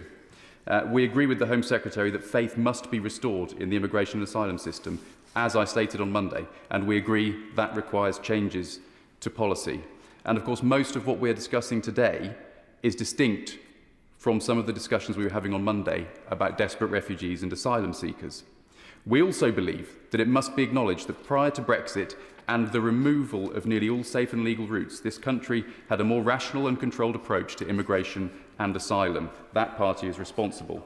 We think it is regrettable that the government has not made quicker progress towards building stronger links with Europe in its work on getting control of our immigration policy. And we believe that discussions about regaining control must also come with a proper discussion about the opportunities that provides and the potential risks. Changes to pathways to settlement must be with regard to the economy, to public services and fairness to individuals. We are concerned about the chilling effect some changes could have on the economy. The UK is fast becoming a less competitive place for science and innovation, not least because of Brexit. The cost of a 5-year global talent visa to Britain is £6,000 per person. That is around 20 times more expensive than comparable visas in our competitor countries, where similar schemes typically cost a few £100s. It is no surprise that so few researchers come to Britain on these visas every year. Cancer research alone spends £900,000 annually, money that could be better spent on setting up research labs instead. The government must also be careful about the effect its rhetoric and policy will have on our public services. The NHS is heavily reliant on nurses and staff who are not British nationals. So has the Home Secretary made an assessment of the risks that some will leave, and what steps is this government taking to develop domestic talent in the health and care sector? Thank you. I thank the Lib Dem spokesperson. I don't propose to revisit the detail of our exchanges on Monday, but what I will say to him is I will always listen to constructive contributions wherever they come from in this House, and I will reflect on the points that the Liberal Democrats will be making in order to be constructive. One thing where we will perhaps continue to disagree is I think it's just important we acknowledge that there is concern across our country. It is not made up, and it does demand answers of politicians. And that is a point of, I hope now, agreement between us. I think he made a point in relation to the asylum system. Forgive me, I didn't pick it up directly, so if I don't address it now, he's welcome to write to me on that point. Again, I don't propose to go into the details that we discussed on Monday on the asylum policy statement, but one of the things that I did make very clear is the number of those arriving on small boats in this country exactly the same almost as the number that overstay visas. So there is a relationship here in the overall migration system between legal migration and then illegal migration, and that overstaying and then coming straight into the asylum system, and in particular into asylum accommodation at the point at which a visa ends and somebody overstays, is a very real problem with very real significant numbers of people doing that, and that is something that I think it is incumbent on us to resolve, and that is what the totality of all of these reforms are designed to do. He will, of course, know that the government has made huge strides in resetting our relationship with the European Union, and these are matters that we discuss very closely with our counterparts in Europe, and I think that the progress since the EU reset has been considerable, and we will continue to build on that. Once again, though, I don't propose to revisit old debates. We live in a new reality, and we are forging a new path ahead. We will, of course, want to give certainty to people who are already in this country. That is what we are doing with the consultation that we have set, and I have given certainty, for example, to British citizens who wish to bring their dependents over, those who are here from Hong Kong, where our arrangements will not change, Windrush grants, EU settlement grants as well, none of which are affected by the consultation. People have known for a while, since the government published its immigration white paper, that the qualifying period would move from 5 years to 10. He made a point about fairness to individuals. I would just gently say I agree about that, because fairness and certainty to those who've come here to work and make a contribution to our economy is absolutely important. I think what our reforms are designed to do, however, is also to think of fairness to those who are already here and building public confidence in the system overall. He made some points on the National Health Service, and I know that the Secretary of State for Health takes very seriously future labour market reforms and making sure there is a pipeline of the required labour in order to make sure that our NHS keeps going, and we absolutely value the contribution that those from overseas who've come to work here in our National Health Service have made, are making, and will always continue to make.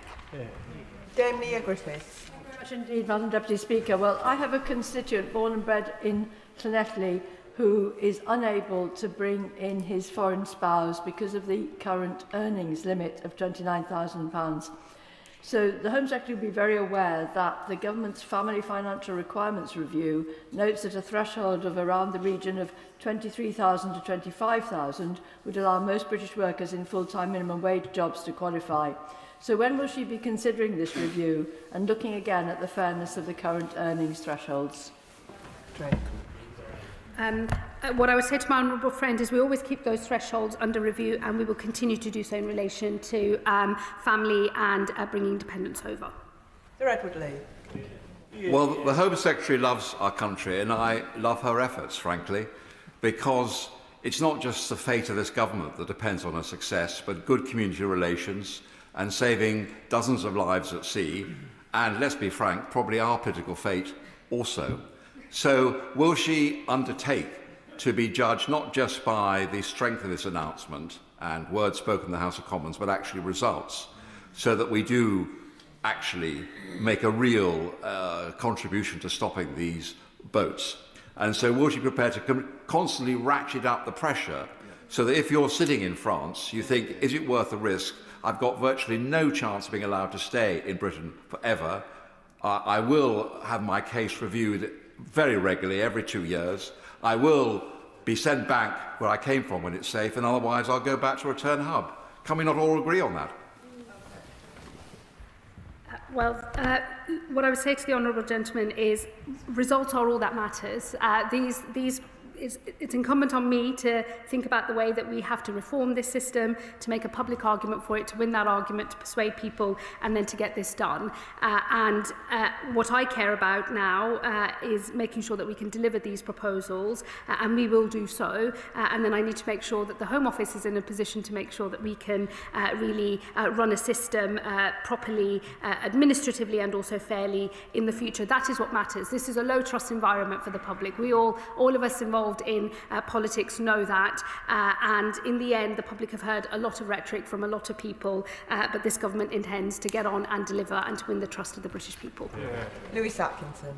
Thank you, Madam Deputy Speaker. Can I welcome the Home Secretary's statement, and in particular what she said about the more than 75,000 nurses who are working in our NHS who arrived in this country since 2021. Those nurses and other healthcare professionals were actively encouraged to come here to fill the gaps left by the previous government's failure to do NHS workforce planning. And since they arrived, they've served our communities and cared for our citizens with distinctions. So can I welcome what she said about maintaining a 5-year route for those who are engaged in public service?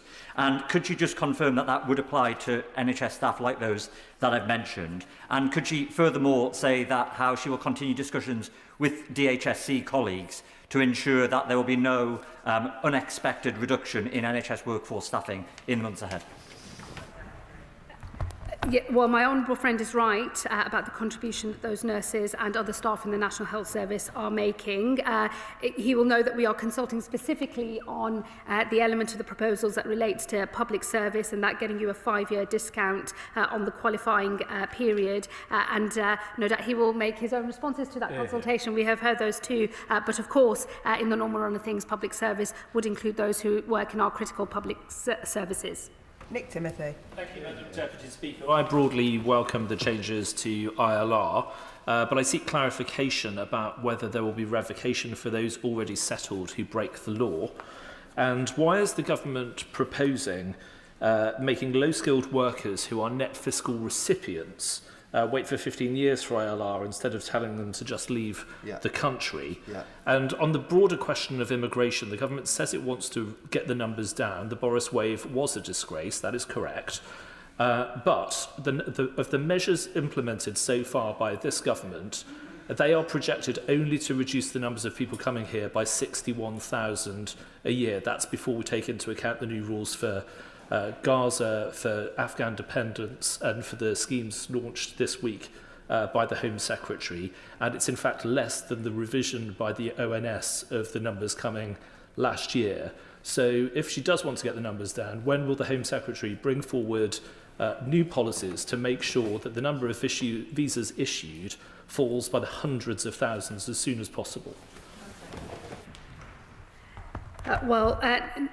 The ability to revoke indefinite leave to remain, those powers are not going to change as a result of this, and he will know that the specific provisions in relation to foreign national offenders are also going to be unaffected. Separately, we are going to review the threshold in relation to criminality because the current rules have worked on the basis that you cannot qualify for indefinite leave to remain if you've received a sentence of 12 months or more.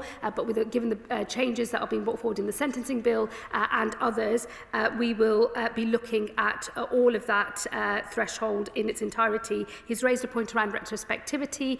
We will also be reviewing that as we review all of the criminal thresholds that apply here. He said another question in the middle bit, and forgive me, I missed it. Well, if he will write to me, I will come back to him because I think he's asking about wage thresholds. He made a final point, which I did pick up, which was around modelling and essentially the numbers that we're talking about and whether 61,000 a year reduction is the right number. Let me just say to him, look, I will be coming to this House on a regular basis to be held to account for the delivery of these reforms and those that I set out on Monday in relation to the asylum system. It's a big package of reforms taken together. These are the biggest changes to settlements since 40 years, and the asylum package is also, one of the biggest packages of modern times. The combination of the two, I think, is going to keep modellers and others very, very busy over the coming months. But what I will promise the House is we'll be transparent on the data, on the numbers, and what our proposals will mean in practice. That will inevitably change as we design the new system as well, but they will always get transparency from me in this House. Stella Creasy. Thank you, Madam Deputy Speaker, and I agree with the Home Secretary that our immigration system needs reform and that people are concerned about it. I think we should also be very clear in this House that we recognise the benefits of immigration to our country, the talents, the jobs, the entrepreneurship it brings in, and that nobody would ever argue that we will bring this country together by tearing families apart. On that basis, then, it is very welcome to hear the Home Secretary commit to a 5-year pathway for partners of British citizens, something that for many of my constituents has been a deeply concerning thing because they wouldn't ever wish the state to tell them who they could fall in love with. But given that some of those people are on different visas here, can she clarify the 5-year term, how that will be calculated, so that we don't inadvertently end up penalising people who fall in love with somebody who came on a worker's visa but has been here for 5 years? Love is love. Let's make sure in this country we welcome it.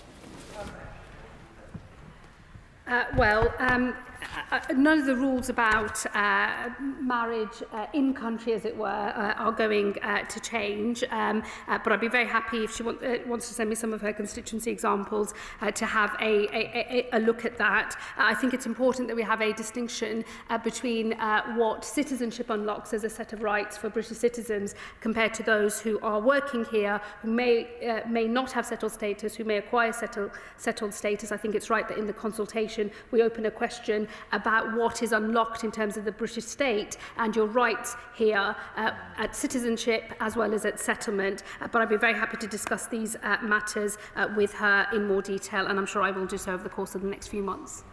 Josh Babarinde. Thank you, Madam Deputy Speaker. Many migrant survivors of domestic abuse apply to settle in the UK permanently if their relationship has broken down because of domestic violence or abuse. And the Right Honourable Lady knows just how close this issue is to my heart.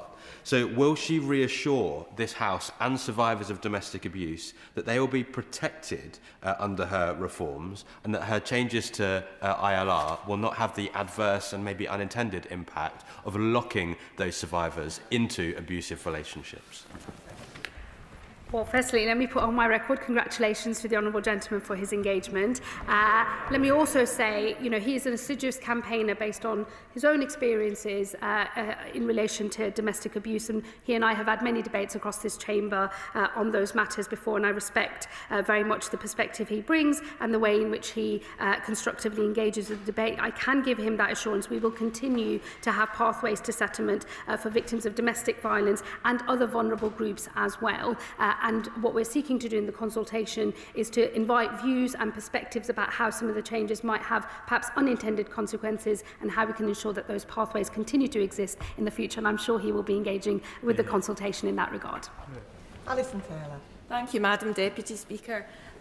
Can I agree with the Home Secretary that fairness must be at the heart of the immigration system, but can I ask her to say a little bit more about the route to settlement for the Ukrainian families who generous constituents of mine have opened up their doors to following the horrific invasion of their country?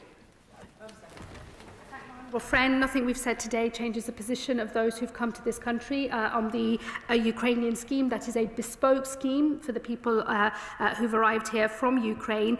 It's in fact not seen as a refugee route, it's seen as a temporary scheme, but all of those provisions that are in that were supported by us in opposition. They continue to be supported by us in government, and nothing in relation to the position of Ukrainians in this country is going to change as a result of anything in the asylum policy statement or the command paper today. Sir Julian Lewis. As the descendant of immigrant grandparents, I have a high degree of empathy with the Home Secretary's opening remarks about her own family. Would she agree with me that the reason that both main parties are facing the possibility of an electoral bloodbath is not so much about the overall levels of immigration, but about that fraction of it, which is still a very large number of people who come to this country on small boats and by other illegal means. We do not know what they believe, we do not know what values they have, and in many cases, because they destroy their documents, we do not even know who they are. Can she explain how the measures she's outlined today will have an impact on deterring that sort of person from breaking into our country? Well, let me say to the honourable gentleman, I've acknowledged the way that the way the system is working or not working being more the appropriate way to describe it, is causing deep unease across the country, including in my constituency, including of those people who are of immigrant backgrounds themselves. And it is that sense of unfairness. A lot of people in my constituency regularly report to me what they see as abuse of visas, overstaying as a particular problem. Others are more concerned about small boats. I acknowledge that those concerns are legitimate and real and felt deeply across the country. That's why I think it's so important that we rebuild public trust in the overall system, both dealing with illegal migration and legal migration as well, based on the principles of fairness and contribution, and give public confidence that the rules that we have can be maintained, can be enforced, and that they will be followed properly. He's right that things like the destruction of documents and other ways in which people seek to frustrate our ability to remove them from this country is driving some of the discontent. That is why the reforms that I have set out in the asylum policy statement are designed to say to those making the calculus in the north of France, don't get on a boat, it's not worth it, that is not the way to come to this country. And it is why, as we build safe and legal routes into this country, which will be a clearly much more privileged way of entering this country with a faster path to settlement, as I've said today, at 10 years, it will show people making that calculus very clearly which path is worth it and which one is not. Barry Gardner. Thank you, Madam Deputy Speaker. I welcome the assurance that the Home Secretary has given to those who have achieved indefinite leave to remain and have settled status in this country. That certainty is really important. She will know that in my own constituency, I have many families who are from Syria, many families who are from Afghanistan. They came on the Syrian programme and under Operation Pitting, and they have limited leave to remain. But they are deeply worried, from what the Home Secretary said, as to whether they will ultimately be deported from this country. Can she give assurance to those who are currently seeking ILR, who came on those programmes, that they will be able to follow the path that was set out for them when they arrived? Would she give that assurance and make sure that this country will never do a deal with the Taliban to deport back from this country women and children? Well, we will always have specific obligations in relation to not returning anybody who's arrived and being arrived in this country seeking asylum or has been granted refugee status. We would not return those individuals to danger. We will abide by our international obligations, and I hope I did make that clear in the debate on Monday. The ability of us, though, to have new rules that look more carefully and more regularly at whether a country is safe for citizens to be returned to, I think is important, and it is a shift in the way that we do things. But we will never return people to face danger, and I'd be happy to look at some of the examples that he has raised today in more detail with him. Seamus Logan. Thank you, Madam Deputy Speaker, and I first of all want to apologise to the Home Secretary for missing part of her statement, but I have read it. Can she confirm whether any assessment has been carried out on the economic impact on Scotland of extending the ILR wait time to 10 years and beyond? And if not, why not? So whatever, Madam Deputy Speaker, the needs of Wales and Northern Ireland, Scotland's economic and workforce needs have once again appeared to have been ignored. Does the Home Secretary understand that such a blanket policy risks exacerbating skills shortages, threatening vital sectors, and making it harder for communities to thrive? And incredibly, for a so-called Labour government, this lurch to the right now appears to favour the wealthy over the less wealthy. Secretary. Really, Madam Deputy Speaker, he will know that immigration is a reserved matter. That will not change. The thing that's holding back the labour market in Scotland is skills and education policy, which is devolved, and it's on the SNP to sort that out. Natalie Fleet. Thank you, Madam Deputy Speaker. In 2024, in the run-up to the election, I knocked on door after door where they told me that they were absolutely sick of our broken immigration system that we had inherited from the Tories, and they did not trust reform, who aren't here today to tackle. I welcome the intervention from our Home Secretary. Does the Home Secretary agree with me that in order to be the open, tolerant and generous country that we know that we are, we must get order and control at our borders? Secretary. My honourable friend is absolutely right. This is an open, tolerant and generous country.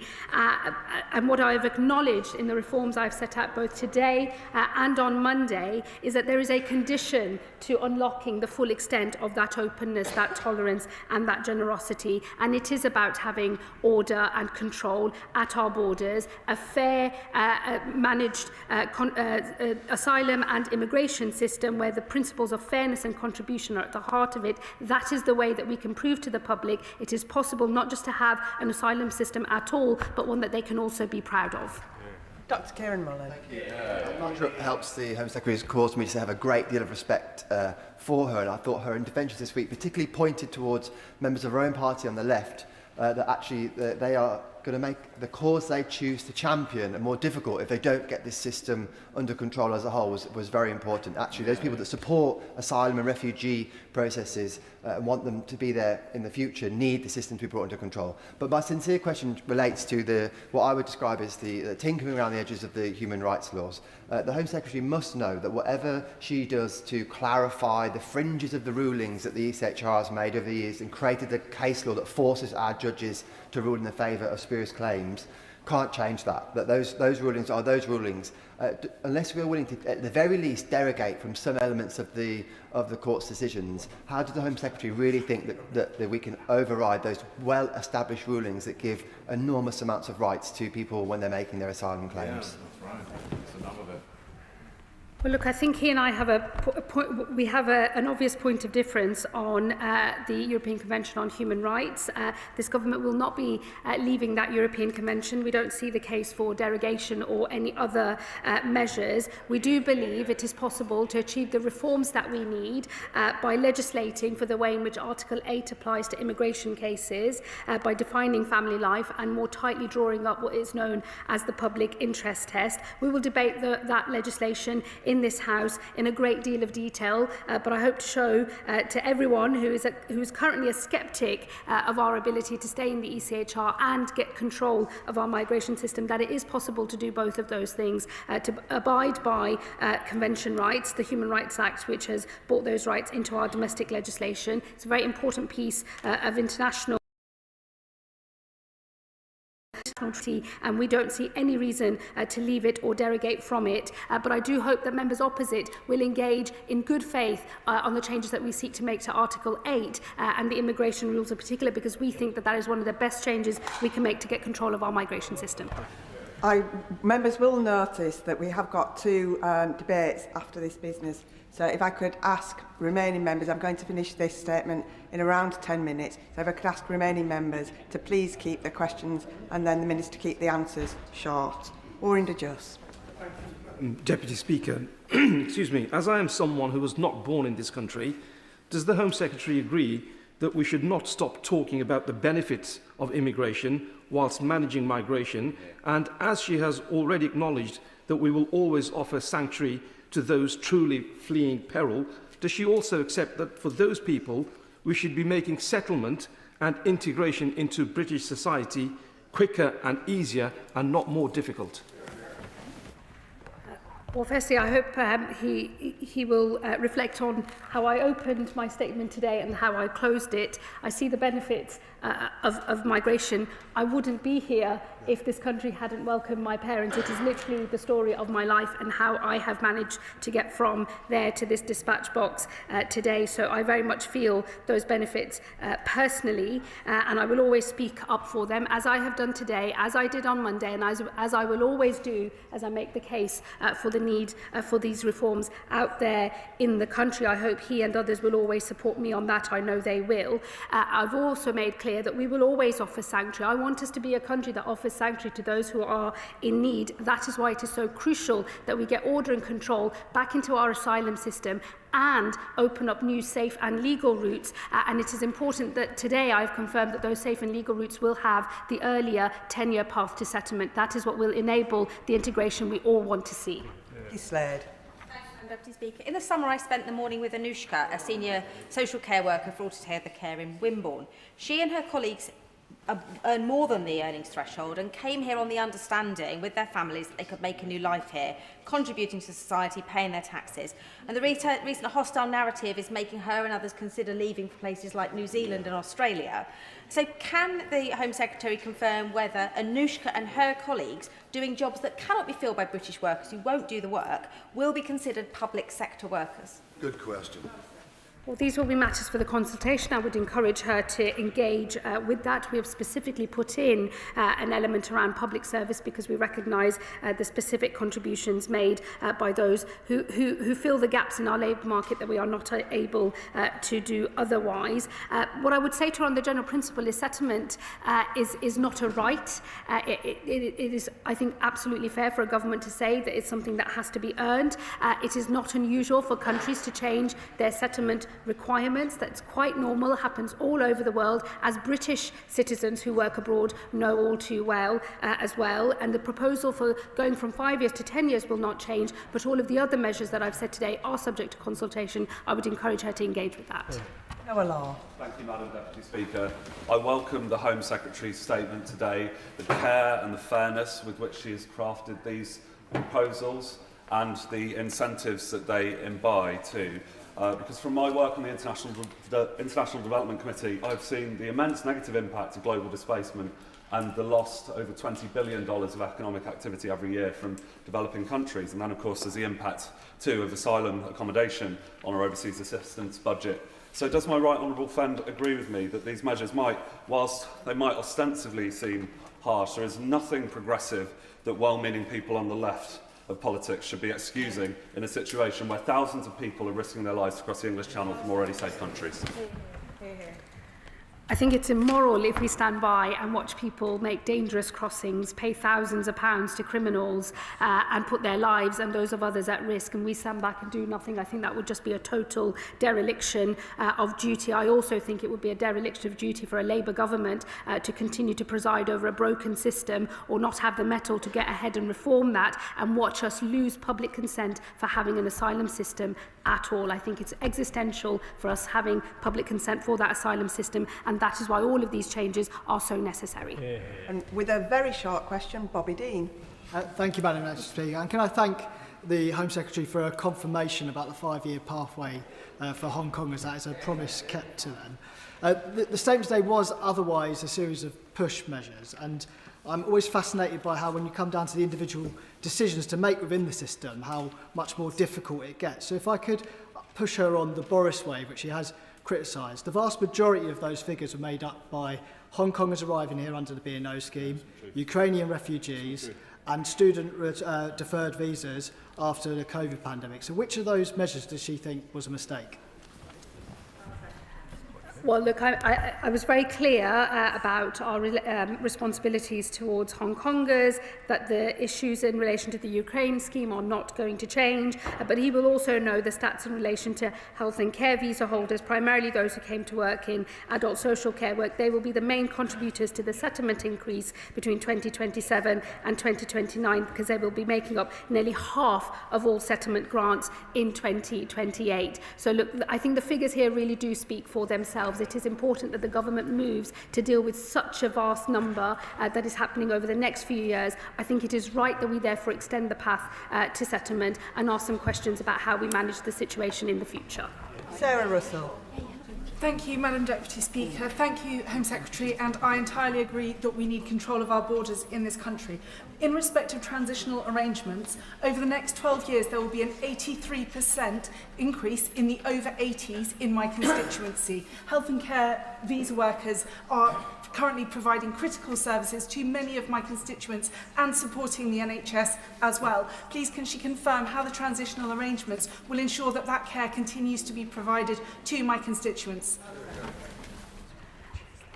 Well, look, the Health Secretary and his department are, of course, always reviewing and considering the arrangements we need to make sure that we have a workforce capable of sustaining the National Health Service. We do have an ageing population that brings its own specific challenges as well. What we are talking about here today is not preventing people from being able to work in our National Health Service. It's about the pathway to settlement. It's about extending from 5 years to 10 and then thinking about the rules that we need that might bring that number down from 10 and closer to the 5, or that might increase it instead. And I would encourage her in that spirit to engage with the detail, and I'd be happy to talk to her offline as well.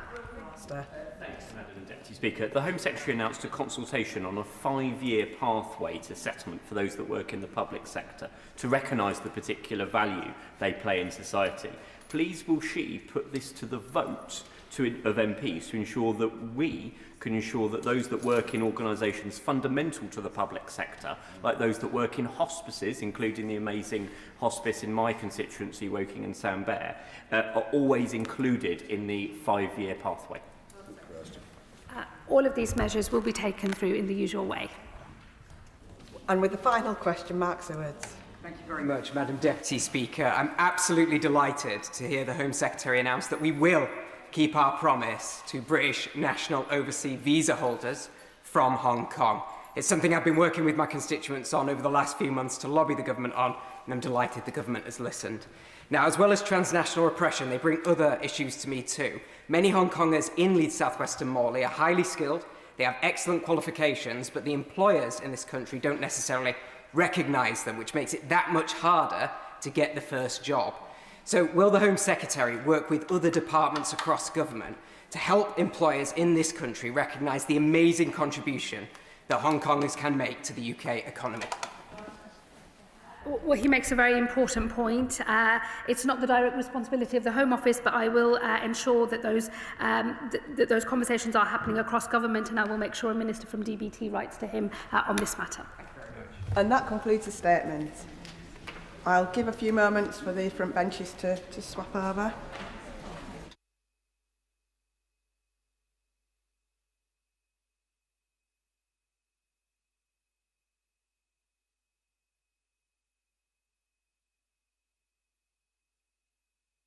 Welcome to the Select Committee statement on behalf of the Justice Committee. Andy Slaughter will speak for up to 10 minutes, during which no interventions are taken. At the conclusion of his statement, I will call members to ask questions on the subject of the statement. These should be brief questions, not full speeches. Can I emphasise that questions should be directed to the Select Committee Chair and not the relevant Government Minister. Front benchers may take part in questioning. I call Andy Slaughter. Thank you very much, Madam Deputy Speaker, and I thank the Backbench Business Committee for allocating time for me to make a statement on behalf of the Justice Committee. This is the 7th report of the Committee on Rehabilitation in Prisons. This time last year, the Justice Committee began its principal inquiry to look at the crisis of reoffending against the backdrop of a broken criminal justice system. Around 80% of all offending is reoffending. This figure alone suggests there is a serious issue that HMPPS is not currently serving its stated mission of rehabilitating the people in its care. The purposes of prison are clear. They include punishing, protecting the public, and rehabilitating offenders. The opportunity for offenders to be rehabilitated in prison should not be considered a luxury. It is a fundamental necessity to ensure that those who have done their time can return to society as law-abiding citizens.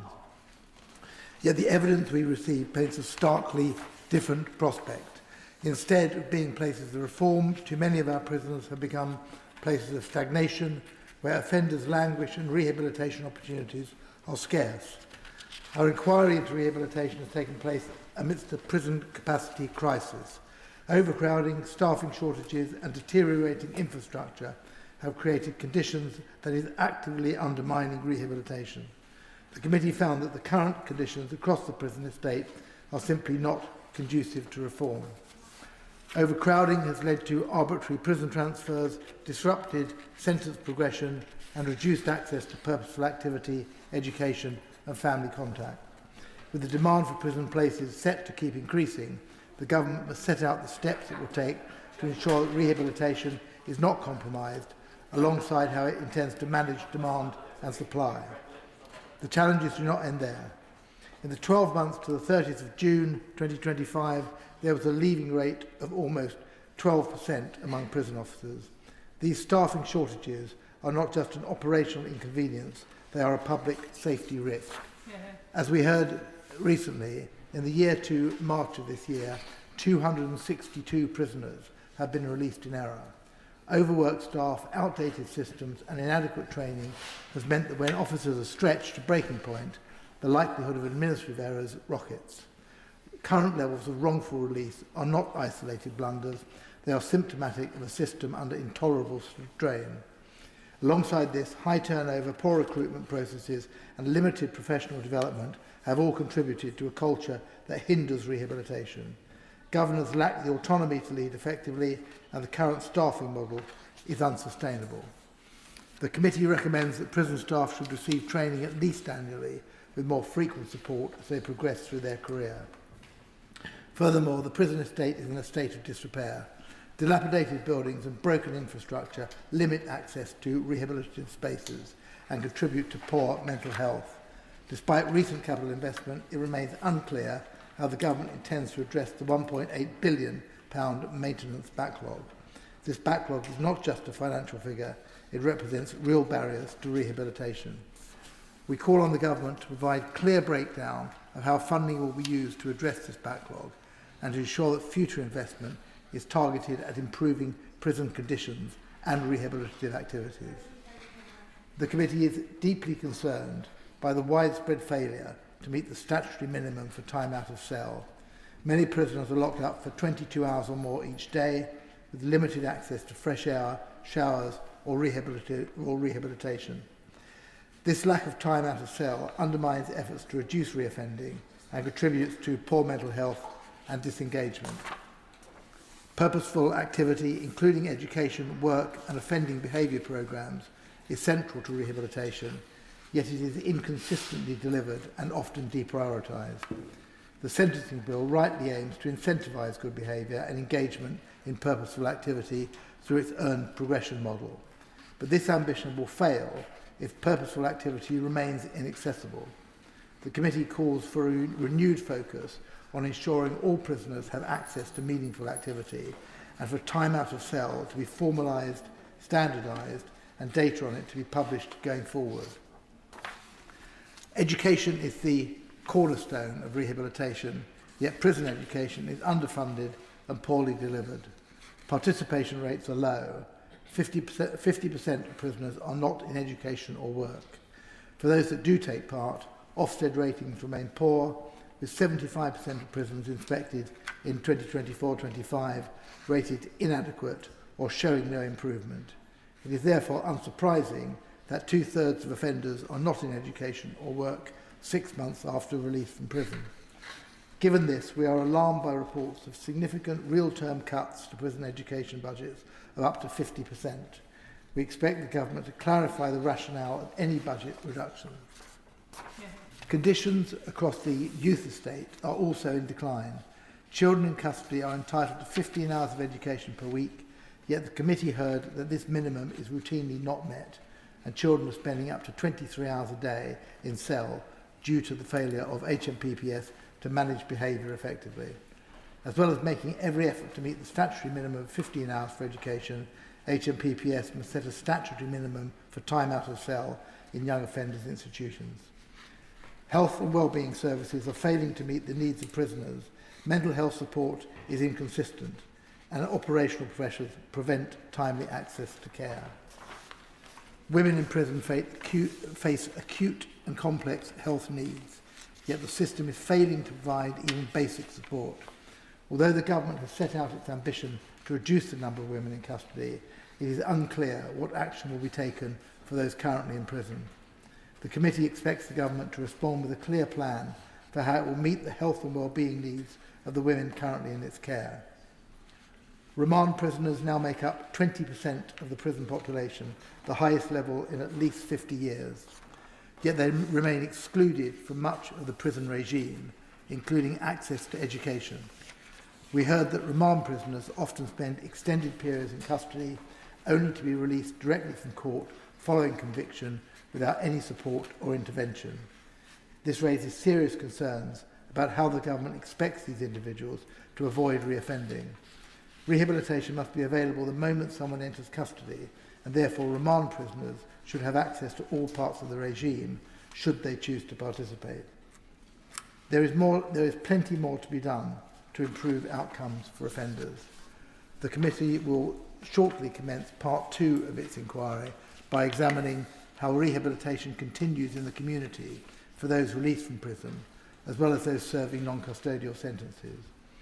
A further report will follow, making not only recommendations for changes in how community sentences work, but also long-term recommendations for structural reform across the criminal justice system to once and for all end the cycle of reoffending. But let me be clear, the time for action cannot wait. The sentencing bill represents a welcome opportunity to rethink how we reduce reoffending, but legislation alone will not deliver rehabilitation.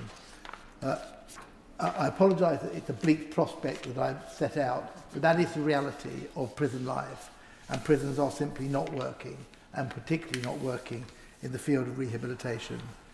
As this report sets out, it must be matched by a renewed focus by HMPPS to deliver better time out of cell, education and health and well-being services. I urge the government to take these recommendations seriously, to promote rehabilitation effectively, and to ensure that our prisons are places of reform, not despair. The government has inherited a very difficult situation here. It is trying to address that in a number of ways, but the crisis in prison cannot be underestimated, as the symptoms have shown recently in wrongful releases and other tragedies in the prison sentence. We have to deliver a system that truly serves the public good, and that will only come in the longer term with effective rehabilitation in prisons.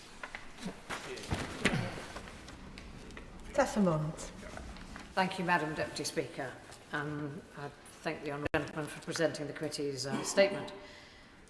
With the Chief Inspector of Prisons recently concluding that the outcomes for children in custody are not improving, and the urgent notification issued to Oak Hill Secure Training Centre, and given that it's children we are discussing, does the honourable member agree that the conditions across the youth estate are completely unacceptable, and as recommended, the government should produce an action plan for youth custody?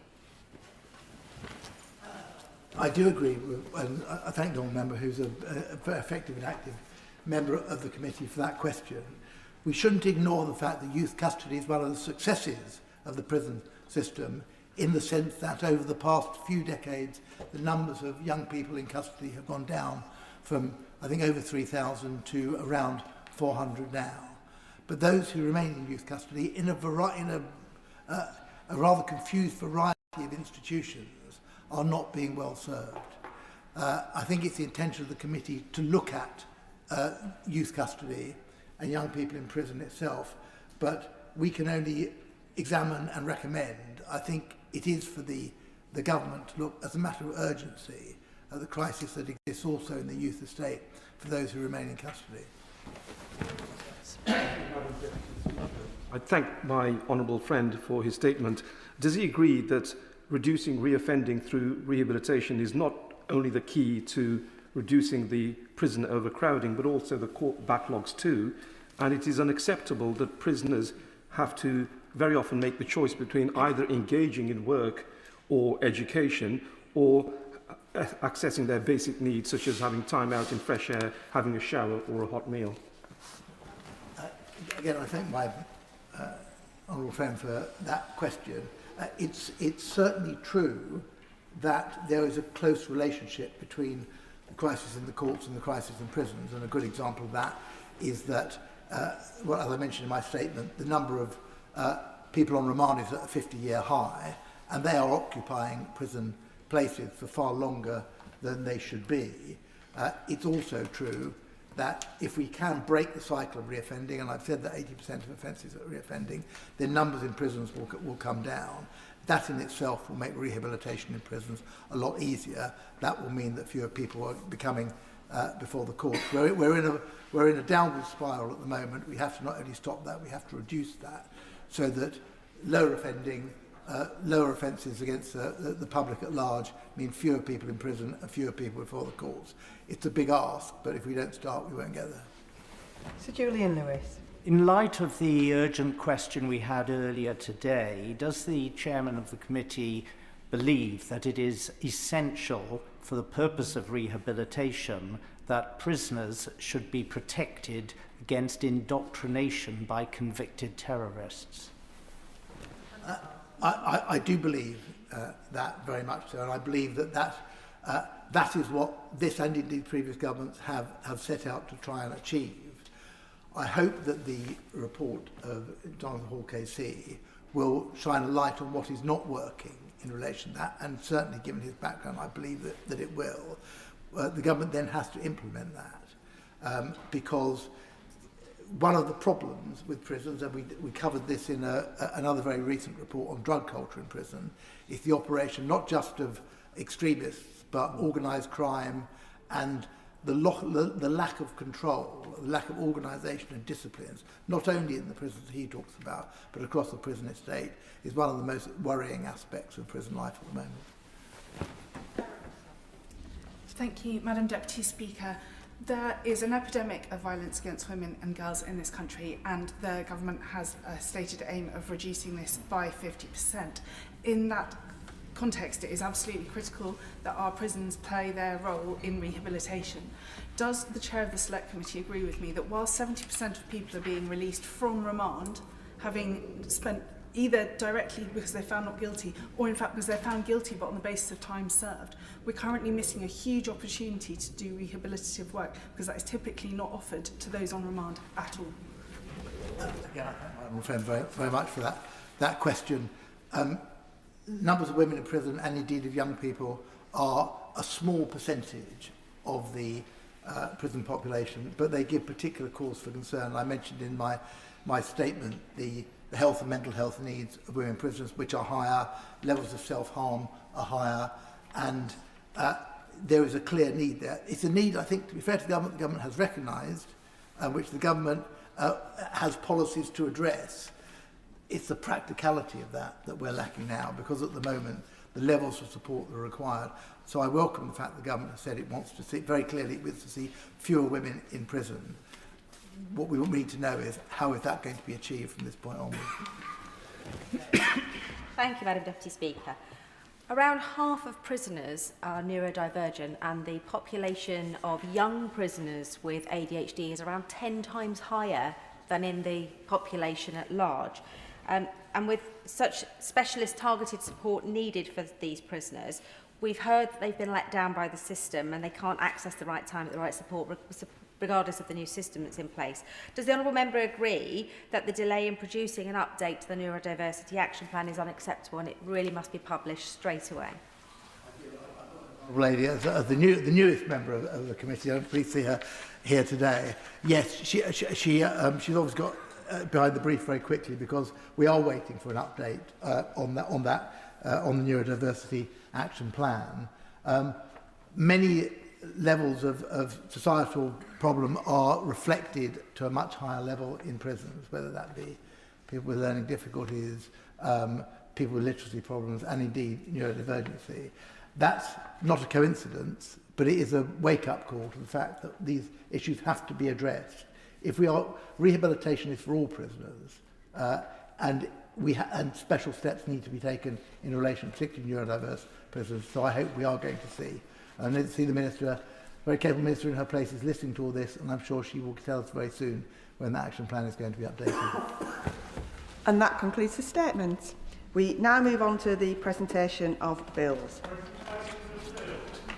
Presentation of Bill, Bobby Dean.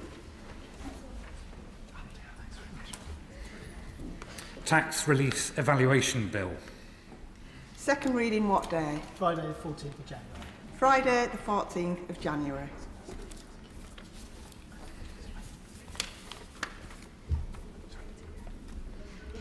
Presentation of Bill, Max Wilkinson. Declaration of Income and Gifts by Candidates for Elected Office, Russian Federation Bill. Second reading what day? Friday the 10th of July. Friday the 10th of July.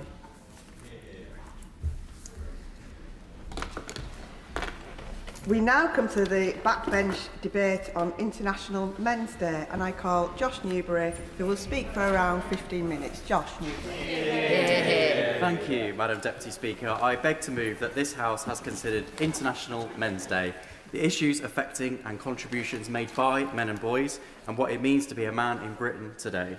It is an honour to lead this debate, and I am grateful to the Backbench Business Committee for granting time for the House to consider this important issue, and to members from across the House who supported the application and recognised the need for a serious national conversation about men's health, men's well-being and modern masculinity. This year marks the 10th anniversary of our International Men's Day debate, a chance for us to celebrate men and commit to tackling the challenges that they face head-on. For me, being a man means being there for family and friends, particularly when they need the support the most. It means being the best dad and husband that I can be, and perhaps most importantly, being a completely fallible human being. But let's face it, you don't need to be an expert to know that being a man in Britain today can be very tough. We hear that from the men in our families, on our street and in our workplace. Mental health issues are on the rise, preventable killers like heart disease and prostate cancer are being caught too late, and most shockingly of all, suicide remains the leading cause of death for men under 50. Something I know many honourable members wish to focus on today. With this backdrop, many men and boys are turning to online influencers who promote a particular reductive view of what being a real man is, but that rarely gives them any sense of hope or optimism about their future and their role in society. The uncomfortable truth is that as men, we often don't ask for help. For generations, we have been taught the stiff upper lip, sorting yourself out, manning up, is the best response to life's challenges. When you combine that with higher rates of addiction of various types, it's no wonder men's health has reached a crisis point, and that hits families, workplaces and our communities. This is why the first ever men's health strategy for England, published yesterday, is so welcome. I commend the government and all of the organisations involved in writing it for listening to what men need and not shying away from tackling issues that affect men specifically. This strategy will mean we meet men where they are to break down enduring stigma around mental health. It'll improve care for men with prostate cancer, and it will support ex-miners like those in my constituency with better NHS diagnosis and treatment for people at high risk of respiratory disease. It's the first serious effort to understand the problems men face and chart the path to a country where men and boys can live longer, healthier, happier lives. As the first speaker, I want, as best I can, to set the scene for the discussion and highlight the breadth of issues affecting men and boys across the UK, from health and education to employment, fatherhood and social well-being. Today we will touch on the challenges men face at every stage of life, celebrate the contributions they make to their families and communities, and hone in on what we can do to shift things in the right direction. I particularly want to thank the Dad Shift campaign for their support in shaping today's debate. Their campaign for better paternity leave, backed by undeniable evidence, is grounded in lived experience, and they're also the reason that you might expect one or two dad jokes this afternoon, Madam Deputy Speaker. I'll go into their campaign in more detail later, but I'd like to kick things off with one of my favourites. Scientists have found that dairy cows give a better yield when farmers talk to them. It's a case of in one ear, out the other. I was tempted to put pause for laughter in my speech notes, but I'm glad I didn't. Jokes aside, the challenges we face begin very early in life, with boys lagging behind girls from school readiness through to further education. This year, 45,000 fewer men under 19 started university compared to their female peers, and boys are disproportionately excluded from school. And let's say it as it is, white working class boys are at a particular disadvantage, and not because of a lack of talent, but because of the hand they are dealt from birth. Employment outcomes paint a similar picture, with young men making up 62% of those unemployed, nearly 1 million men out of work, all while our construction, teaching, healthcare and social care sectors struggle to fill vacancies. Yesterday, More in Common published a report into the disillusionment amongst many men, particularly those in their 40s and 50s. Some in the media might characterise this as a backlash against feminism, but what's actually behind it is men feeling that their lives are out of control, that no matter how hard they work, they can't provide the security and opportunities they want for their families.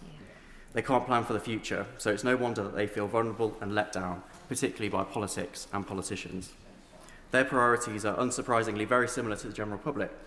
Daily pressures like the cost of living, insecure work, unaffordable housing, high levels of immigration, all combining into a sense that the system is rigged against them and in favour of those who are already privileged. Loneliness and poor mental health is one of the inevitable consequences of this, particularly concerning given that middle-aged men are amongst the least likely to seek help either from professionals or their peers. And just as men take on more and more pressures and responsibilities, many find that their social circles shrink. Community groups like Andy's Man Club and Stand By Me in my constituency have such a vital role to play. They work tirelessly to give men that non-judgmental space to meet others in a similar position and know that they are far from alone. And on that note, International Men's Day should be an opportunity to smash through stigma. One taboo that I believe still persists amongst men is being the victim of sexual harassment and assault. Breaking silence can mean those of us in privileged positions telling our stories. So here's mine. Around 10 years ago, I went on a night out in an unfamiliar city with a group of friends.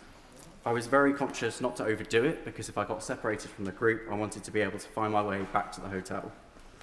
I remember going to a few bars, having a good time, but then it's a complete blank, which is something that I've never experienced before or since.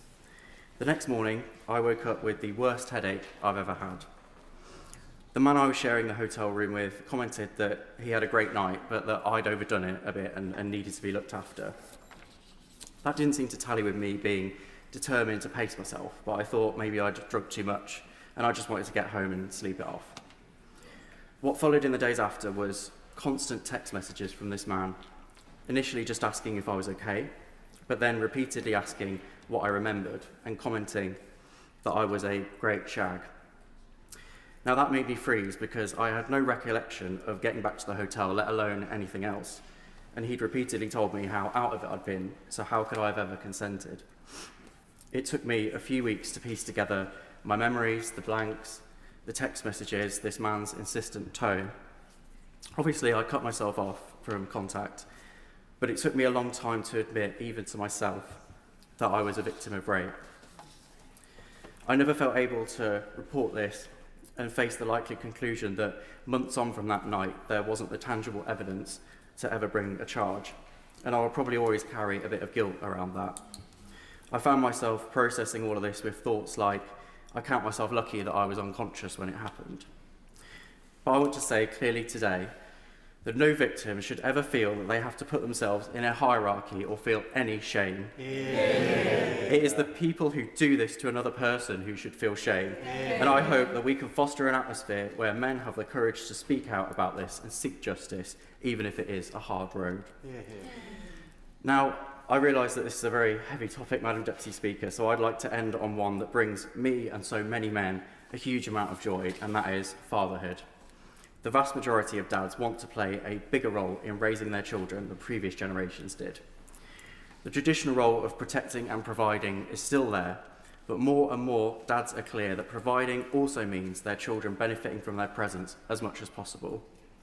Right now, we have the least generous statutory paternity leave in Europe at just 2 weeks and at less than half the minimum wage, with nothing at all for self-employed dads. One stat that I find shocking is that 90% of paternity leave claims are made by those with above average incomes, and far more is claimed in London than in the rest of the country. That is a stark class divide and is certainly not what the last Labour government envisaged when paternity leave was introduced. A poll by November found that 62% of new dads struggled under financial pressure and a third don't take any leave at all. It's no wonder that recovery times for mums with birth complications are getting longer and mental ill health amongst new dads is on the rise. This is the future of our country that we are talking about here, and we deserve so much better than this. Before I finally sit down, since I'm in such good company, I'd like to give you one more dad joke. I went into B&Q recently and asked for some nails. The assistant asked me how long I wanted them. I said, well, I was planning to keep them.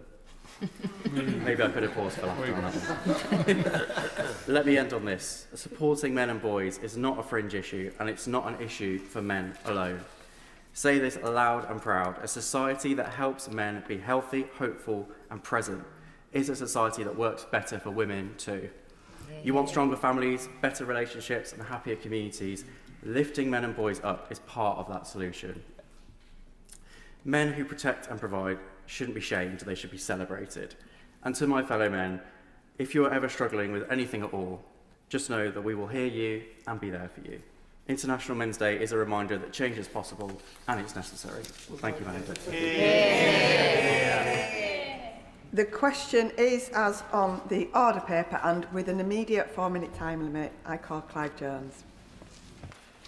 Thank you very much, Madam Deputy Speaker. As we mark International Men's Day, it is an opportunity to address the biggest inequality in men's health. Prostate cancer is the most common cancer in men, yet it's the only major cancer without a screening programme. Hopefully, the Secretary of State will ensure this changes in the National Cancer Plan.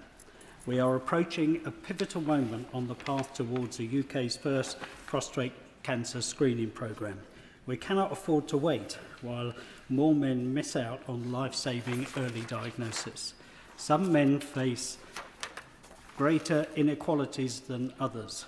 Prostate Cancer UK report that black men face twice the risk of prostate cancer, and men in deprived communities are 29% more likely to be diagnosed with late-stage incurable prostate cancer.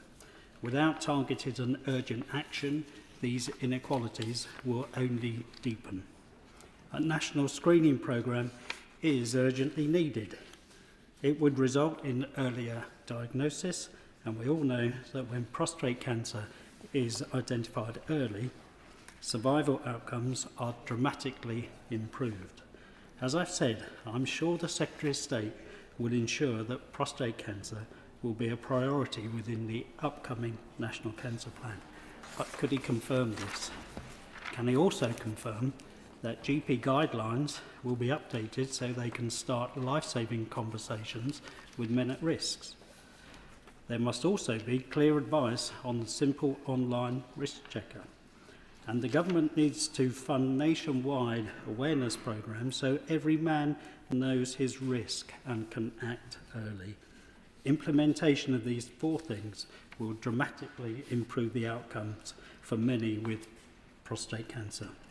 I'm afraid there will be no dad jokes from me. My daughters constantly tell me that all my jokes are dad jokes, and they're bad ones. Thank you. I call David Burton Sampson. Thank you very much, Madam Deputy Speaker. You may or you may not have noticed this unusual growth appearing between my nose and my top lip. Yes, it's Movember, and for the first time ever, I've had the opportunity to prove to everyone I can actually grow facial hair. Well, if that's what you can call it. My mo is becoming the subject of much contention, with many suggesting that this premiere of what I now affectionately call Bob should remain after the 30th of November. But those who I'm gaining a growing level of respect for, because of their sensible opinion, agree that Bob needs the chop, and that's exactly what's going to be happening. Movember is one of many great organisations focusing on men's health, including improving men's mental health. I am growing this mo to highlight a plight that many of us will have been touched by, not just poor mental health, but male suicide. As I have said in this place before, I have been personally impacted by male suicide, having lost a good friend literally just a year ago last week. A year on, I know that for me and all those who are part of his life, the initial shock may have gone, but the sense of loss and pain still lingers, as do the endless questions of what if, no more so than for my friend's husband. We often forget that suicide has a profound effect on those left behind, especially partners. Suicide survivors, as they are known, will often likely go on to develop depression, PTSD and need psychiatric care. Most worryingly, people bereaved by suicide are 65% more likely to take their own life than somebody bereaved by a natural loss. The story of my friend is sadly a story that is repeated time and time again. The stats around male suicide are simply shocking. 3 in every 4 suicides are male, and it's the leading cause of death amongst young men aged 20 to 34, with the highest rates of suicide amongst men aged 40 to 54. Many of these men have been in contact with either their GP or other primary care services prior to the death, but only 33% of men are referrals to NHS talking therapy, and that doesn't match when you think that 75% of men are victims of suicide death. So what's leading to this? It's often thought that men just don't talk about their feelings. Similarly, they ignore signs of ill health. Much of this is because of the cultural norm around masculinity that cannot be broken for fear of appearing weak. But is this really the case? As I've just said, many men will reach out to primary care, estimated to be 43% of men aged 40 to 54 who die by suicide saw their GP in the 3 months before their death. What men often don't do is talk about their feelings in environments where they're likely to get more peer support from their community. Some amazing work's being done in this space by organisations such as Movember, Men's Shed and Andy's Man Club. I'm delighted to see I will give way. He's making a really excellent contribution. On the issue of men not expressing their feelings, at my last surgery, I had a constituent who was telling me about the domestic abuse he had suffered, but being a man feeling unable to express that because men do not get beaten up by women. Does my honourable friend agree that domestic abuse is an evil that, although largely affects women who are targeted, men can also be affected by domestic abuse as well? I do agree with everything my honourable friend has just said. Domestic abuse is abhorrent and it does mainly affect women, but we can't deny that it also affects men, and this is something we need to look into and address. Look, I'm delighted to see the first ever men's health strategy launch yesterday, starting to address head-on the issues I've raised today, with 3.6 million invested in suicide prevention projects for middle-aged men and expanding mental health teams in schools, plus a partnership with the Premier League Together Against Suicide initiative with the brilliant Samaritans. Moving forward, we absolutely need to keep the focus on supporting men's health, especially their mental health. We want to see more men's spaces continue to evolve to be more supportive of men's emotional needs.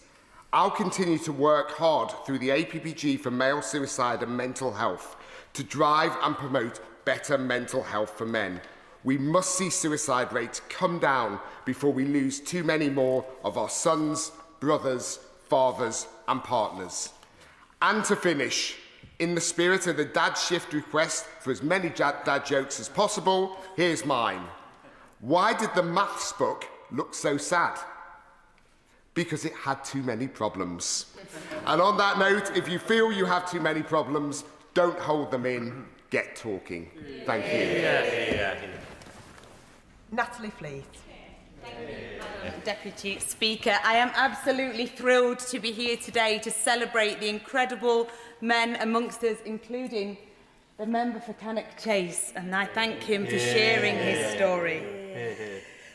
Men need to be celebrated today that pick up the pieces, make our lives better by being in them, provide positive role models to our children. I want to speak about the most undervalued man in my life, my husband, Richie Fleet.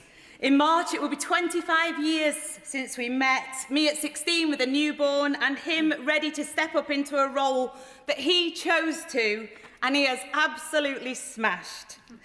He makes me feel supported and loved, and I am proud to see him growing from a caring and present father to an incredible granddad, and I can't wait to see his adventures with our granddaughter as he drops his hours to take on his share of her childcare. Oh, sorry, Madam Deputy Speaker, there's breaking news. All the toilet seats have been stolen from Scotland Yard, but police say they've got nothing to go on. So,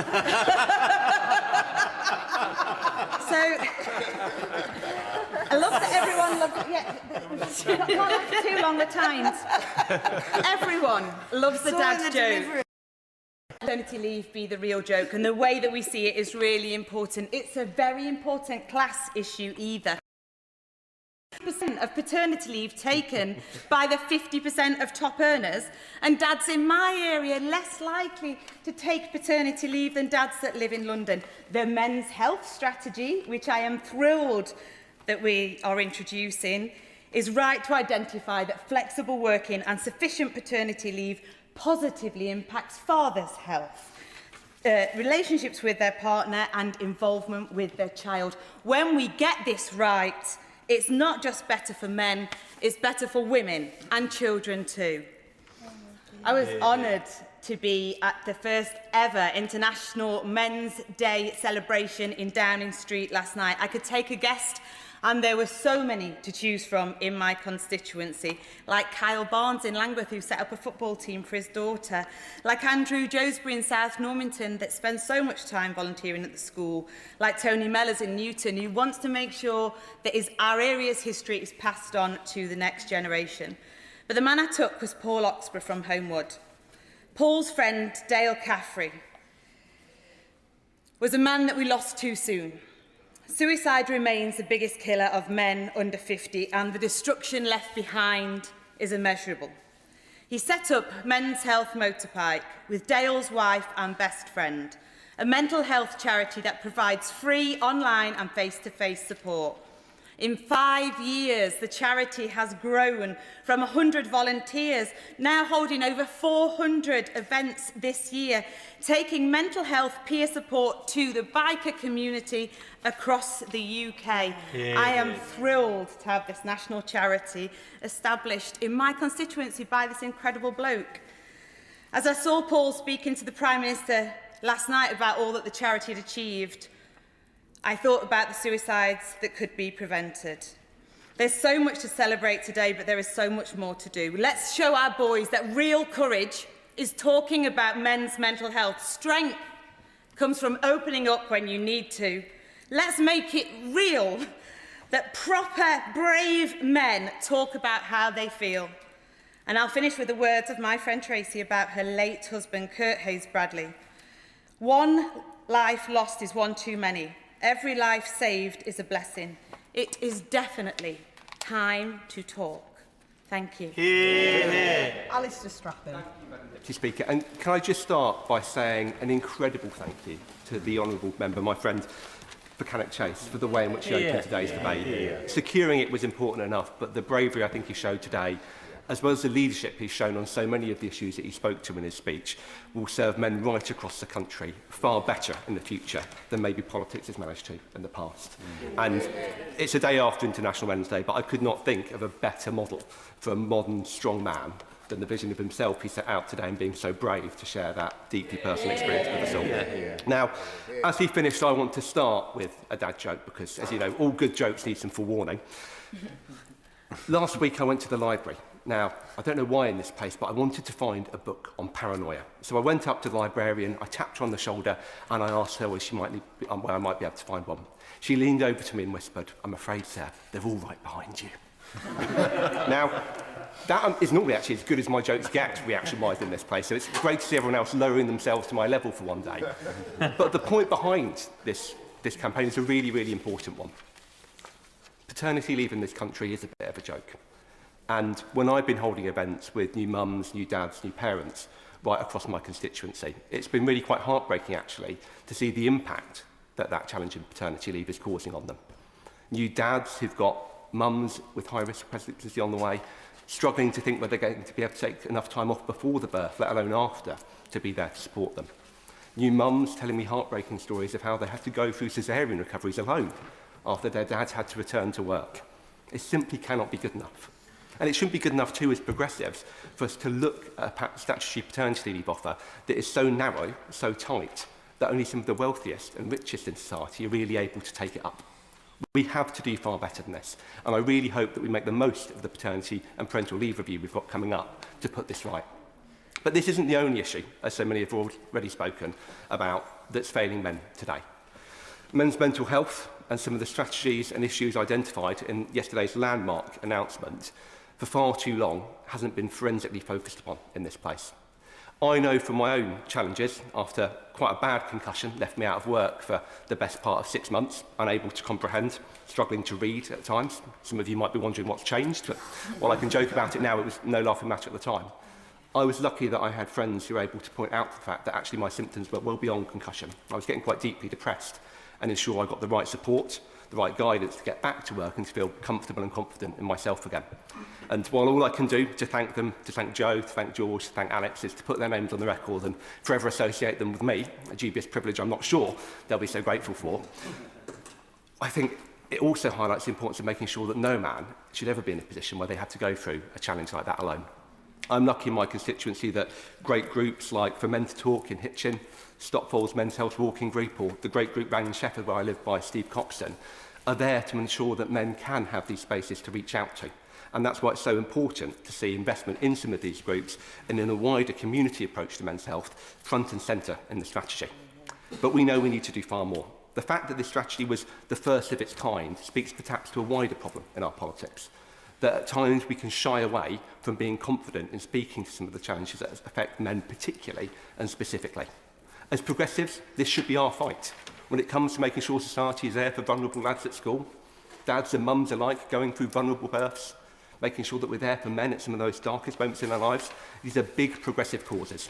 We should be comfortable in taking them on, loud and proud about our agenda in speaking to them, because at the end of the day, men's issues aren't issues just for men. They're issues for everyone. We've all got men and women in our lives, and we should all be passionate about policies that tackle all of the challenges they face, full-throated and proud, not shying away from them.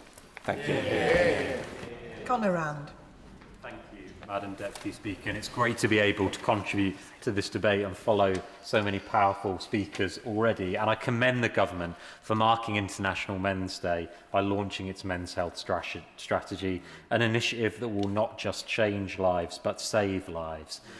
Madam Deputy Speaker, as part of International Men's Day, like many of my honourable friends, I've been working with the campaign group Dad Shift, who are campaigning to improve the UK's paternity leave offer, which quite frankly is in itself a bad joke, as the worst in Europe. And speaking of bad jokes, to follow on from some of my honourable friends, I have to admit to being slightly hesitant to include a dad joke in my speech, because the last time I tried a joke, it went badly wrong. It was a joke about Chewbacca, but I messed it up. It was a Wookiee error, Madam Deputy Speaker, and one I won't be repeating. I know what members are thinking from the ground. Stick to the day job. And look, I'm lucky enough to have two amazing jobs. One is being the Member of Parliament for Altrincham and Sale West, and the other is being a dad to two young boys. And the latter was made so much easier by having access to paternity leave.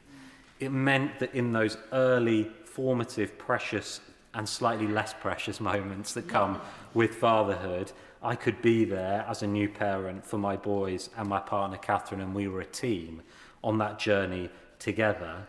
But 1/3 of new dads don't take any leave at all when their children are born, and we have to be frank and honest about why that is. It's because they can't afford it. Our statutory paternity leave of just 2 weeks at less than half the minimum wage, with nothing for the self-employed, shows a system and a settlement that is fundamentally broken. And look, I'm delighted that both through the Employment Rights Bill, with the granting of the Day One right, but also with the Parental Leave Review, this government has a chance to fix that. Fix mums shouldering an unequal caring burden and responsibility, and fix dads having to lose out on time with their new children. Because 90% of dads want to play a more active role in their children's lives. But as polling from More in Common reveals, too many men believe a life where hard work means security for their family is out of reach.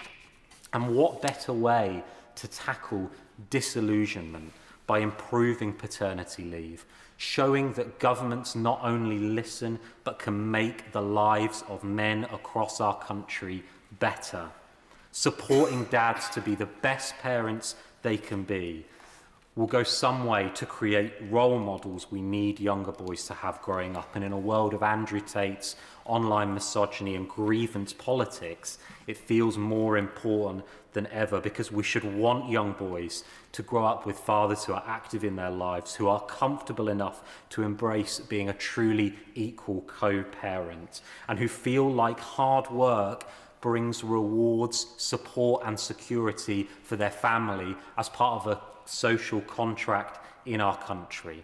And government has a responsibility to help create these conditions. So on International Men's Day, I pay tribute to all the dads out there doing the best, and all the organisations across Altrincham and Sale West, like Andy's Man Club, like Home Start, and actually all those across our country who are helping dads to be the best they can be. And I urge us all to work together on creating a society to support dads to be the best possible role models for their children. Yeah. Matt Main. Thank you, Madam Deputy Speaker. And firstly, I'd like to pay tribute to my honourable friend, the member for Cannock Chase, for an incredibly moving introduction to this debate. International Men's Day, held on the 19th of November, but which we're debating today, is a wonderful chance to celebrate all that is good about men and boys, and to commit to ensuring that we, as legislators, do all we can to support that agenda. Madam Deputy Speaker, you would have noted also that my honourable friend, the member for York Outer, made a very emotional participation in Prime Minister's questions yesterday, and I would like to thank him for that moving speech, which touched everyone on these benches, and I suspect those across the House. I would also like to acknowledge the Prime Minister's social media post, "A Letter to My Son." What a moving piece that was. Whether we have sons or daughters, nephews or nieces, the emotion with which my right honourable friend spoke was truly heart-touching. Madam Deputy Speaker, as a participant in today's debate, having worked with the Dad Shift on raising awareness around the issue of paternity pay and others, it is beholden on me to deliver to the House a dad joke. I went shopping and someone threw a block of cheese at me. I said, "That's not very mature." I'll get my coat at the end of the debate. Things have moved on from when I was a lad, but I recognise the frustrations that some men and boys feel, emerging from education into an adult world which is not very caring. When I finished my education and started work, I struggled. Flushed, full of the sense of hard work and dedication would see me through to success, it was an alarming revelation to discover that this is not necessarily the case. The assumption that you only need to work hard to get on was revealed in the midst of a brutal economic recession to me to be a lie.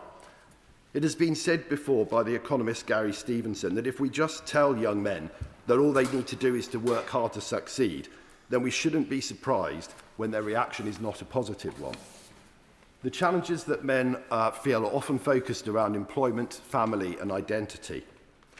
It is the structures of the society around us that we ourselves have created that results in those frustrations and challenges that people feel.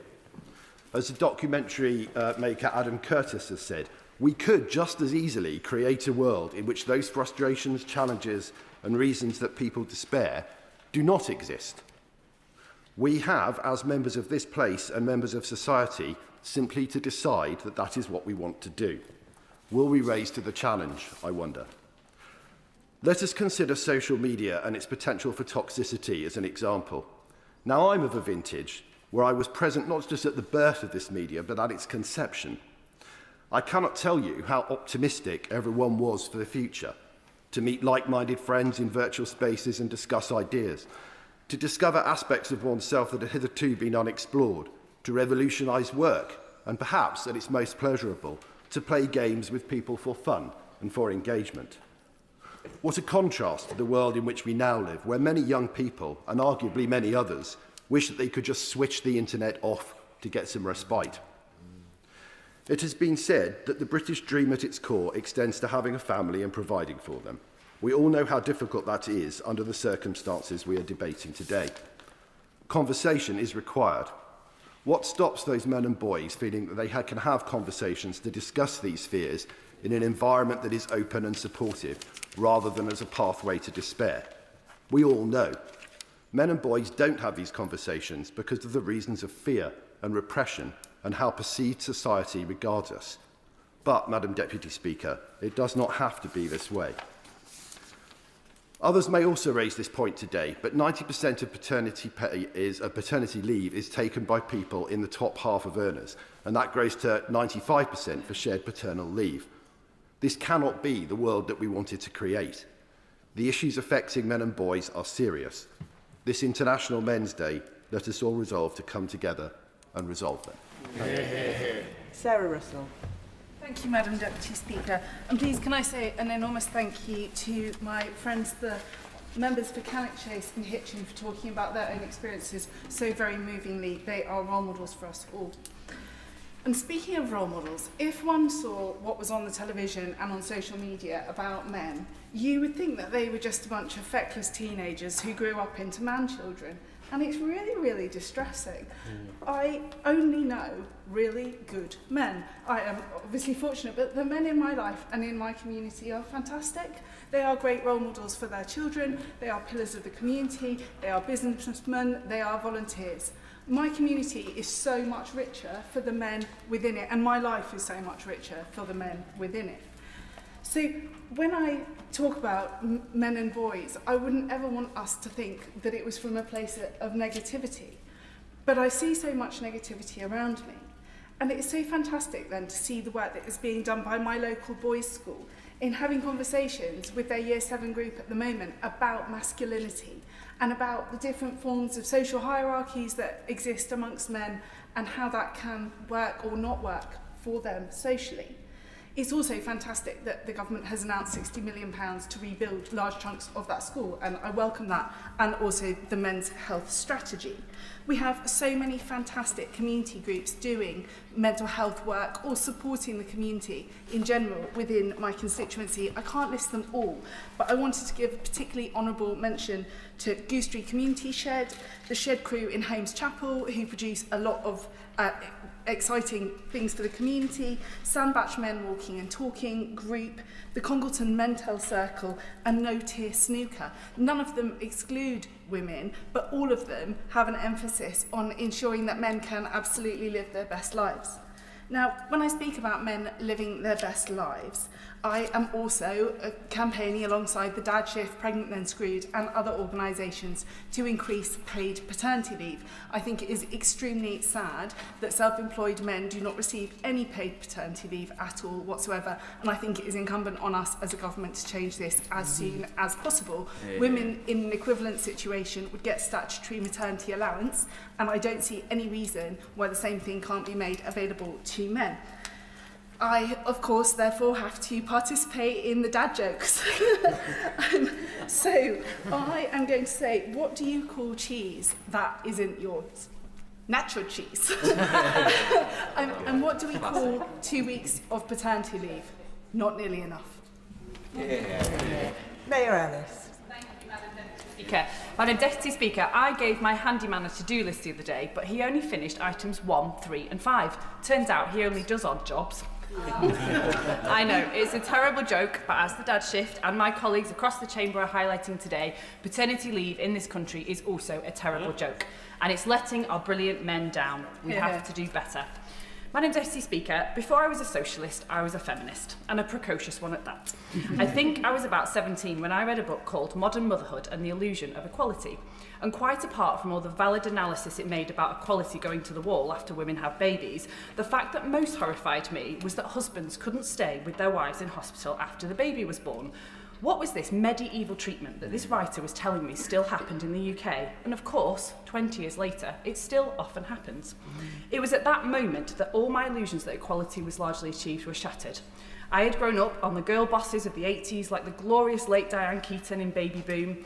But, Madam Deputy Speaker, how could there be equality if it was only in the workplace and not in the home? And how could we have equality in the home if men were shut out the literal moment they became a parent? So this International Men's Day, the plea I want to make to this government is to take the possibly once in a generational chance we have to lock in 6 weeks paternity leave paid by the government at full pay. Many studies have shown that the earlier men get involved in caring for their children, the more equal the distribution of work in the home becomes and the amount of conflict reduces too. No man goes into a marriage or becoming a dad wanting conflict. And so I fundamentally believe that the key to unlocking true equality is ensuring men have as much an appreciation as women of what it takes to care for a family and a home. I could spend all day giving you a love letter to fatherhood. I've said before in this place that I would not be here if my own husband didn't choose to be a brilliant father, holding down the fort at home while still running his own successful business too. I see my friends' husbands trying so hard to be the dad that often they didn't have themselves. We are letting men down by not giving them the money, the structures and the role models to help them embrace this huge experience in life that I know men in generations past have been excluded from. Only last week, I spoke with firefighters at Fulwood Fire Station in my constituency of Ribble Valley about how when you cut funding for a post within a shift team, the first thing it impacts is the flexibility of the rest of the team, most of whom have families they're trying to juggle.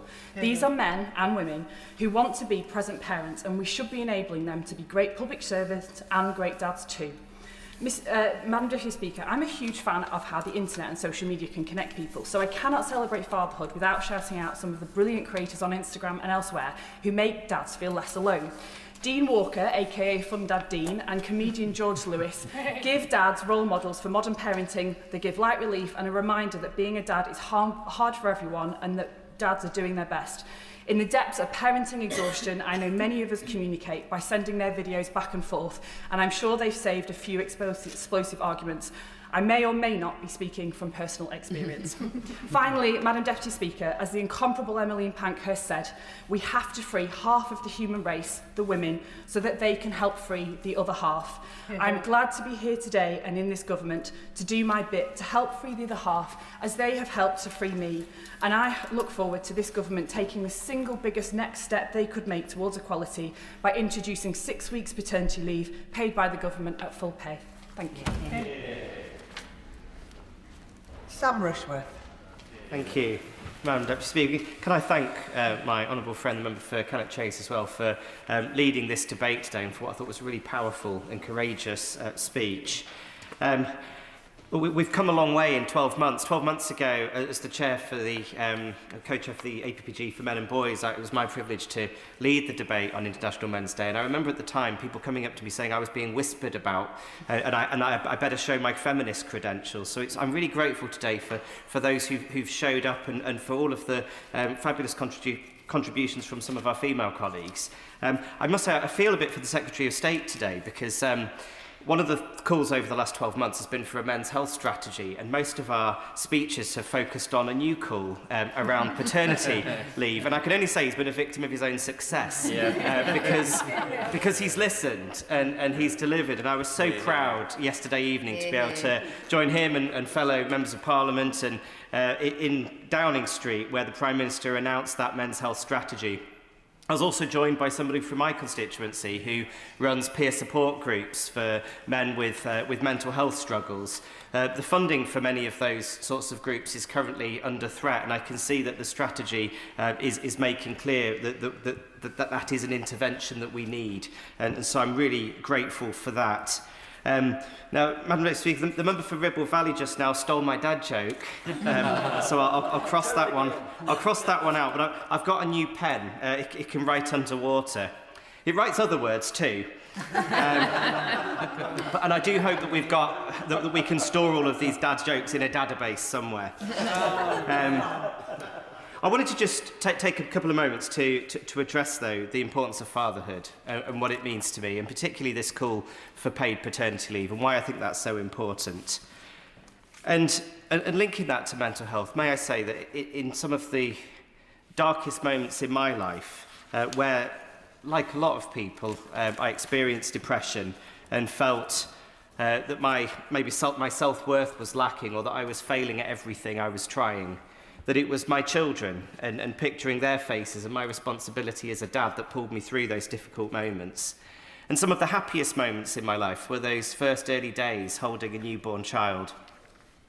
I remember vividly holding in my arms my youngest daughter and looking into her face and just feeling like I'd been given this precious gift from heaven, and knowing that she was precious. That's all I knew at that time about her. I couldn't predict how she'd turn out to be. She's now a 12-year-old, and she's going through all of the sorts of emotions and stages that girls at that age go through. And in those, and when she tries my patience, I still remember that moment. I still say to my wife, you know, she is precious, and we absolutely adore her. My oldest daughter, she's the one whose birthday party broke my leg a few months ago when I was roller skating with her around the disco to Mr. Brightside. I remember being up in the night with her when she had colic. But those early weeks are so important, and far too often women are left alone to recover from their surgery while the fathers are missing and not having those moments to bond. And I think that that's a really important call that comes from this debate.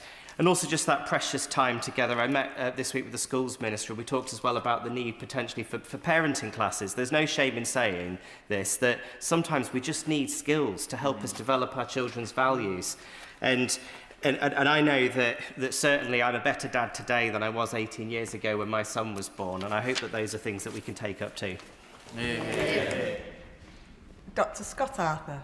Thank you, Madam Deputy Speaker. So this debate is a chance to speak honestly about the pressures, expectations and challenges that too many men carry alone and in silence. And I think the member for Cannock Chase exemplified all that in his speech, actually. So I really do thank him for his speech. So across my constituency, there's organisations large and small supporting men and dads. And one of them is Dad's Rock, which has become a vital source of support for fathers at every stage of parenting. And when I was elected last year, one of the very first people to contact me was Dad's Rock, making it very clear to me that I had to support the Dad's Shift campaign. But I don't have a dad's joke, I have a Scottish dad's joke. So there's 10 cows in a field, which one is on holiday? No interventions, okay? It's the one with a wee calf. So, thank you. So back to Dad Shift. Their WhatsApp peer support group now brings together more than 700 dads from across the country. And in their most recent survey, the top request from these fathers was for stronger mental health support, particularly for new dads. And we see the power of Dad's Rock in stories like Ewan's. Ewan's a young dad in his 20s in Edinburgh South West, and he came to Dad's Rock struggling with anxiety, isolation and difficulties maintaining contact with his 8-month-old child after separation from her mother. He wasn't included on the birth certificate, meaning that he had no parental rights, and as a result he felt overwhelmed and unsure about where to turn. With one-to-one support from Greg, one of the Dad's Rock workers, Ewan received guidance through a confusing and emotional court process. Greg helped him rebuild communication with his child's mother, and eventually she agreed to add him to the birth certificate, granting him parental rights and more stable access to his daughter. Ewan then joined Dad's Rock's Dads in Dice group, where he builds friendships and confidence. In his own words, attending Dad's Rock's Dad's Night has me bonding with other dads and having a laugh. Very important in life, I think, even with or without dad jokes. This is what meaningful, compassionate support for men looks like. It changes lives and strengthens families. And Dad's Rock are not the only organisation doing this vital work. I also have to pay tribute to Dr. Ian Hounsome, who I met in my office recently. Ian recently received a well-deserved award from Napier University for his extraordinary work supporting Andy's Man's Club. Ian first worked at the Man's Club in 2021, fleeing an abusive relationship. He was just looking for a sense of community. He soon became a volunteer and now runs the Man's Club for the Edinburgh and Lothians and Borders area, supporting men at their lowest point. The recognition he received is well deserved, and the impact he is having on men across the region cannot be overstated. And Madam Deputy Speaker, one of the big things in my life is Parkrun, and one of the people that organises Parkrun in Edinburgh has really benefited from Andy's Man's Club, and it's a great example of the work that Ian's doing and the impact it's having.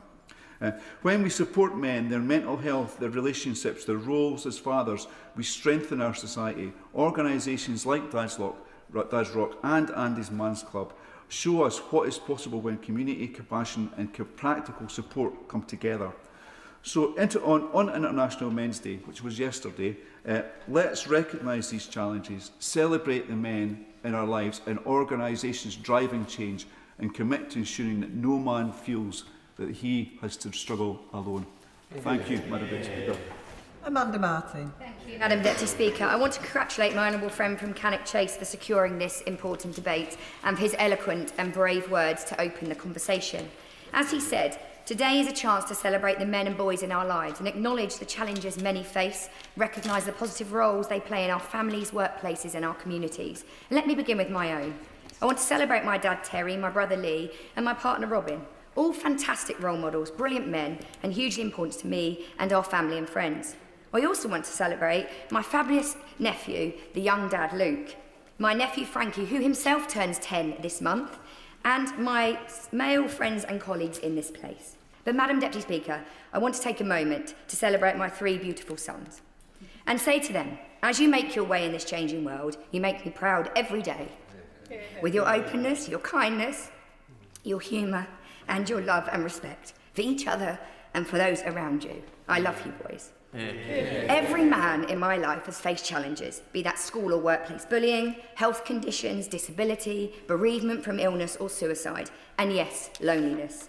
The difference is that they had each other, and crucially they felt able to talk and to ask for help, but too many men do not. The statistics are stark. 1 in 5 men do not live to 65. More than 5,000 men die by suicide each year. Nearly 1 million men are unemployed. And paternity leave is a class issue and against those self-employed. These numbers are not abstract, they are real lives. Young men lost in education, fathers struggling to balance work, and families, and for some, family breakups and separation from their kids. Veterans adjusting to civil life, older men being pushed out of the labour market, and men of all ages wrestling with health worries, but determined not to be a burden. It is partly because of these realities that colleagues and partners and I have established a Labour group for men and boys. Our purpose is simple, to ensure that this government builds policies and politics that better represent men and boys, and in doing so, improve the outcomes for everyone. We believe in a modern, positive vision of masculinity and one that strengthens gender equality, not undermines it. Men feel that their identity has been shaken by rapid change and feel that so much of life is out of their control. They mistrust politics and politicians, and in that vacuum, toxic dominance-based narratives can gain ground. So it's important that we as a government have their back. We need to offer hope, inclusive, and a story of what British manhood should be built on: pride, purpose, belonging, and trust. Supporting men and boys is not a zero-sum game. It's about listening, it's about acting, and it's about rebuilding trust. This Labour government is already taking action. We've abolished exploitative zero-hours contracts, raised the minimum wage, and launched the UK's first ever men's health strategy, or the England, sorry. We are reforming apprenticeships, delivering pride in place, investments and strengthening communities, because government must take responsibility. Will my honourable friend give way? Can I thank my honourable friend for giving way and thank her very much for her excellent speech. I've heard her talk glowingly about her boys previously to me personally and to others, and she's doing them real justice in her speech. She's also, I believe, absolutely right to welcome the Men's Health Strategy, which was published yesterday, a fantastic document and roadmap for us. Would she agree with me, particularly in relation to her boys who are still growing up, early manhood, that young men are particularly prey to the problems of gambling, particularly online gambling, rapid turnover gambling, and that it's really welcome that the Men's Health Strategy contains proposals to start to tackle from the grassroots upwards that real problem of men and gambling that we see in our country. Absolutely, I agree with my honourable friend. Online safety is also crucial in protecting boys from harmful content, misogyny and gambling promotions that you talk about. The measures that we have taken as a government are a start, and we know we need to do more to restore trust, dignity, opportunity and a sense of belonging where too many men have been forgotten and ignored, and so that men see and feel the changes in their everyday life. I want to highlight the work I've been doing with tradespeople through my tool theft campaign. You may have heard of it. Tool theft disproportionately affects male workers, many self-employed or running small businesses. Losing tools is not an inconvenience. It can mean losing wages, contracts, reputation, and indeed lives. I launched the campaign after hearing countless stories of livelihoods being destroyed, and I want to thank everyone who has shared their experience. Their voices matter, and they are part of what we celebrate today. Madam Deputy Speaker, when it comes to fatherhood, let me give a small nod to those every tired dads out there with a dad joke. Madam Deputy Speaker, what do you call a woman who sets her fire to all her bills? Bernadette. Yeah, my boys will probably roll their eyes at that, but beneath the joke lies something very serious. The Dad Shift campaign has shown how many fathers want to be present in the first precious weeks, but simply cannot afford it. Strengthening paternity leave is not just fairness for dads, it's about giving best starts, it's about helping families build resilience, and it's about shaping the kind of society we want to be here in Britain. And so I want to leave you, finally, with a quote from a brilliant book, The Boy, the Mole, the Fox and the Horse, that captures the courage I see in so many men every day. What is the bravest thing you have ever said? Asked the boy. Help, said the horse. Asking for help is not giving up, said the horse. It is refusing to give up. Madam Deputy Speaker, that is the bravery we celebrate today. Dr. Jeevan Sandar. Thank you, Madam Deputy Speaker. May I start by thanking my friend, the member for Cannock Chase, not only for bringing this debate, but his incredibly courageous and powerful contribution that no doubt is making waves across this country. Thank you so much for that. Today, Madam Deputy Speaker, men are finding life unaffordable in a way that their fathers did not. And that's leading to anger, it's leading to despair, and it's even leading to death. But it is on us, and it is within our gift in this chamber, indeed in this government, to ensure every single man, every single person in this country can find life affordable with decent jobs everywhere. Now, Madam Deputy Speaker, the second part of my PhD focused on this topic, why it was men and non-graduate men couldn't find decent jobs. And whilst I can't force you all to read my PhD, I can force you all to listen today. Chapter 1. Because there's a huge crisis that men, particularly non-graduate men, have gone through. In the 1980s, non-graduate men, about 10% not working. Today, it's 25%. That's over 2 million men in total, 1.3 million off long-term sick. And that's not through any fault of their own, that's because of the way the economy has changed, both here and across high-income nations. The decline of manufacturing, no longer the factory in their local town, their local city. They could no longer leave school and get a good job and get a good home and support a family. That has all ended.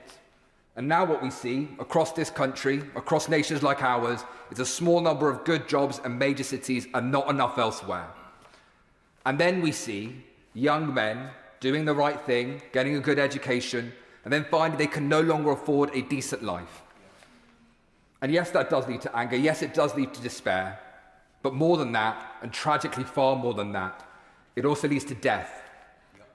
The numbers of men, middle-aged men, dying from alcohol, suicide and drug overdose doubling in this nation over the past 30 years.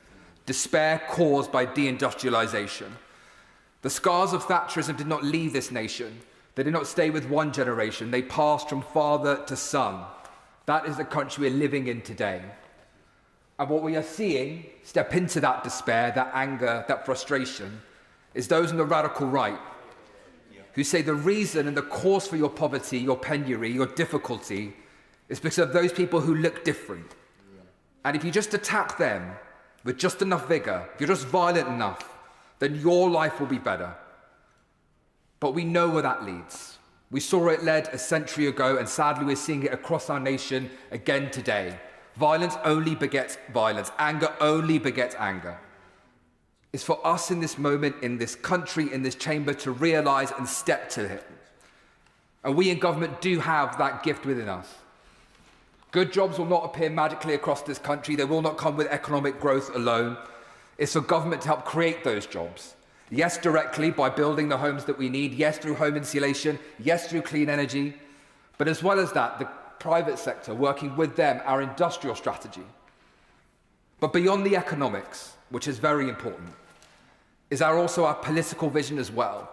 That says each and every single person in this country deserves a decent life, but more than that, that we are stronger when we stand together, that when each and every one of us does well, we all do well, that we are stronger together and weaker apart. And for those who say that we only to attack others, we say that does not live up to the best traditions of this nation and does not meet this moment that we are. That is on us to meet. I'm so proud to be in this chamber with all of you. I'm so proud of my friend from Cannock Chase, and for all of us in this place to create a country where every single person, every single man could afford to live a decent life. Yeah. Thank you, Madam Deputy Speaker. Stella Creasy. Thank you, Madam Deputy Speaker. It's a privilege to follow the member from Loughborough and also to be here with the member for Cannock Chase, who made a truly extraordinary speech. I also just want to reassure you, Madam Deputy Speaker, I won't be making a dad joke, not least because my father, who's a brilliant man, inspired in me a love of the deeply filthy joke, which I suspect probably isn't parliamentary language, especially the one about the Bishop of Birmingham, so she'll be relieved on that. I'm also proud to be in this debate and now to be having this debate in this chamber. I have previously participated in our international men's debates and we've been resigned to Westminster Hall. So I'm proud that we are here today because people want to suggest that campaigners like myself who've worked on women's rights don't care about men. I mean, that we don't know about men, we don't understand them. I did actually put Tell Me Facts About Men into chat GPT. It told me that men have less sense than women. What they meant was sensitive taste buds and smell receptors. It also told me that men's beards can house more bacteria than dog fur, although they're different types of bacteria. Most men own 3 pairs of shoes, apparently, and my favourite one is that men are more likely to have an extra nipple than women.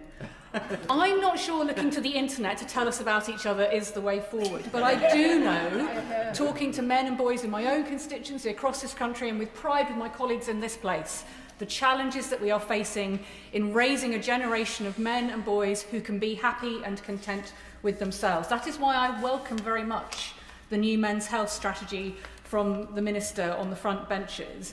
Because actually, this isn't about trading off against the sexes. There isn't a battle of sexes, there's a bafflement about how we can help each other, because we are being pitted against each other in the very environment that my colleague from Loughborough describes. I take great hope in that actually the evidence shows us that young men in this country are rejecting Andrew Tate. Yeah. But they are crying out for something else. They're crying out for what the different alternatives should be. And when the Samaritans tell us that 70% of men would live differently if they were free from social judgment, I know many women that will strike a chord with, but that is the challenge that we are facing. We are putting the men in our lives and the boys with them under a huge amount of pressure. That's why nearly 40% of men say that contributing less than their partner makes them less of a man, and over 3 in 4 Britons say a man who stays home to look after his children is less of a man. And yet men are so unhappy. That tells us that we can and should do things in this place to change that dynamic. Men are not a homogenous lump. Women used to get mad being treated in this way. They have a multitude of problems and challenges, and so do men. We see the rates of suicide, but we also see the variation. I pay tribute to my colleague on the opposite benches for highlighting the difference for black men when it comes to prostate cancer and the importance of developing a strategy that doesn't just see men with prostate cancer, but those challenges. I also look at the experience of disabled men in our society, often finding that they are being denied their own sense of identity in services. But in the time left to me, let me add my voice to those calling for us to support men to be able to build positive relationships with their children from the get-go. Frankly, we missed the boat in the Employment Rights Bill, and as a result, we've reinforced gender stereotypes that it's ladies who do babies and men who need to go out to work. We must not make that same mistake again. I pay tribute to the work of Elliot Ray, Joliet Brealey, Brendan Scrood, and all the campaigners now making that case. But frankly, we've got the evidence that at least doing what the Women and Select Committee's Equality said to do, about 90% for 6 weeks, would be a step forward for our young boys and men to have each other at that critical point in life from the get-go, and for the wives and the women who love them to be there with them. I think of the latest young man in my life, Marlo J, born last week, who's just starting his fight in life and his parents. I want better for him like I want for every child in my constituency. Yeah. Calvin Bailey. Thank you, Madam Deputy Speaker. And may I thank my honourable friend, the member for Cannock Chase, for securing the debate, and for the strength he showed in his speech. It was not a speech, it was an act of leadership. Yeah. It's a privilege too to follow on from our honourable friend from Walthamstow, because International Men's Day is not in opposition to International Women's Day. Yeah. It is not a zero-sum game. Yeah. We must be honest about the challenges facing men and boys, because if we do not address them openly, others with malign intent will exploit that space, and in so doing, it is disappointing today that we do not have broad cross-party representation here, and I'm grateful for the speech of my honourable friend from Loughborough, which he gave a moment ago. Even as a highly decorated RAF pilot, I cry, and I do so publicly. I say this for two reasons. Because we must show our men and boys that vulnerability and courage are not opposites. They are expressions of strength, and we must give young men permission to show that strength too. I also must say it because I need to continually remind my friend, the gallant member from Spelthorne, of my previous career. Now, as a chair of the APPG for prostate cancer, I want to focus my remarks on the most urgent men's health challenge we face. Prostate cancer is the most common cancer in men. 63,000 diagnoses and 12,000 deaths every year. Early diagnosis, particularly among men, amongst the highest risk groups, alongside more effective treatment pathways, would save thousands of lives and spare families immense suffering. Yesterday, I visited the Imperial Centre for Translation and Experimental Medicine in the constituency of my honourable friends, the member of Ealing Central and Acton. The researchers there are leading the world in mapping how fat and microRNA influence tumour growth and in developing far more accurate diagnosis tools. Their work is opening the door to improved tests and promising new treatments, including for advanced disease. It is a testament to the excellence of UK science, and I am grateful to the researchers, to the prostate cancer research, and in particular to Joe Cliff for their partnership. This week, the launch of the first ever men's health strategy for England is a pivotal moment, and I am proud of the leadership for my good friends, the member of Ilford North. Easier access to PSA testing and better communication with consultants, both at home and in community settings, will help the 500,000 men already living with prostate cancer. Monitoring is crucial. Many early-stage cancers do not require immediate treatment, but they must be watched carefully so that changes can be caught in time, because too many men currently fall through the gaps. However, there is more we must do, and I again raise the issue of commissioning of abiraterone for men with high risk but curable prostate cancer. The evidence is clear. It halves relapse rates, would save 650 lives every year, and would save the NHS 200 million over 5 years. Yet because this is an off-the-label use, it is stuck in a web of unnecessary bureaucracy. And I'm grateful for the constructive engagement from the Minister of Health, Innovation and Safety, and I hope we will see progress soon. Finally, early stage diagnosis amongst the highest risk groups remains the decisive factor. Next week, the National Screening Council will consider targeted screening for black men with a family history and men with genetic vulnerability, each with at least double the average risk. But combining PSA with MRA, we can reduce unnecessary biopsies, improve safety and catch cancers far earlier. This would cost 25 million, but would deliver a net benefit for 54 million over 5 years. And just finally, Madam Deputy Speaker, to my dad, David, I love you and thank you. And as for dad jokes, I hardly ever tell dad jokes, but when I do, he always laughs. Chris Blaw. Thank you, Madam Deputy Speaker.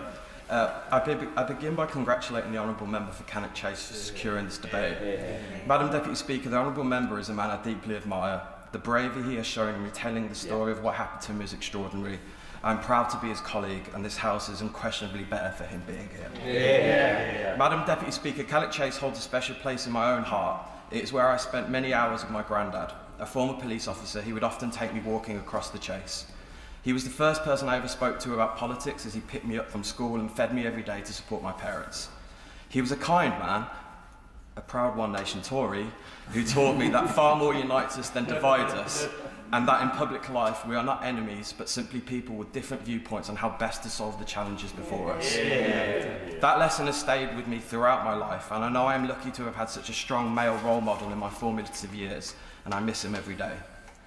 Madam Deputy Speaker, today's debate gives us an important opportunity to reflect on the issues affecting men and boys and the contributions they make across our society. This is not about pitting one group against each other. It is about acknowledging that if we want a fairer and healthier society, we must be honest about where help is needed. The figures on men's health and well-being remain concerning. Men continue to account for more of suicides. They are less likely to seek support early and too often feel compelled to deal with difficulty silently. The old idea that emotional openness undermines masculinity has lingered for far too long. It has cost lives and prevented countless men from getting the help they need. In that context, I'm proud that this government has launched its men's health strategy, setting out a clear 10-year vision for improving the health and well-being for men and boys in England. This strategy recognises that reality and begins the work of addressing it, through earlier intervention, better support and a more honest understanding of the specific challenges men face, and I thank the Secretary of State and the ministerial team for their hard work. I'm also proud of my honourable friend, the member for York Outer, for his bravery in speaking openly about his own mental health challenges this week. Far too many men still feel it a weakness to demonstrate their humanity by opening up about their struggles. His honesty helps normalise these conversations and can help save lives. Madam Deputy Speaker, in Westminster Hall today, we have debated the role of carers. Carers like my dad, who's right now sitting next to my mum in her hospital bed. There are hundreds of thousands of men like my dad supporting their families every day, quietly and with dedication. When we see the pressures faced by boys growing up in Britain today, they are navigating a world shaped by online influences, some positive but many harmful. It is men like the members for York Outer and Cannock Chase and my dad and my granddad I admire and I look up to. As a father myself, I want my son to see their examples and not the false prophets he might see on TikTok as a true representation of what it is to be a man. Boys need strong, positive role models and reassurance that there is more than one way to be a man. Today is a moment to celebrate the positive contributions by men and boys, fathers, grandfathers, carers, teachers, mentors and volunteers that shape our communities. Men like Cole Dickens at Wallet Boxing Club supporting young men, Pete Martin fighting knife crime and Gethin Farn supporting veterans and so many more in Redditch. Supporting men and boys strengthens society as a whole. When men feel able to seek help, relationships improve. Madam Deputy Speaker, today would have been the 100th birthday of my political hero, Bobby Kennedy. And one of my favourite quotes is, "There are those who look at things the way they are and ask why. I dream of things that never were and ask why not." I am proud that this House is united in its insistence on changing things for the better and supporting men and boys to live healthier, fuller and more meaningful lives. I'll finish with a knock-knock joke if that's even permissible. Knock-knock. Who's there? Tank. Thank you. You're welcome. Thank you for that. Liberal Democrat spokesperson Susan Murray. Thank you, Madam Deputy Speaker, and thank you to the Honourable Member of Cannock Chase for bringing this debate today, but also for sharing his experience.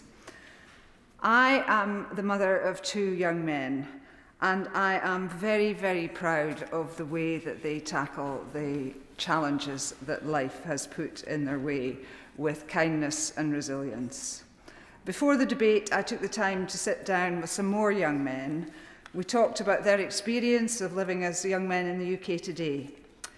They are successful individuals, university graduates with good jobs and what from the outside looks like steady lives. Yet their outlook was shockingly bleak. They talked about their belief that without the support or systemic change, they would never own a house. They're resentful about their opportunity to build up a good pension. They talked about how the cost of living is reaching a point where even basic leisure activities, like sport after work, are becoming unaffordable. And most worryingly of all, they talked about how younger men are being radicalised by this. They said they're increasingly seeing boys and young men being pushed into far-right and hateful echo chambers while searching for an alternative path. It's clear that we're failing young people as a whole, and young men in particular. Buying a house is a distant dream for most young people, and even renting is, by the government's own assessment, unaffordable. Mental ill health services are inaccessible, and male suicide is now the biggest killer of men under 50. Young men are falling behind young women in education and earnings at a time when traditional expectations are shifting, are challenging their sense of identity and place in society. This is not about dismissing the struggles faced by women, many of which are the same. It's about recognising the nuance, the ways that these pressures affect men differently, and the way that many men cope with them differently. Too often this debate swings between two extremes, those who wish to dismiss men's concerns altogether and those who wish to capitalise on male disillusionment and to sow division and hatred. This is why we welcome the government's new men's health strategy and applaud the campaigners and organisations that fought so hard to bring it to us at this moment. It's right that the government finally recognises the specific ways in which men are suffering, from suicide to substance abuse to prostate cancer. But we need to go further. Many of the steps are still modest, and especially on suicide, and I have been directly affected by the suicide of a young man who had his full future ahead of him. And as we've heard, this is the greatest killer of men under 50. But the government has scrapped the suicide prevention grant, a £10 million lifeline, and the new measures barely replace it. With thousands of people dying by suicide every year, we have to be more ambitious. That means restoring the suicide prevention grant in full, introducing regular mental health checks at key points in life, and tackling the wider determinants of health, including ending rough sleeping, which disproportionately affects men. But beyond mental health, we must also address the deep sense of hopelessness felt by so many young men. We must acknowledge that men are now 14% less likely to attend university than women, and we need to provide respected alternative routes into good work through apprenticeships and skills programmes. We must also confront the housing crisis more quickly. Investment in housing will not only ease pressure on the market, it will create long-term jobs in construction and engineering. This is deeply important because ultimately you can invest in mental health support, but without job prospects, a home to build a life in, and a future to believe in, young men will continue to feel hopeless. And when young men feel hopeless, they will continue to look for answers from those on the extremes. So while I welcome this men's health strategy, this is just the first step of many. Thank you. Shadow Secretary of State.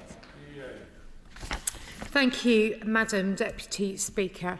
And I thank the Honourable Member for Cannock Chase for leading this debate this afternoon for International Men's Day on focus on well-being, on modern masculinity, and he was hugely brave and absolutely right when he said that no victim should not be able to speak out and seek justice. And it was wonderful to hear his positives around the joy of fatherhood.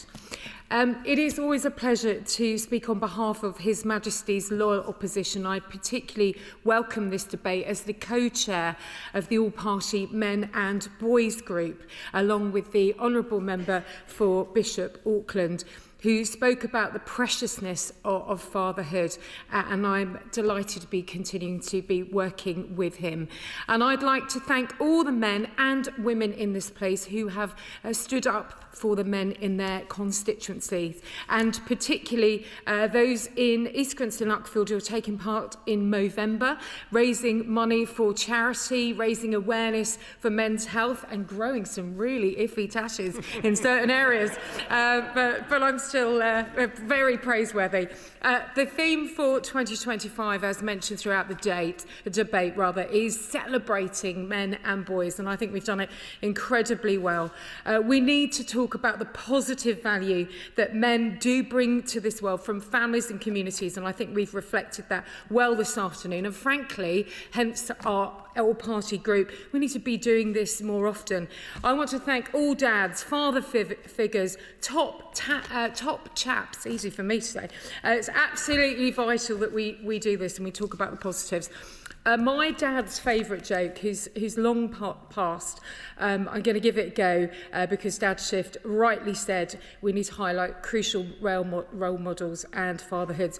His was, and I still love it, how does the monkey cook his toast? Under the gorilla, of course. There we go. How was that, Lincoln? I mean, my right honourable friend has been judging behind me these how was that? And he actually suffered from a head injury, and I was particularly struck by the honourable member for Hitchin talking about how that is an unseen issue, and it's right that he got support. Headway were particularly brilliant in my father's case, so I thank him for that. Now, turning to how we talk about masculinity in a positive way, role models, as we've heard this afternoon, so important.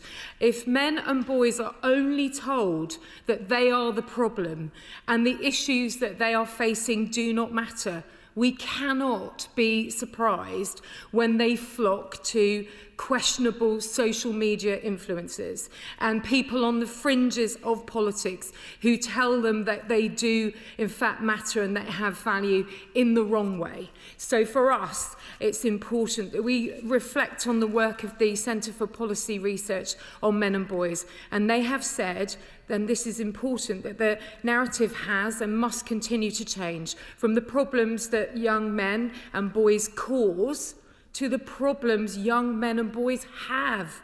And now we can do something to properly help them, and that should be incredibly welcome. And as a mum of two girls, I know that they want boys to feel the support and positivity that young girls rightly have. And I think it was right, the honourable member for Portsmouth North, bigging up young boys, her young boys, and also the importance of protecting from harm our youngsters. All of them, gambling, pornography, we know. But we also know other sectors and young people struggling, particularly young farmers. We know it's often those men who can feel isolated and lonely and struggling. And the honourable member from Loughborough rightly talked about men wanting a decent life. It's vital to look back about employment, but also it's the employment opportunities now that truly matter too, which I completely agree with.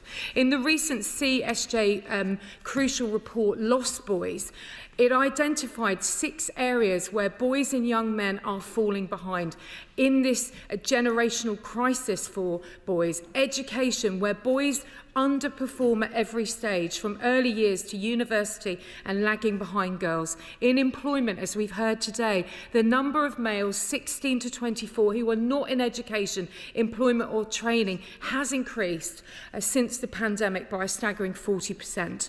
Health, suicide is a top cause of death for men under 50, and many of us know families, know friends we've lost because of suicide. Family and fatherhood. 1 in 5 boys grow up without a father, an epidemic of fatherlessness, which is linking to poor outcomes. Crime, the prison population, 96% of it is male. Digital behaviour, where platforms amplify misogynistic